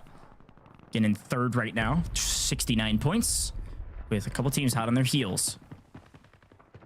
A lot of more work to do, a lot of ground to make up. You cannot count your chickens before the eggs hatch, or whatever the saying is, because 69 points is not the threshold we're going to see for 4th place. It's going to be higher than that, most likely. The point sponge up top, frankly, wasn't very spongy. We're right at the metric we thought we would be at. Again, around 16 points per game. If we see 16 points from our teams tied in 4th, that'll put you at about 73-ish at the end of this one after 5. So you're not in the clear until you at least breach that, and then hopefully breach it by a mile to feel like you are clear. All quiet on at least the suburb front as Toyor's team hoofs it through the suburbs, looking for any opposition. Honestly, they're still separated. You got one that's kind of scouting forward over suburbs, and that squad that was just to their north is FIFA Kill. If those two kind of go at it early, that could be the deciding factor. But for the squad currently sitting in 3rd place with 69 points, they're pushing forward. You got Crystal Shots just ahead of them in King Benji, and they've already started the disengage. They're playing scared here, and that's going to allow Azen and Hollow and Zach to really close that gap and look for a potential squad wipe. Couple quick notes. We're going to try to shout these out as they come through. Yes, we're down to 32 of 40 teams already. Talked about it being high risk, high reward. And unfortunately, the higher risk factor of that duality definitely was the case for our team Ghoul, Diablo, Infernal, Italians out of here. They fall not in the top 4. They will not be making global finals. It was close. They had a great run, but unfortunately in the final map, it's not going to go their way. But back into the fights we go, and it's Linden pushing the equation, barrel stuffing and grabbing an elimination, evening up the playing field here as it really is a 2v3 as FIFA kill's been cut down, and they must win this. See, it's just regain central for this roster. If you go into every fight and you lose one player, it's so tough to have to keep getting that reset, because not only does it cost you $3,000 to get them back into the game, but then you've got to make sure they buy their weapons, that they get a self-res, that we're kind of kitted out. And these are resources that you could be using on UAVs, on bunker busters, on things that are going to change the trajectory of your fight. Yeah. Regardless, we still do have a duo up, and with that circle continuously pulling towards the east, we're still keeping on the move. The team we heard from, Clapper, Dakar, Rocket, on your screen right now. Yeah, looking like potentially all the way down to Manor, or frankly, I think where Team 2 is actually situated, that purple 2 you see in the south side of Farms. We've seen a circle in there several times. Likely that's where we go, but only time will tell. I think it's worth mentioning a couple other teams fully eliminated. If you're a fan of that Huncho squad, they're not making global finals. Fully eliminated. Squad 10, that's Pink Turtle, out of here. They had a great run through our stages, not able to put it together here in LCQ. Several more teams getting fully eliminated, but right now, again, the battle of the bubble as we see the team at the top rain terror on their opponents. Vehicle in the face doesn't matter. We're still alive, and, well, we're more than barely breathing. We are huffing that good oxygen. Was that a full wipe onto that Jesus Jr. roster? Because hopefully they've got gulags. If not, done and dusted for now. And you can see Skulls running into some issues. Chow's team's pushing on to Robstar. They wipe Robstar and now have just to find 2 more. But Blade trying to go big here. Chow in trouble, proned out in the back of the farms, looking for an angle, does find it. How about a couple pistols to the face? 1 player left alive for the team at the top, but frankly, it doesn't matter. Way over 100 points at 112 right now, fragging, flying around and staying alive as the rest of these teams battle for position on the leaderboard. Here comes Team 19 with the cleanup. Third parties all day, every day. That's the name of the game, especially in the final map. And I am going to confirm that Squad 14 is a full wipe. No regain for them. They fell in outside the top 4, I believe in 8th place, albeit it was a magnificent effort, and they even had a map win. It just wasn't enough. It wasn't enough. Jesus Jr. certainly an X factor, just not the X factor we needed to make it to grand finals, but a great day in the office regardless. Back to the action. We see one of our top teams, Boogs, likely already booked their ticket to the grand finals with 84.6 points and counting as they swing on a couple other teams here. Again, playing spoiler. And speaking of spoiler, it looks like Zakar in trouble. Is again, this Rocket team was tied for 4th, and they are in an utter blender, and they are running at the Reapers, the nightmare on Elm Street here in the 4th, 5th, and final map. Team 2, Purple Squad. I don't think he knows he's about to run into the Reapers of this lobby. This is not where you want to go. If he runs into this team, I don't think he gets out of here. 3v1, no chance. Well, they've already rotated out. They left the buy station there. You can see he's in a smoke, which is going to put up the signal for that roster to make a play. And if that wasn't enough, well, they're going to see that buyback, but not before you've got another roster, Spyro, kind of rotating on in. Now, if you can use them as cover, just kind of body block, be like, nah, you go fight this. We're getting out, because they've got a full reset here on the roof. I don't know if I love the play to send your teammates to help. I think you leave Zakar to die, and the rest of your teammates leave. They're getting punished for it. Here comes the Reapers. They lose Rocket yet again, and Clapper, we know, doesn't have great resources, just finding anything on the ground he could use to try to fight back. This is going to be a brutal fight for the life of the tournament on the line. With Rocket down, your Poland friend is gone. It is up to Clapper and Zakar to make a play. Luckily, there's a little bit of distraction there at Team 16 if Spyro can cause some terror, but no, Clapper runs in for what?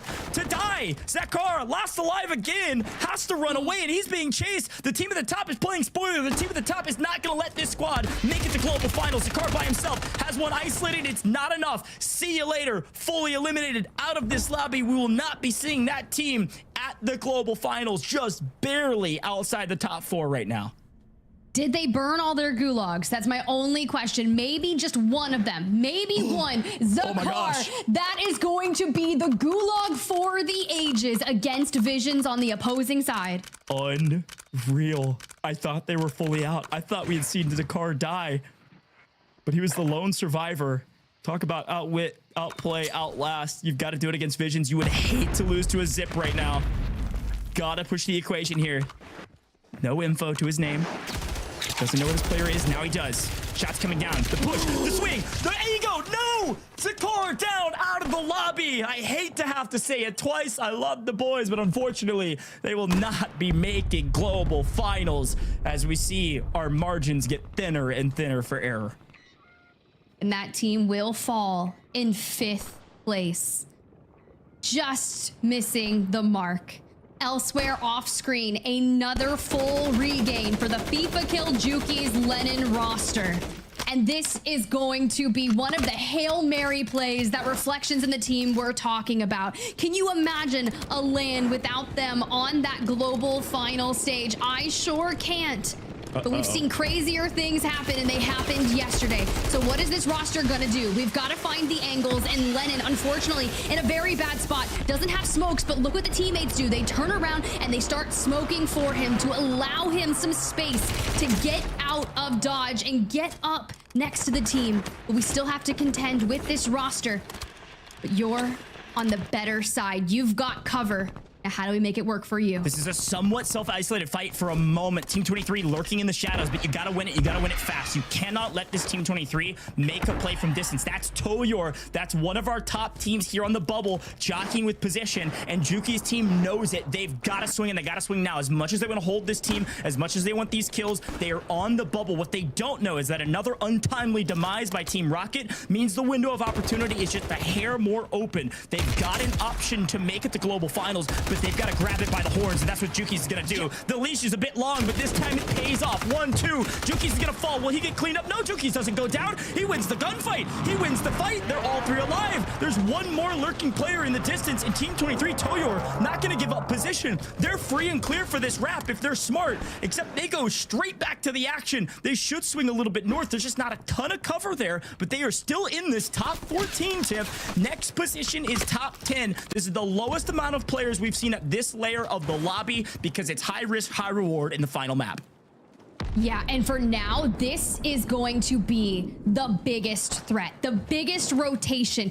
You called it. Team Toyor is just anchored down in manner on that rooftop. We're getting a hellish rotate. We've got to cut on over to Zohor Ranch all the way towards that eastern side of Urzikstan. We've still got to cross a massive body of water. There's going to be boats. There's going to be things to do. And if you haven't already made that rotation, you better pick up all the eliminations, and Lennon that'll open it up. Thanks to Juki's doing a ton of damage there. Maybe a 3-2-1 action, but time is of the essence. We gotta rotate. Still edge of zone. You're right. It's a rotate from hell itself. I don't know how they're gonna make this play. Likely through the water, and I was gonna say they need info. We know they didn't have a ton of cash to utilize that fire cell to maximum efficiency and get the advanced UAV a couple circles ago. So instead, they use a recon drone to get some information and try to see how clear is our pathway forward. We still have a lurking team behind us. That Team 31 has restabilized. That's Prido back into the mix, all 3 alive, likely low resources as well. The question is who goes first, and right now it's looking like FIFA Kills making the statement.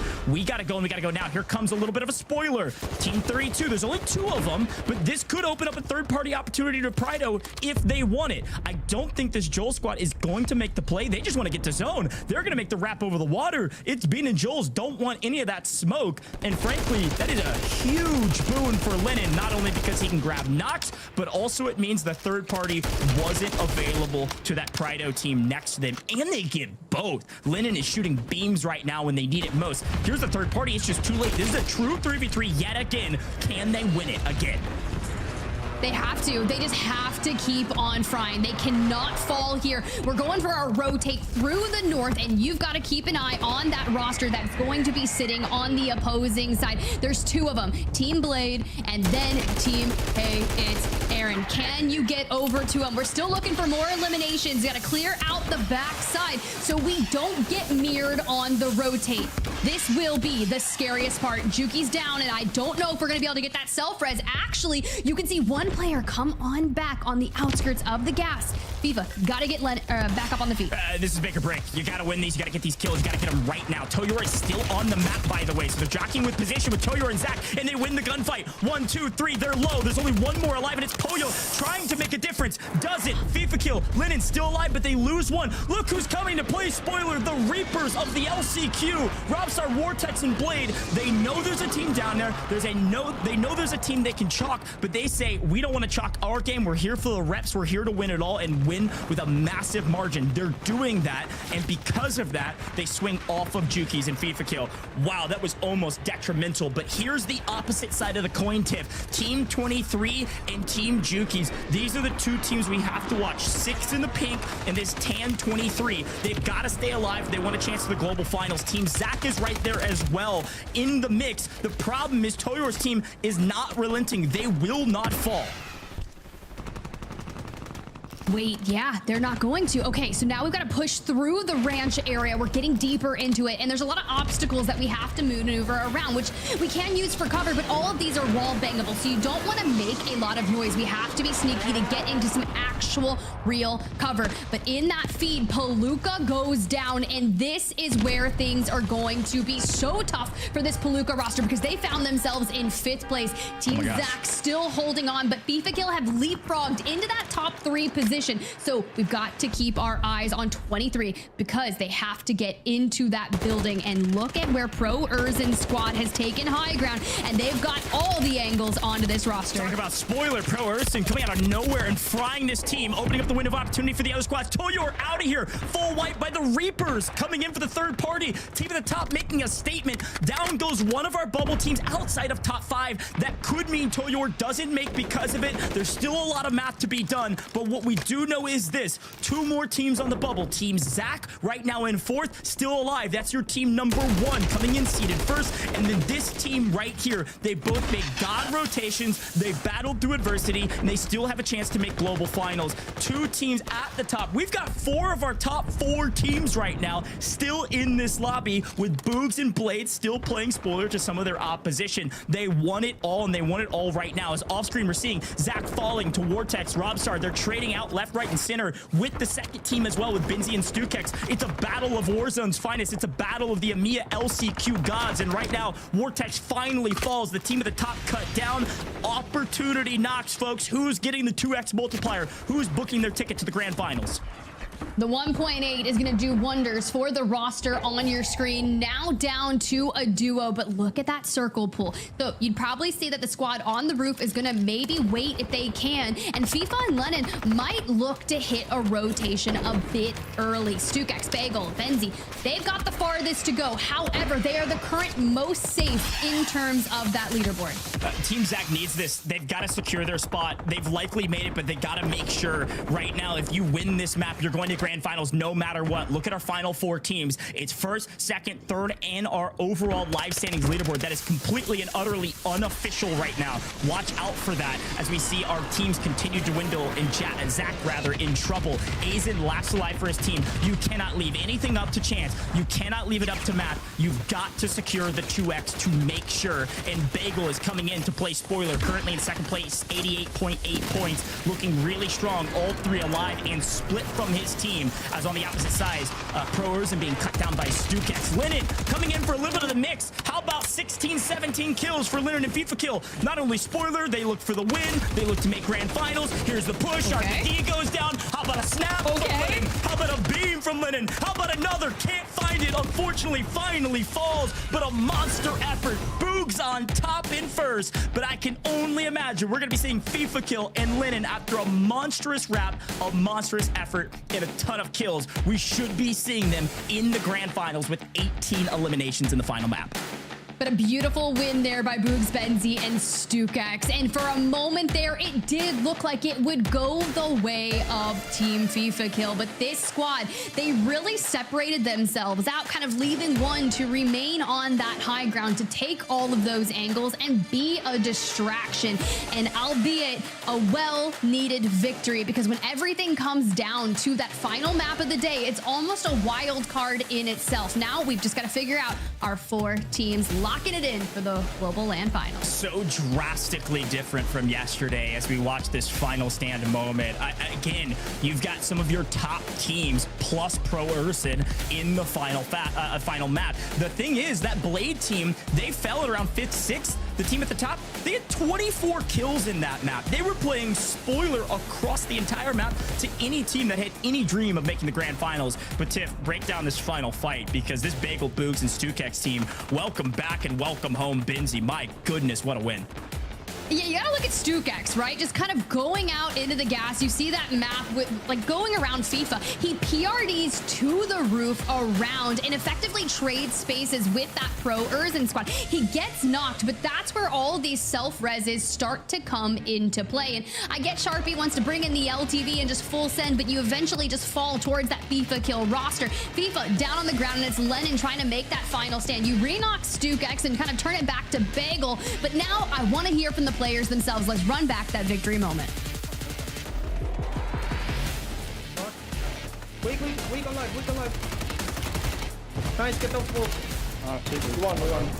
Oh, good shit, bro. Oh, fuck me, bro. Bro, I just did the nicest play, but I had the worst timing ever, bro. Right when I run up to PBS.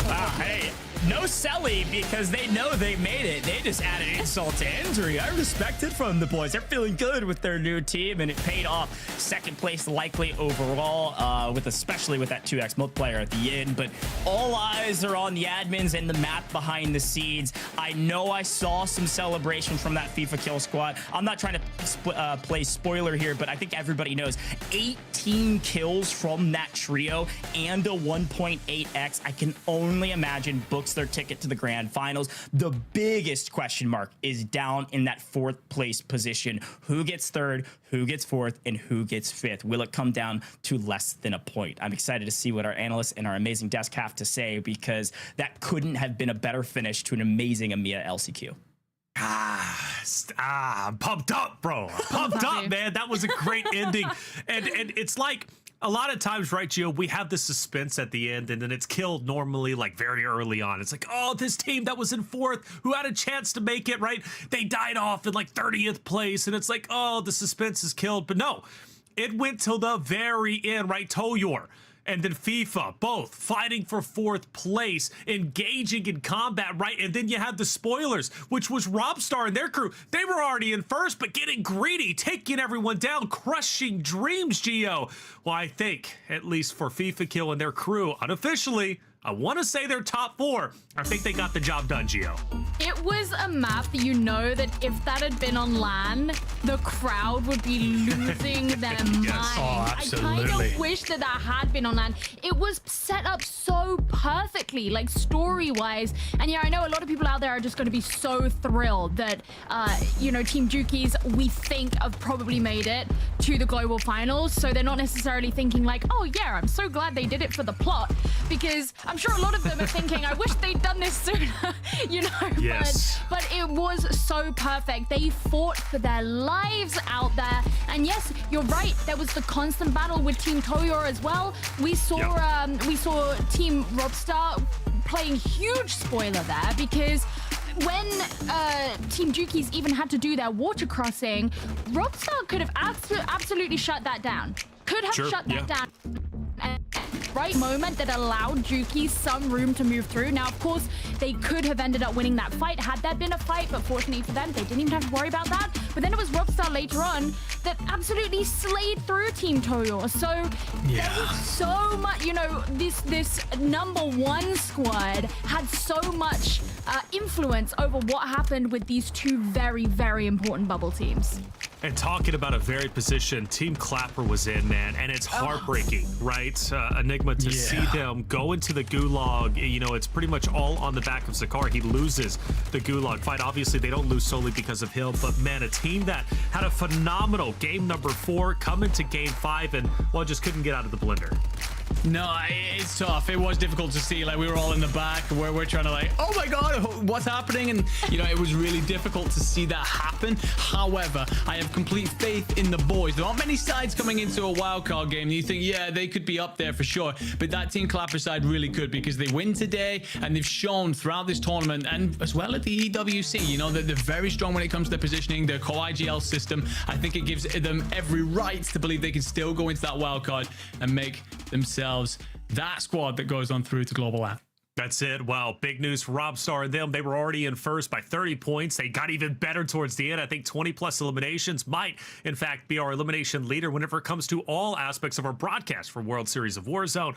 Boogs obviously lasting till the very end. They get the win. They were already in second. They should qualify. Zach, Hollow, Azen should also be up there. The big question is, who got 4th place? Was it FIFA? Were they able to do it? Did Toyor and their co, even though they finished off a little bit earlier, was it enough? Well, we're calculating the final scores, but let's start recapping the day, because we started off with drop number 1, which did not disappoint. Gave us our first tasting of what Robstar and them were all about. They started off Enigma flying and frying. They finished with 10 eliminations. They didn't get the victory, though. This was our first opportunity to see Jesus Jr., who did not disappoint in maps moving forward. No, he didn't. And the one thing I will say about this Jesus Jr. lineup is I think they were just struggling with kills. I think the placements were actually really good throughout. I think that if they'd had a bit more time, if Jesus Jr. had picked up as a last-minute substitution, I think that this squad had become more a part of the conversation. The one thing I will say this map should be remembered for is that incredible zone rotation that dragged so many people south and caught so many of them cold nice and early. Yeah, that zone rotation was brutal, as it typically is when it comes to the World Series of Warzone. Even the second game ended up going straight up to the north. This was a good start, though, for many different rosters. Also, you know, can't forget Diablo, Ghoul, Infernal, who Infernal making grand finals last year. They came in as the underdogs, but performed very well. Crazy Snake and his crew ended up with 17 eliminations, right? There were some big scoring games from some rosters that we weren't necessarily hyping up when it came to the beginning, but they ended up making a massive impact in game number 1 and making their names known. Then we move into drop number 2. Same narrative started right for the underdogs, but also for the top dogs of the day. This is where we noticed Robstar, Vortex, and Blade take their first victory, Gio. Yeah, and as you mentioned, this was the one where we had that really all the way up to the north, and this team just had some really great rotations, really great positioning. They were all 3 players remaining at the very end. This was also the map where Vortex took 12 kills alone, which is absolutely insane to even think about. The coordination that they had on this drop was just mind-blowing, and I think this was the point where we were like, oh, okay, they're in then. Like, they're gonna win. But, you know, like, we were already talking about them pretty much having cemented their spot as early as this second drop. And let's not forget, too, this is also our first taste of what Boogs, Benzie, and Stukex, who ended up winning, obviously, the last game we just seen, and potentially qualifying in top 4 of what they could do. I believe they finished off actually right here in second place, just behind our first place team of the day, Blade, Vortex, Robstar. They ended up picking up 15 eliminations there. Then we move to drop 3. Things start to get serious, but it also brings us some fresh faces once again to the top in Skulls, Luciano, and Revolt Enigma. Yeah, I mean, that lineup, they basically weren't a lineup as of about 2 days ago. So came together, I think, maybe about 3 hours before this whole event. Showed exactly what they could do here by putting it up that big map. It won't be enough to have them as part of the conversation, but I think 2 of the squads, maybe even 3 of the squads, that really did show plenty of life through that. Zach, Robstar, as well as Toyor and Co, and all 3 of them are going to be in the conversation. So this is the point where we started to really get a taste and lay the land to understand exactly what was unfolding in front of us. And also an opportunity for Jukies and Co to prove that, well, they had a real chance to break into top 4. This was the game where they got top 5 with 14 eliminations, which drastically pushed them up the leaderboard, which they were absolutely needing. They were just on the cusp of breaking down to the second page. I believe they were in 8th place. After that win, they moved up just a little bit to 6th. Good on them for doing so. We move forward to our next game, which was drop number 4, and a little bit of a worry spot, right, for Juki's, Gio. They end up falling very early. Lennon was in that Gulag. He loses it, and then I'm like, well, now they got to throw that Hail Mary on game number 5. We know how it ended up resulting, but this was also a chance for Clapper, Rocket, and Zakar to prove themselves. Yeah, it was a really scary round, I think, for Team Juki's because of that fact, but it meant that all of these other teams could kind of see this open opportunity. And of course, Team Clapper, who had had a little bit of a rough going of it so far in the LCQs, saw that opportunity. And I mentioned earlier on in the broadcast that up until that point, there had been 2 out of the previous 3 games that Clapper himself had scored 0 kills on. This one, he took 10 just for himself. And of course, the second place was Team Boogs, who we have just seen win this final drop. Ooh, here it is, the standings. We got Rob starting with Blade up in first, Boogs in second, and FIFA Kill will make it to third, followed by Team Zach, who is holding on the top 4 for it seems like an eternity. Those are your 4 moving forward to global finals. Shout out once again to FIFA, Juki's, and Lennon, one of my favorite teams out there. The stage would not be the same without them. I cannot wait to hear the crowd go nuts for those 3 individuals. But let's sober up the mood. We got our wild card coming up at Enigma. Plenty of incredible teams, just barely missed out. Yeah, I mean, I'm going to look at that Team Toyo squad. They've been in the conversation all evening, so I really feel for them, and the heart in me would love to see them make it after being the squad that just misses out. But then I mentioned a minute ago, Rocket, Clapper, Zakar. I really feel like that their co-IGL system, the brains that they have here, that they qualified last year, they're bringing Clapper, who they feel gives them an even stronger IGL presence around the map. I truly believe that they are one to watch for our end circle. But the thing is, and all this conversation doesn't matter, it's the beauty of the wild card. You can be in last place right now, you could still make LAN. Oh, isn't that wild? That's right, Gio. Last place, going from that to first place. Now it's all about surviving, right? No holds bar. Anything goes outside of rank play rule set and the weapons and stuff. But 36 teams now have a chance to make it happen. And I can't wait to see how that's going to work out. And I think we have an interview set up. Let's actually bring in one of our winners and see who it is. It's Lennon. What's up, yo? You got this. Let's go, baby. Let's go. Dude, Lennon. First off, like I said, you know, I try to remain unbiased, but you're like the trio that I wanted to see go for it to land. It would be so weird. They were already at NA, right? So many powerhouse teams didn't make it there. That should, you know, be there or have a chance to be there. But Lennon, you made it. First off, how are you feeling, brother? Because this is huge. Oh, honestly, I'm on top of the world right now. Yeah, I'm so gassed. I'm so happy. So happy we're making it. It would have been so awful then 2 months where like you had to wait until whenever World Series is. I would have been just like, right. I don't know. I would have been sad. I would have been sad not making it. So making it means so much to me. My passion's through the roof. If anybody knows me, I'm so passionate for this game. So passionate. So yeah, I'm so happy. I'm honestly so happy. I've lost of words. I'm so happy. I'm happy for you, like you have no idea. So let's sober it up a little bit and talk about what the struggles were beforehand, right? You obviously have made it now, so now we can talk about it openly and honestly. You guys were struggling. You guys were not looking like the powerhouse team that we needed you to be. How did you turn that performance around to now where you finished third and you're going to global finals? I think one of the main problems, and I said this to Enigma before before this, we didn't have a landing spot, like a proper landing spot. We didn't have one coming into like stage 2, stage 1. If you know the finals, we had no landing spot, and now we had a landing spot. We stuck to it. We landed around City high rise, and we got loadout pretty much every game, which before we were struggling. And then once we get the loadout, that's when it starts getting. Yeah, we started getting loads of kills, started racking it up, and then we got FIFA's IGL to get us towards the end game, and then that's a change, and it was needed. Lennon, talk to me about Game 4. Not just what happened, but how did you guys feel afterwards? What were the conversations happening between you guys, and what was the key conversation before Game 5? So Game 4, we got a bit unlucky actually because we were staying consistent for the whole thing. We had like 15 points for Game 1, 16 points Game 2, and in Game 3 we had like 22 points. So like coming to Game 4, we thought we're probably just going to stay consistent, right? But we got a bit unlucky. We got third-partied, and I was last alive in Gulag. Unfortunately, I didn't win it. So we got like 9 points. But after it, we knew we were going to tee up in game 5. We knew we was going to ice up. So we didn't really have much conversations. We had like a strat that we could have done, but we decided to just stick to the normal strat because we was getting so many kills that way. So, I mean, we knew we'd ice up.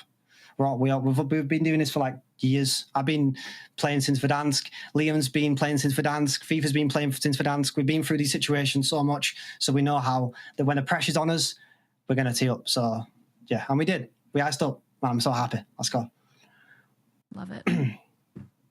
I was on the flight back from Riyadh with both you and Liam. Spoke to you quite in detail about what it is that been going wrong and what it is that you wanted to do. But at the end of the day, you guys had to have those conversations. So, I mean, what was the moment when you guys sat down and realized, look, we got to figure this out because shooting and just hoping isn't working right now. We need to come up with a plan. How did that all come about, and when did that begin for you boys? It was after the finals, the last final, the one before this, where we came like 17th or something. We really, that was poor from us. So we really had to like step up for the LCQ, and we had a little conversation. It was like, boys, what are we doing? Come on, we're a top EU squad. What are we doing? We need to lock it in and just play better because we're really poor. And then, I mean, today we definitely played a lot better, and I'm happy with our performance, to be honest. As you should be. As you should be, right? I mean, that is incredible. Again, like on a personal level, I'm so proud of you guys and happy that you're going to be playing in global finals. I can't wait to hear the crowd go absolutely nuts for you wherever we are in the world. Lennon, I give you this chance, right? You finally made it. You punched your ticket to global finals. The job's not done yet, but at least you can rest a little bit easier now knowing that you made it. Talk to your fans and say what you need to say to them. Guys, thank you for your support because we've been playing rubbish, and we've been playing rubbish. We finally locked it in, and you guys have been supporting us ever since beginning. So I really appreciate it. Thanks for sticking with us, and thanks for supporting. So big shout out to the fans because they're the real goats. Appreciate you guys. All right, Lennon, you get the job done with Jukies and FIFA Kill. Congratulations. So pumped up for you. Come and now on. the real work begins, heading to global finals, baby. Let's go. Thank you guys for having me. Thank you. Of course, brother. Thank you for playing. Thank you. Thank you, man. I like that. I was looking at chat. They were killing me out. Peaky Lennon, with the. I love it. That's one of my favorite shows. Also with the cat, but it's kind of a vibe with the accent as well. It is. It's a vibe. It is. I love the guy. You could tell the passion is there, right? I mean, he really, really wanted this opportunity, and he finally got it. Shout out to them who ended up making it happen. Let's look at our top elimination leaderboard, see who ended up on top. We've been following it, and there it is. It's Vortex and Geo. No surprise, right? They finished off with 84 eliminations for today. Vortex got 34 of them. It's disgusting. It's illegal. It's actually foul. Even just when we looked at the number of points that each of the teams had accumulated, the fact that they got up to 147 is disgusting. And it's just, it's such a testament to how much aggression and power these players are putting in. But yeah, Vortex there with 34 on his own. Okay. It's huge. It's massive, right? I mean, in 1, 2, and 5, by the way, for Robstar, Vortex, and Blade. Juki's making 4th place, which, shout out to him, right? We knew, Enigma, that he was one of the main slayers for the roster at one point when they were switching up their play style, sending Juki's out to go slay. Well, it seems like it paid off, and Lennon not far behind.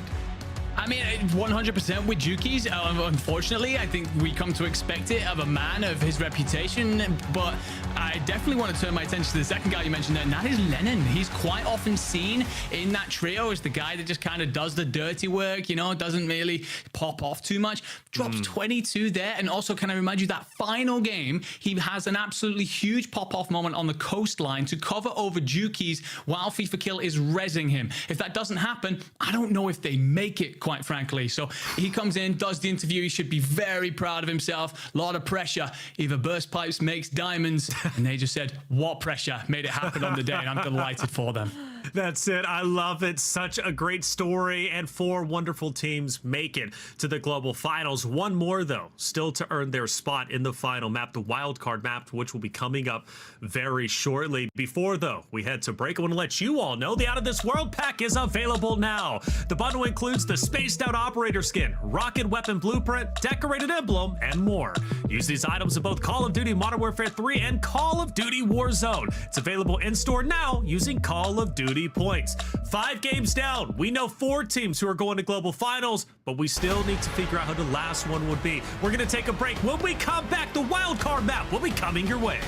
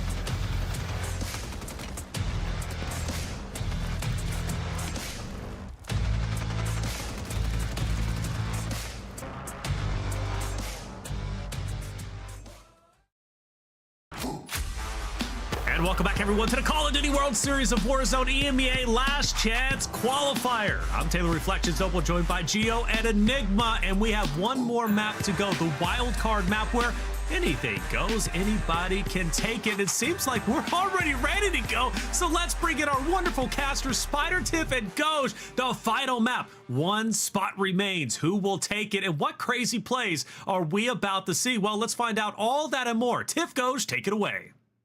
You know, Goj, I don't even know what to expect when it comes to these wild card matches, because we've seen it all, right? And you just need to be the last one standing. I don't care how many eliminations you get, Goj, just one. Ooh.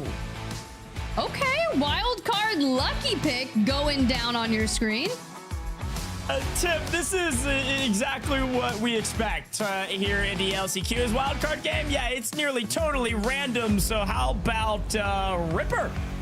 We take those. Sure, let's go for it. I'm telling you, we spin the wheel, the lucky pick, our wildcard draw. We're going Ripper according to a randomization. W. There we go. It's time. The final map of the day wildcard is here, and it is all up to chance, skill, or otherwise, Tiff. Skill. You gotta be the ultimate survivor. I don't care what you do. I don't care if you rat it up, if you're chilling till the end, you got 6 PDSs between the trio. Do what you gotta do. We've got a relatively central zone likely to be kicking things off, and Goj, it's time. It is time. It is time. The final map of the day, the final map before global finals, the final team to make it to the end.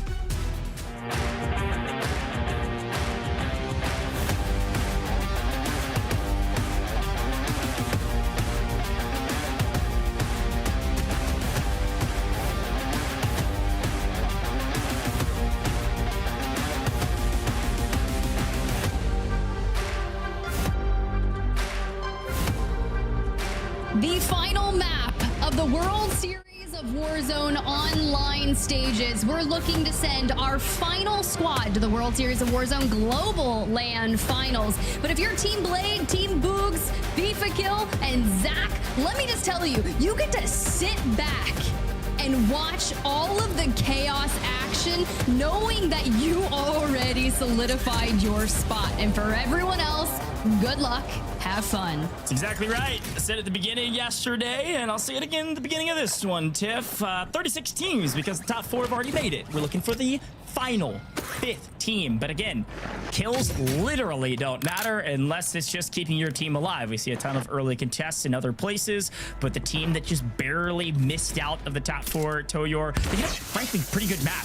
Unfortunately, every team ahead of them on the leaderboard also had a good map, so they didn't still have an opportunity. But to the Gulag we go, and we're going to be hanging out here a lot in our wild card map. And unfortunately, it doesn't look like only will, but because, well, the Gulags are nearly everything, Tiff, especially in the like early mid game. This is the life of the tournament on the line. This is your final moment of the LCQs to make grand finals. You got to make a move.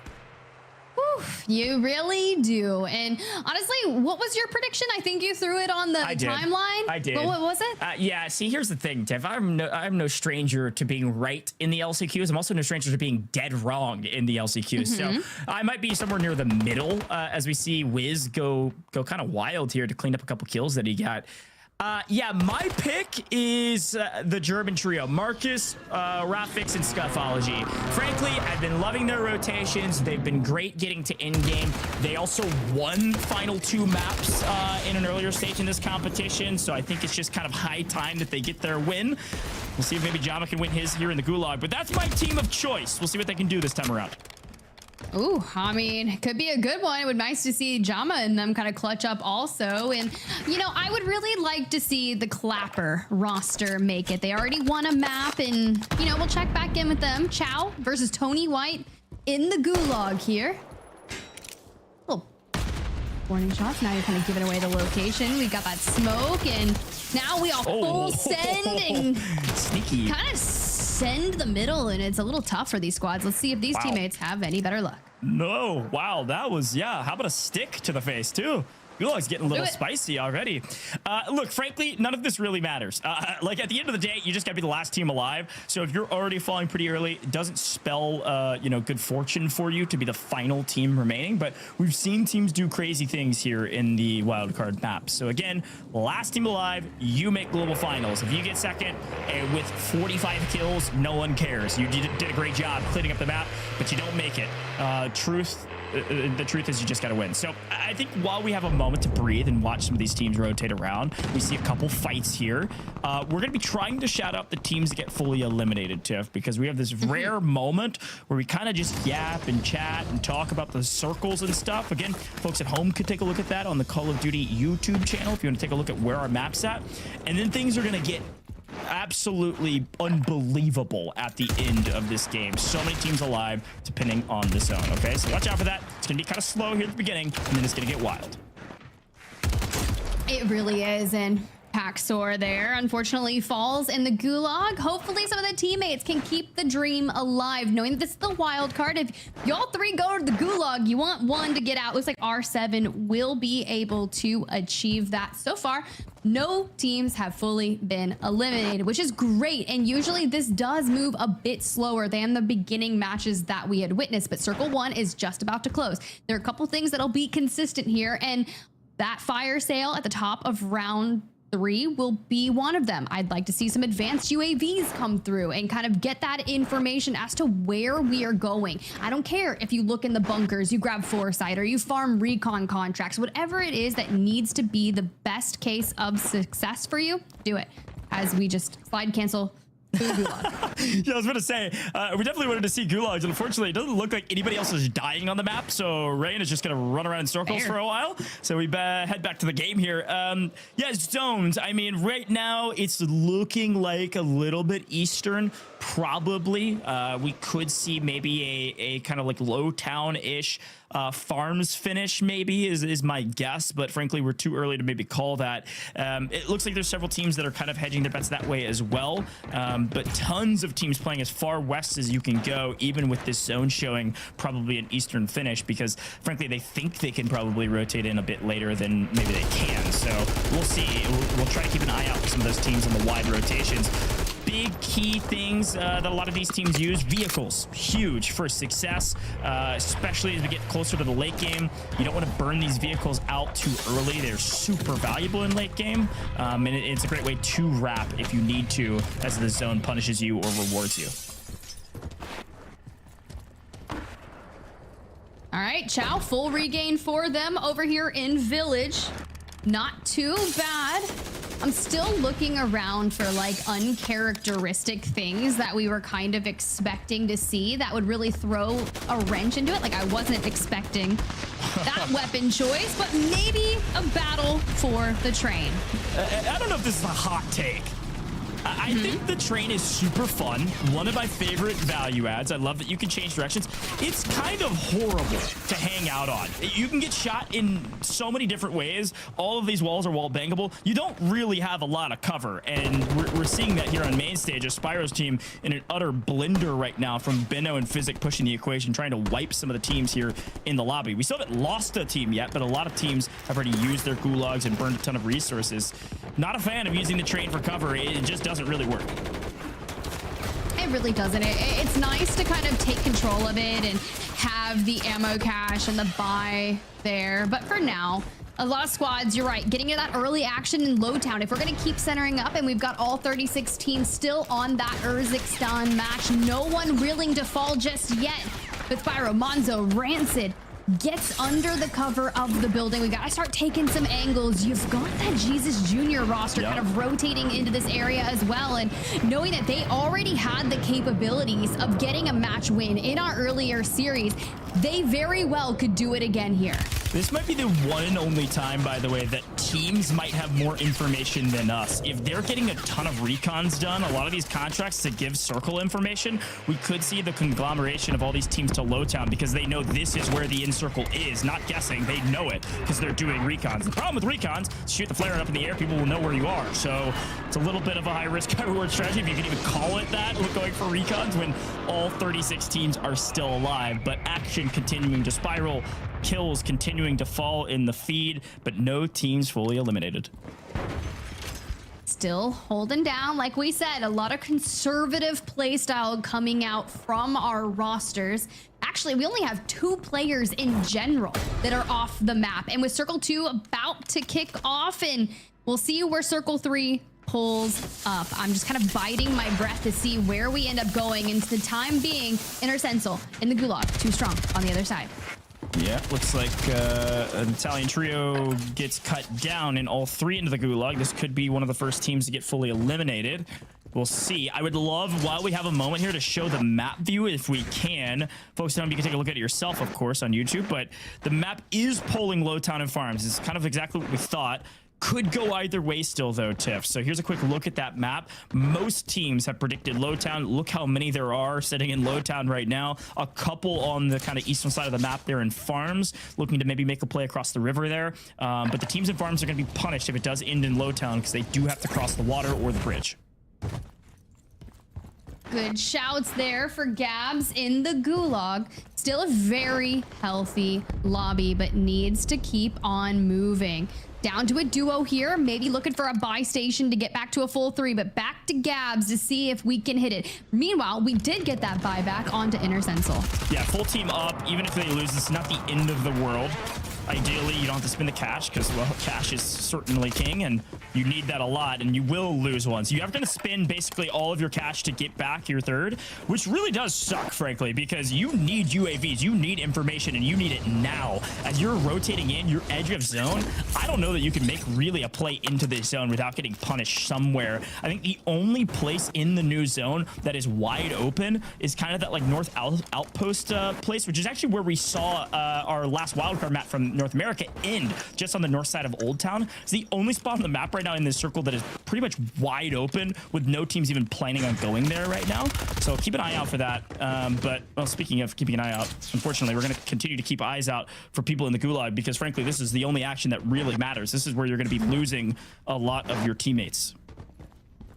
And you're losing a lot, but we're still regaining as our lobby just keeps repopulating back on up. We've been sitting north of 100 players the entire time, and no team has been fully wiped just yet. But the amount of teams that have moved into that low town area are making things pretty hectic. You think of the layer cake that we got in the wild card map of the World Series of Warzone Last Chance qualifier last year, where Tactical Brit was able to thrive and be the last one standing after we pulled out a village on Al Mazrah. Crystal shots on the opposing side, and Benno on 4 eliminations, looking for 5, still trying to hold it down. Gets the reload onto the BP-50, taking some angles and not able to finish it off. Crystal, okay. AB Wiz had a pretty solid performance in Global Finals last year, but been fairly quiet since then.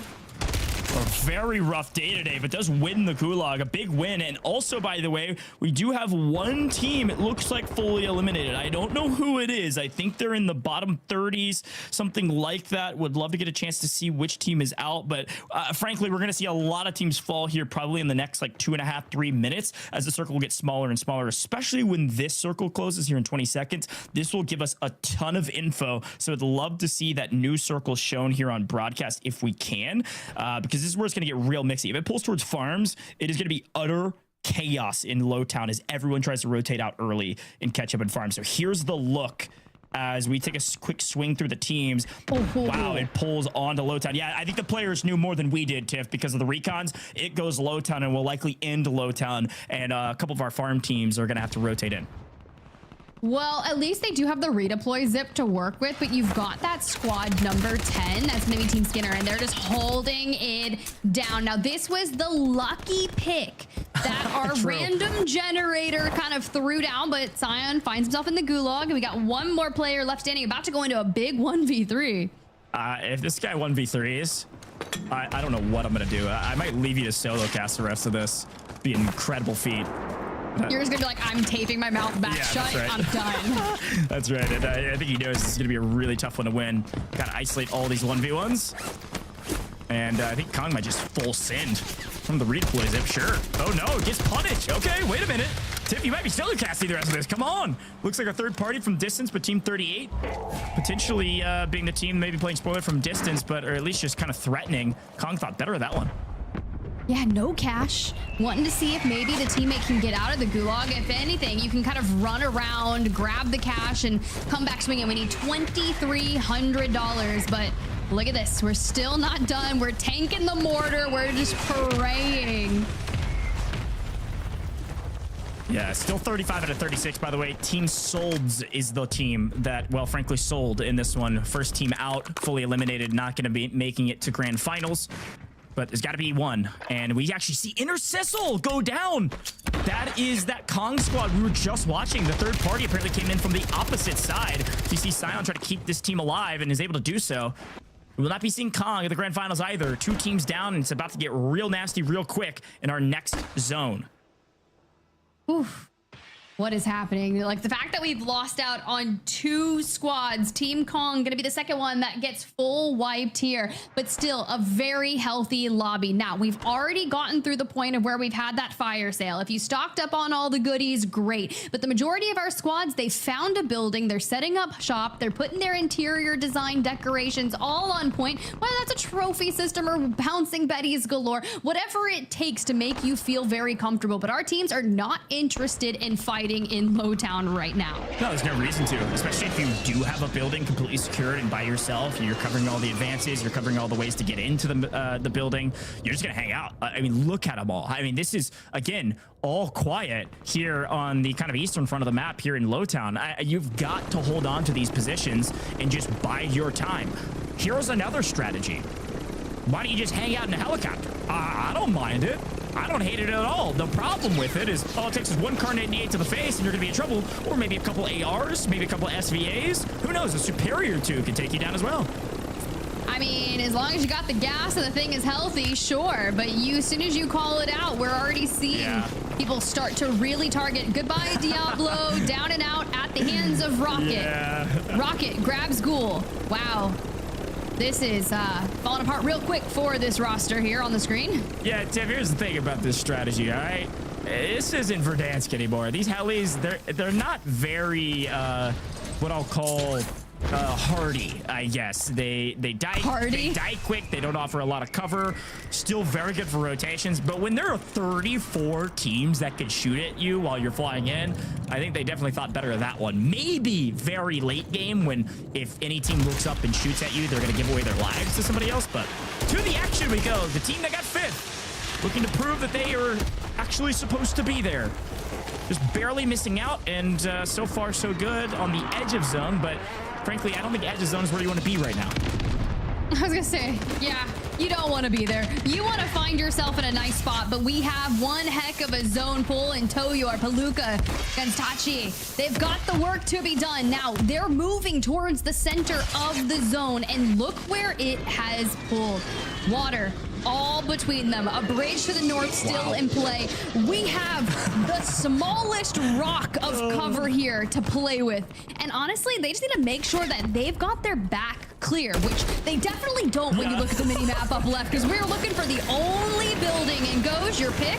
They've got it. They've got that center. They've got the building. The problem is everybody wants it, so everybody's going to swing on them. There's going to be a third party here, no problem. Let's see what the Germans can do. Marcus Scavology holding it down in center. Shots going down from all which directions. Nobody can get a handle on where we should even look at this point. And because of all the covering fire, because of the C4s and everything in between, Marcus's team is still safe for a moment. A hair to breathe, but here comes the push. You got to make it, and you make it now. Marcus got to come out on top if you want Ghost to be correct. And right now, apparently I am right. Toyor all by himself and in trouble. Where do you go from here? There's nowhere to run, nowhere to hide. Unfortunately, Toyor, you are out of here.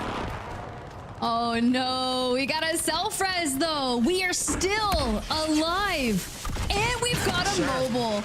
Okay, welcome back, Tachi. Still hanging on by a thread. Now, mind you, it doesn't have to be flashy. It doesn't have to be pretty. You just have to know when to ice up. All right, folks, I need you to buckle in. We've got 30 teams remaining, and this next zone, there are 3 total buildings inside of the circle, and the rest is water and what I'll call river coastline, all right? Look at this thing. We've got Squad 7, Squad 9, and Squad 12 all inside the zone, with Squad 10 right beneath them, sharing a building or a pair of buildings, it looks like. Those are the teams in cover already. They technically have the best position, and everybody else is battling out in the edges of the zone. Here's a quick look at the overhead of some of these teams. You see Pink Turtle, Solitude, Sakar, all in the mix and all inside of buildings. But here come, what is this? This is like something in Spain. They're running with the Bulls. What is going on right now? This is chaos as Jesus Jr. and everybody in between. Smoke and run, smoke and cover. We got to get to the zone. It's the running of the smokes, not the bulls, but it's happening. And Tomster Bomb, Pink Turtle, Skinner have found themselves in that building alongside Too Strong. There's LTVs in the midst with Valvin looking to put up some numbers if he can just find people, but not a lot of people out in the open. And quite frankly, Darzity lays splashed, trying to cut people down. Jesus Jr. takes the brunt of that damage, but stays up somehow and is just flying around the map as a solo. Unreal. Look at the new zone. Everybody's gonna be wide out in the open. Not a single building is inside new. It is wide out in the open, on the river coastline, in the water. This is going to be utter chaos, and it's gonna come down to smokes, and it's gonna come down to PDSs for the final wraps through. Marcus's team is still holding down. It's the yellow 7 at the bottom of the screen when we see the mini-map, but up at the top, Darzity raining terror. Again, kills don't matter. You got to get to zone, and they still have to cross the river tip. I don't know how you're going to get out of this alive. Sure, you're going to punish some teams. Sure, you're going to cut some teams down. We're seeing teams fall left, right, and center. We went from 30 down to 16 in the blink of an eye, and it's only going to get worse. This is crazy. This is the most chaotic thing I have ever seen. Lays Darzity making the play, doing the Hail Mary dolphin dive into the water where we can focus on healing. We lose out on one, but so far we are just like, okay, I got a PDS here. What other goodies can I find lurking beneath me? But a pistol in hand, and well, remind you, it only takes one. Someone's trying to call in that mobile buy station, and while everything just erupts in sheer chaos, buybacks galore, Darcy, you're just gonna swim. You just gotta keep swimming and just see what happens. I don't care if you're finding Nemo or anybody in between. You just gotta keep swimming. The pull of the zone, it goes to absolutely nobody. To the river it goes. We are gonna have a water finish, folks, and it's gonna get real nasty real quick. The team inside the zone, yellow 7, that's Marcus, that's Scuffology. They're hanging out, PDSing, holding on, and they're getting a ton of eliminations, which don't matter. But we go to the river, and several teams try to make a move. It's Pink Turtle making a move first. You see them tin in that weird blue color. But this Marcus squad, they've got plenty of resources. They've been here since nearly the beginning of the game. We go to the river, folks, and it's going to be a battle up the river. You know what they say about rivers? If you don't have a creek, you can't go up the river. But right now, you just need to be swimming in the river to make sure you stay alive.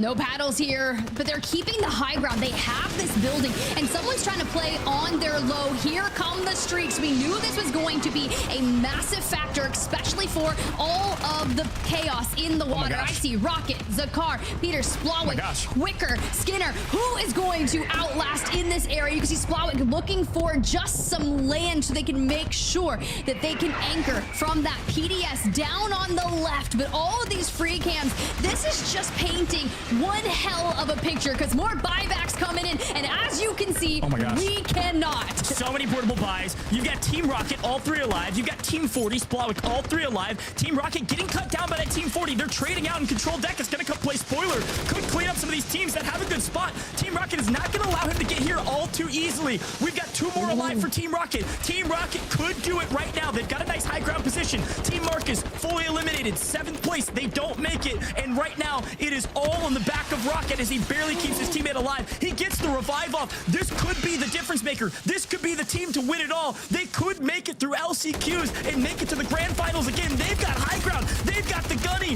They're not letting anybody swim away. This river, they're just shooting fish in a barrel. They're not salmon. They can't swim upriver. They can't go anywhere. We're deep in the zone. Tim, this is all she wrote. This is going to be Team Rocket unless there's a heroic play. Could they do it? A 2v1. They did it last year. They'll do it this time in the wild card game. They're trying to find the final player, but they don't need to. The gas gets its victim, and at the end of the day, Team Rocket is blasting off to the grand finals. Are you kidding me?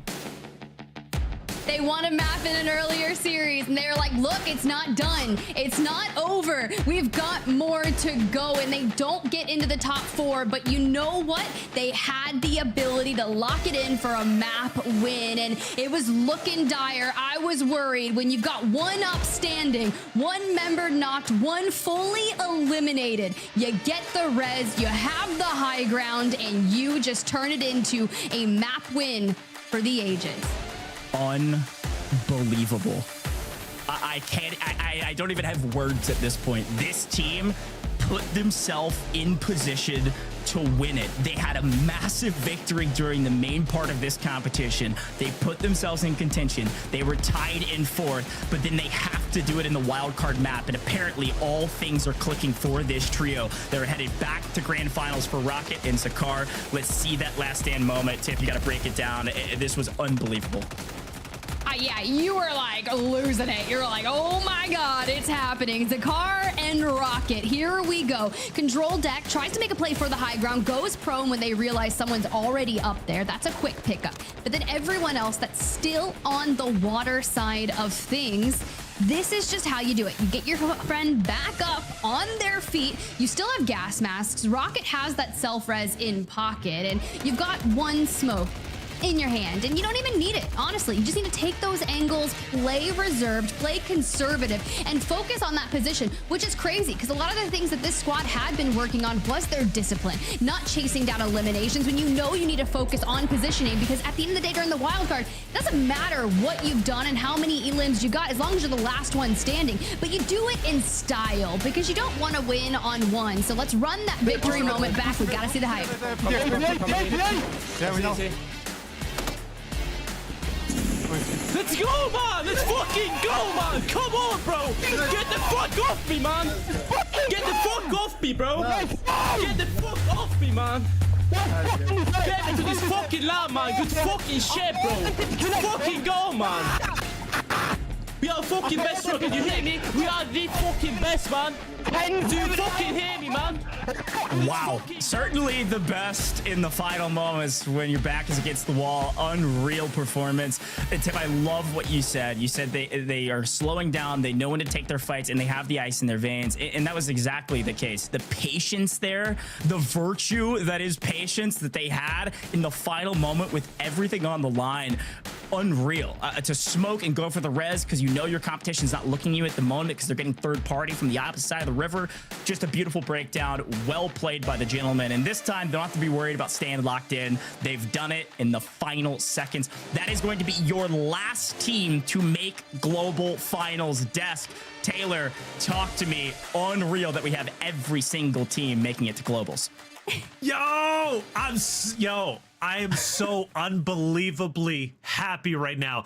So it's funny. Gio was like, she was asking me, she was like, oh, who do you think is going to win it? And I said, I don't know who's going to win it, but I want Team Rocket to make it. Like, that would be the cherry on top. And they did. I can't believe it. It's a team that I wanted to see personally into global finals. They barely made it last year. They barely made it this year. But the point is, they made it, right? A team that worked so incredibly hard. 6th place, just narrowly missing out of top 4. Yet game number 6, they get the job done. Gio, Team Rocket, they will be going to global finals. Yeah, insane. And I mean, no, because just like listening to them at the end there, like there was so much like unbridled passion, just as there was in our DMs as well. Like you were losing it, you were losing it, both of you were losing it in the DMs. And I just think like it's just that feeling of like, these guys deserve it. We had them get their one win earlier today, and then sort of after that it was like, oh, are they, aren't they? And they are like, that's just kind of where it's come down to. And I love the way that they played the end of that round. We have this weird river circle. Lots of fish analogies coming from Goj. But they actually took what ostensibly was this kind of high ground in that position, and just really worked together to make sure all angles were covered, that they constantly had a dominant position on those angles. And they capitalized on them. And it was just, they really, really kept it, like, just locked in until that final moment where they...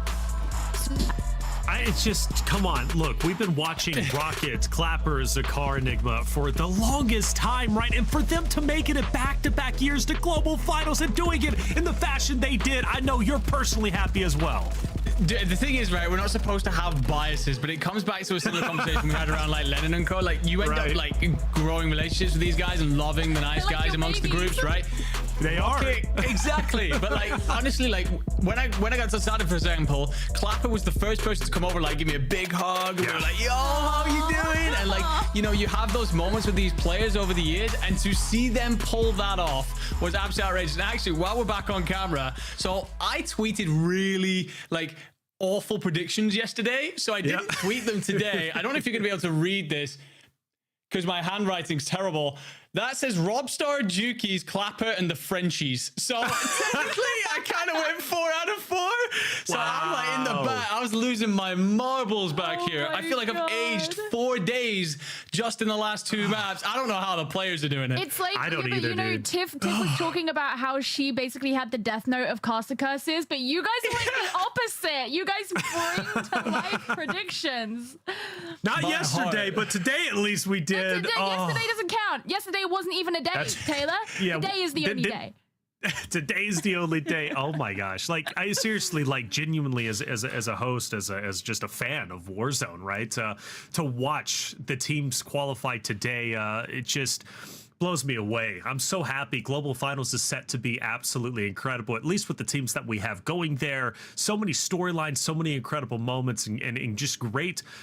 I think opportunities as a whole to qualify. Man, what a day it was. Wildcard never disappoints, and yesterday's was wild. Today was even crazier. And the thing is too, like there are certain teams that make it through, like the wildcard or whatever, and you're like, oh, okay, well they're gonna go to LAN, right? Enigma, and they gonna be all right. But like Rocket, Clapper, Zakar, like again, a team that was in 6th place in the final standings after the 5 maps today.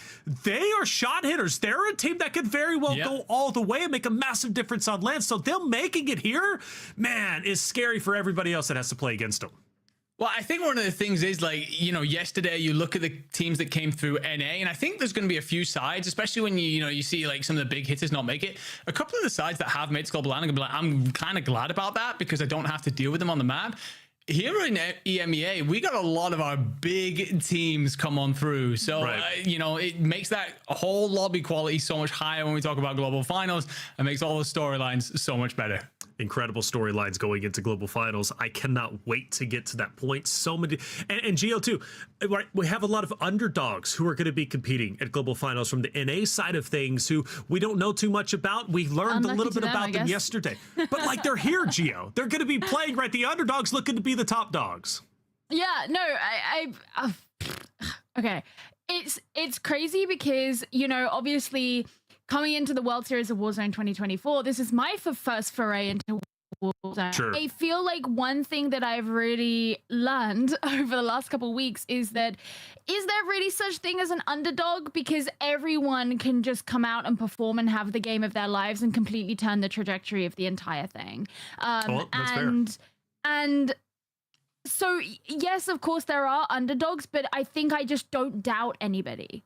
I think that's kind of what I mean by that, is like nothing will really surprise you ultimately, just because the level that we're looking at for all of these players is so insane. I mean, especially considering that, you know, yes, Warzone itself has only been a thing for a number of years, but Call of Duty as a wider thing has been around for so long, and a lot of these players will have been players for years and years and years, and they have developed these skills over so long. They've developed these relationships with their teammates over so long. They have learned how their opposition played. They've learned all these very, very specific minutiae that you just don't have the option of in certain other games because they simply haven't had the lifetime that this franchise has had. And it just means that the way you look at skill in this game is very unique, because you don't really have people who are write-offs. That doesn't exist. And it makes it very exciting. And it basically means there's never a shoo-in, and there's also never a boring game. That is a fact. There's never a boring game, is it? Well, Enigma, like, we can even extrapolate on what Gio just said. It's like, there are so many teams that make it through Warzone, BRs in general. It's an incredibly unique ecosystem. Warzone is no exception to that, right? But you go back to last year where we introduced a new route to global finals, the first introduction of global finals, right? At least on LAN. Before that, it was all separate regions competing online. And we also got rid of the invites, right? It was all about, there was no invites to global finals. And the same thing here, right? So now it's like anybody can make it to that point. Nothing is guaranteed. Everything is earned. Yeah, well, I mean, when I saw the format this year, I was absolutely thinking that someone cooked here, because it has been brilliant to watch these sides battle it out across this format and really kind of figure out who is top dog in all of this. And we've had so many storylines, and I think that's one of the beauties of our space. We have not only the incredible sandbox and everything that goes on, the storylines, but the human element, the human factor, the relationships that all of these players, you know, have, and how we watch them evolve over the years and watch them do their thing on the main stage. Well, let's talk to one of our Game 6 winners punching their ticket to the global finals. We've got Clapper coming in. We're just going to have audio, but that's all right. Clapper, great to hear from you, man. Congratulations on a personal level. We all send our congratulations. We're so happy to see you at the global finals. Yeah, man, thank you so much. Obviously, going into it, I've had a lot of internet issues. I've been kicked off the servers twice over the past obviously, qualifiers. So, no, on the 1070 Ti as well, doesn't go well. But yeah, I'm just really happy to I'm just really happy to have obviously called. I would obviously love my camera to work right now, but obviously I don't know why it's not working. But yeah, I'm just really happy right now. All right. I've got a massive smile on my face. Brother, let me know. I got a 3090 sitting in my closet right now. I don't even use. So, dude, 1072. I mean, if you're feeling... I'm feeling generous, right? We'll talk about it offline. We'll talk about it. And I might have to tax you if you win the 300,000 at the global finals. But no, yeah, of course, but dude, seriously, congratulations. Talk to me about your run. Obviously, we had a chance to speak a little bit earlier to I believe Zakar, and now obviously we're talking to you. There's a big difference in Zakar's mindset going from map 4 to map 5. Obviously, he was so locked in. You guys don't qualify at least top 4, 6th place, right? Tell me the mindset going into that final game, because you clearly win it, obviously, but like how hard did you guys have to hold on to your mental after barely missing out on that top 4? To be honest, same thing happened with us in Riyadh. I don't know if you saw that. We barely missed out on obviously getting top. I believe it was 14. We just decided to obviously just regain, just lock in, and obviously things didn't go our way. But after that, we had a little chat, and going into the last game, we just completely locked in. And obviously myself as the IGL, I think I did quite a good job. And obviously the boys, they also locked in. So I'm really proud of the boys. Other than that, yeah. I love that. I mean, just such an insane showing from you guys. I just was curious, like going into that last game, was there anything to be afraid of? We weren't afraid, obviously, because it's the last game. People are going to be playing a lot slower. So we were afraid of a team maybe with maybe just a full backpack of PDSs. But luckily we had quite a few. And thank God, whoever threw that portable bat at the end definitely saved us. I managed to land in. I managed to crack 2 people at the end. I did die, but that allowed Zach and Rocket to obviously run up and just get the kills. And then because they had the high ground, they just managed to smash it. And I'm really proud of the boys. You touched on it there. You did die and have to sit and watch over Rocket and Zakar clutch things up. I know that you're quite often the IGL for the team, but when you're in that moment, how much of you is screaming and how much of you is actually helping? I can't lie, I was stood up out of my chair. My chair did fall over my bed, but no, I was just calming. I was saying, just keep checking your back in case someone's rotating with a gas mask, because the people down low, they're all fighting. There's no point in them watching that. So I was just like, boys, just watch your back. Obviously, I was screaming a little bit, and then they just brought it back. Obviously, I was screaming the house down, so my mum and dad aren't too happy with that. But what can I say? It is 11 p.m. Yeah, it is quite late. Yeah. And before this as well, I had to pack my setup from my girlfriend's house to bring it here, because obviously I disconnected over there, and then obviously I disconnected here again. So it wasn't great, but I'd like to say it was deserved, because it was very unfortunate that we disconnected so many times. But yeah, that's the universe trying to nerf you. Yeah, right. And they still failed, by the way. They still failed and nerfed you, Clapper. I'm so happy for you on a personal level. I remember at Global Finals last year. Of course, dude. Well, I remember at Global Finals last year shouting you guys out, shouting out Team Rocket, and the crowd went just nuts, right? Over in London last year in 2023. Yeah. So I'm excited to see you this year, wherever we may end up being, obviously. What are your final words, man? Like, what do you want to tell your fans, bro? Because you did it. You made it. My fans. I don't think I got too many of them, but shout out to the boys, Pink Turtle and all the boys. Obviously they've gassed me up loads. I appreciate everyone obviously that's messaging me. Even right now my phone's just going crazy, but no, I appreciate everyone that's obviously messaged me, and obviously everyone else that supported me. It's been amazing. Well, you got fans in us, right? We're supporting you all the way at the Global Finals. Clapper, once again, congratulations to your team, man, and I wish you the best of luck at Global Finals. Thank you so much, man. Obviously, thank you so much for having me on here as well. I really appreciate it. I wish I had the camera on as well, but I'm sorry about that. We'll get you next time. We'll get you in person. You will do. All right, brother. Oh, what a day. What a day it was, right? So many incredible moments. EU did not disappoint, and some heavy hitters ended up making it through. And again, Team Rocket making it is just a cherry on top from a personal perspective. I know from all of us, we do support them, and they ended up doing it. Well done. Let's go up and down. I'm trying not to confuse the camera operators this time. Let's go up and down this time. Spider Temple, start with you for your final words before we get out of here. Yeah, I don't have a lot of words, honestly. It's just been an absolute joy. I said yesterday, I've seen so much competitive Warzone over the past 4 years, and it's so cool to see what our next iteration of the World Series of Warzone Global LAN Finals will look like. Now that we've got all of our teams I guess we just need to figure out where it's going to be, and I'll just wait until then, you know? We'll have to wait. COD_esports.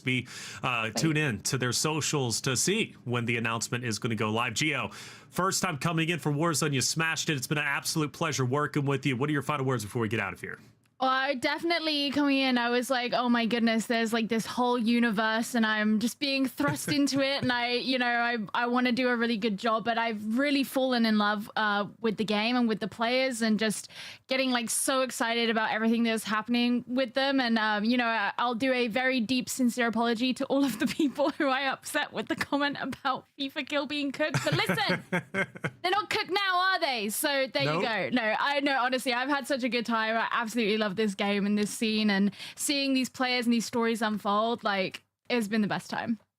They went from being cooked to cooking themselves. Love it. They're a great team. Can't wait to see them and how far they can go at the Global Finals. It's been a pleasure, Gio, really. And Goj, always great to hear your voice right on the cash. You absolutely smashed that final call where Rocket was on top of that high ground, gunning everybody down. Always a pleasure to work with you. What are your final words before we get out of here? Thanks, man. I had a blast. I gotta say, I don't know if it's the Enigma effect or what. I might have swapped sides, man. EMEA on top. I don't know. I'm telling you, today's cast is one of my favorites I've done in a really long time. Of course, with a wonderful Spider Tiff. The regional stories we get to tell here in EMEA is so much fun. The action, of course, amazing. I mean, the team at the top won by like 49 points, but it felt close all the way through in the top four. Right. So I'm excited to see what happens in Global Finals. I think what Enigma said at the very beginning of kind of our post-show wrap-up here is a perfect explanation. I think our EMEA squads coming in are really, really strong this year. I think it's going to be really tight in that regional battle in Global Finals, wherever it is. I think so. EMEA, right, has just been so fun combining those regions and seeing who the top dogs are. And it's made for some highly, tense moments without question. Enigma, you handsome fella. It's always great to work with you. What are your final words before we get out of here? I'll keep it short and sweet. Thank you very much for having me on board, and it's been a pleasure to talk all over this along with everyone here, the amazing team in the back, and of course our superstars, the players. I can't wait. LAN hits different. We know that. We just done one of those, and I can't wait for the next one. Can't either, and we're going to have to wait a little bit, but at least for the qualifying stages, well, they are now officially done. The thing that remains now is who's going to become champion to win that $1 million guaranteed prize pool, $300,000, and will there be a new champion, or will SSD continue to reign in their dominance? A lot of questions to answer that can only be answered at the Global Finals. For myself, Taylor Reflections, Noble, Geo, Enigma, Spider Tiff, Goj, our production crew, and you in chat, thank you so much for following World Series of Warzone throughout the qualifying stages, and we hope to see you on the big stage for the Global Finals. I'm ready for war. I'm ready for war.